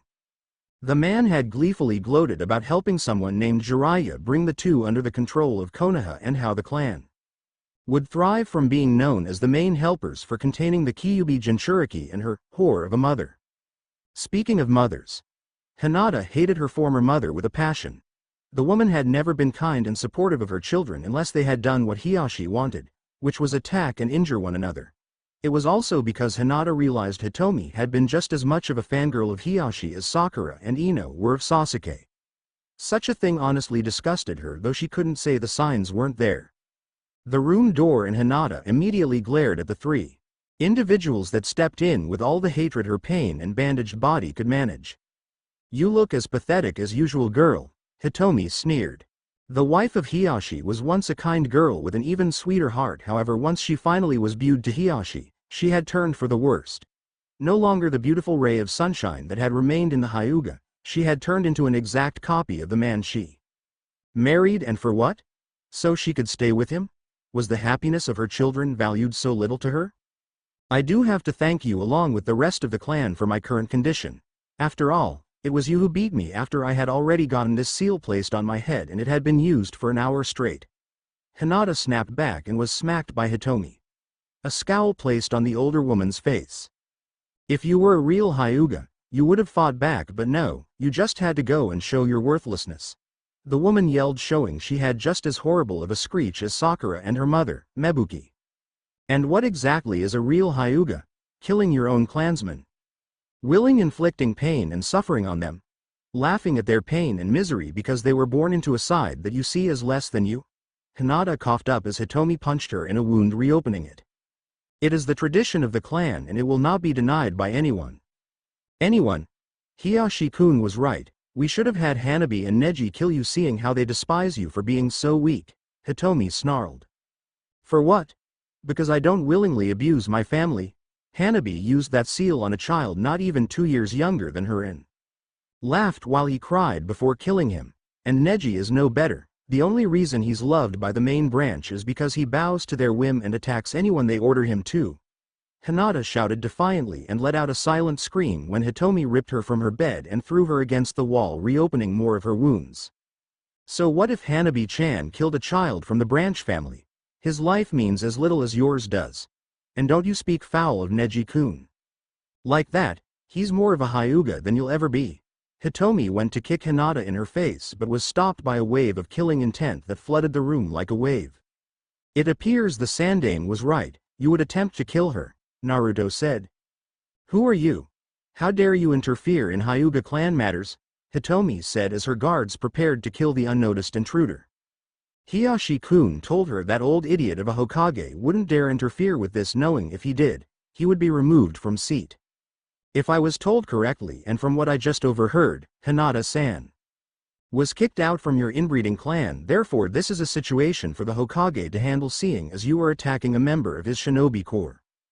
Hitomi and her guards scowled at the inbred comment before charging the intruder with the intent of killing him and then going after the Hokage. Though they didn't see a second figure climb in the window behind them and kneel before Hinata. Who are you? Hinata said as blood leaked from her mouth. Her vision was getting more and more blurry and she could barely breathe. Her wounds had reopened due to Hitomi's attacks, which were obviously meant to kill her. Shish. It'll be okay, the figure said as his hand glowed dark green and he held it above on her many wounds. Hinata wanted to let out a scream at the new painful feeling that overcame her body. Foreign chakra flooded her system and filled her with pleasure at how warm and soothing it was, but pain as it stretched her chakra levels and she felt more than her wounds be healed. Naruto dodged the swift and quick palm strikes from Hitomi and her guards and grinned through the entire way. Stay still, you wretched commoner, one of the guards yelled as he attacked with a speed most chunin wouldn't be able to handle. I'm a commoner? You can't even hit me, Naruto taunted before landing 2 palm strikes on his own to the guards, which traveled to their heart and instantly killed them. Hitomi paled as she realized the person before her had just killed 2 of the strongest branch members in the clan, only second to Neji. She was never a fighter, more so of a yes woman and doing what others told her to do. Not so tough now, are you Hyuga? Naruto said as he grabbed Hitomi by her hair. Release me immediately. I am Hyuga Hitomi, matriarch of the Hyuga clan and wife to Hyuga Hiyashi, the current Hyuga clan head. You'll be dead once he finds out what you've done. She smirked, knowing he'd beg for his life like many others alike had. Is that supposed to frighten me? Her eyes widened as 2 horns rose from his forehead and a dark grin crossed his face. Demon. Someone help, the Kyuubi has broken free, she screamed but only got drowned out by Naruto's laughter. How stereotypical of you humans. The first sign of horns are something different from what you believe in, you choose to exile or resent it. I'm no demon and I'm far worse than the Kyuubi. Impossible. Anything that doesn't look human must be wiped out. Exterminated like the diseased filth it is. It doesn't matter it is, child or not, it must be destroyed. The woman ranted on, trying to get out of his grip on her hair. I'd ask what turned you into this disgusting waste of a woman, but I feel such a thing would only annoy me, he said as he threw her down. Hitomi immediately activated her Byakugan and charged Naruto with a scowl. I'll show Hiyashi-kun and the elders how strong I am by killing you. Dodging her anger-filled palm strikes, Naruto simply grabbed hold of the woman's throat and broke it effortlessly in his grip before dropping the lifeless body to the ground. No sense in playing with food, that's boring. Somewhat half of a moan and groan from behind him caught his attention and he turned to see Hinata standing up but not all the way able to fully support herself. As she fell forwards, he easily caught her and sat her back on the bed. My body feels so strange, she mumbled before stretching and giving an unintentional view of her full breasts. They are nice. Are you really? One look at a nice pair of tits and you already want to stick yo. Naruto cut that mental conversation and shook his head. He just had a strong appreciation for large breasts, it was perfectly normal. "See, can you stop staring please?" Hinata spoke, her face covered in a blush and a slight scowl while her arms tried to cover her bosom. "Oh right. Sorry." The redhead summoned clothing for her and promptly turned around to give her privacy. He walked over to the bodies of the dead Hyuga and burned them before sending a clone hanged as Hitomi with orders to kill the elders. "Why, you can turn around and now," Hinata squeaked. Naruto did so and couldn't stop his eyes from gazing over her body. While she had wore the same thing as before, a cream-colored hoodie and shinobi pants, her body was more developed and it showed with how her breasts seemed to be too big for her hoodie and her hips looked more plump and full in the pants. Anyo. Who are you?" Naruto frowned at her stuttering and promised to fix that later on. "I'm Naruto, your new teammate." "Teammate?" "Yes, apparently your former Jonin-sensei felt that since you aren't a part of a clan anymore, you weren't worth her time." He watched as her face formed a full scowl before it turned to sadness and she was about to cry. Naruto gently put his hand on her cheek and she flinched but didn't move it. "What do you desire most in life, Hinata-san?" he asked her. She looked at him before putting her head down. He lifted it back gently before encouraging her with a smile. "I want support," she squeaked. "I want a nice guy with a nice family that'll love me. I just want to be strong." "I can do that." She looked up at him in shock. "What do you mean?" she asked. "Look no further for that support. I'll help you get stronger," he grinned. "Really? Really?" She squealed happily and hugged him, sending both of them to the floor. He rubbed her back soothingly as her body trembled. He correctly guessed she was crying. "Thank you. Thank you so much," she cried, burying her face into his shoulder. Naruto continued rubbing her back until she finally cried herself to sleep, more than likely not the first time either. He then sat up and held her by her hips as her legs unconsciously wrapped around him and her arms tightened around his shoulders. The Otsutsuki placed a kiss on her forehead and sat on the hospital bed for a while. Hinata, always a nice girl, it was just due to peer pressure from everyone around her that she did stuff she didn't want to do entirely. This time, however, he smirked as she moaned when he rubbed her thigh. This time he planned for her to be his and his only. So 9K words isn't bad for a chapter. Once again, I'm sorry it took me so long to update, I've been really busy. As some of you have already guessed, Sasuke will be a girl and yes, she will be a part of Naruto's harem as will Hinata. The only difference between them, however, will be that Hinata is more accepting to be a part of Naruto's harem, whereas Sasuke will offer resistance while trying to deny her attraction to Naruto. Now for Naruto's harem, some girls will be incredibly strong, Naomi, Kushina, Hinata, Sasuke, etc. There will be some that will simply be Jonin level. My reasoning for this, you might ask? I don't have one, honestly. The last one thing I do want to talk about is this story will have dark moments in it, and that's simply because I want to display how cruel and dark humanity is. SND reference one of Nagato and Madara's quotes of what the world is really like. With that out the way, I think I can close this out now. Ya nay.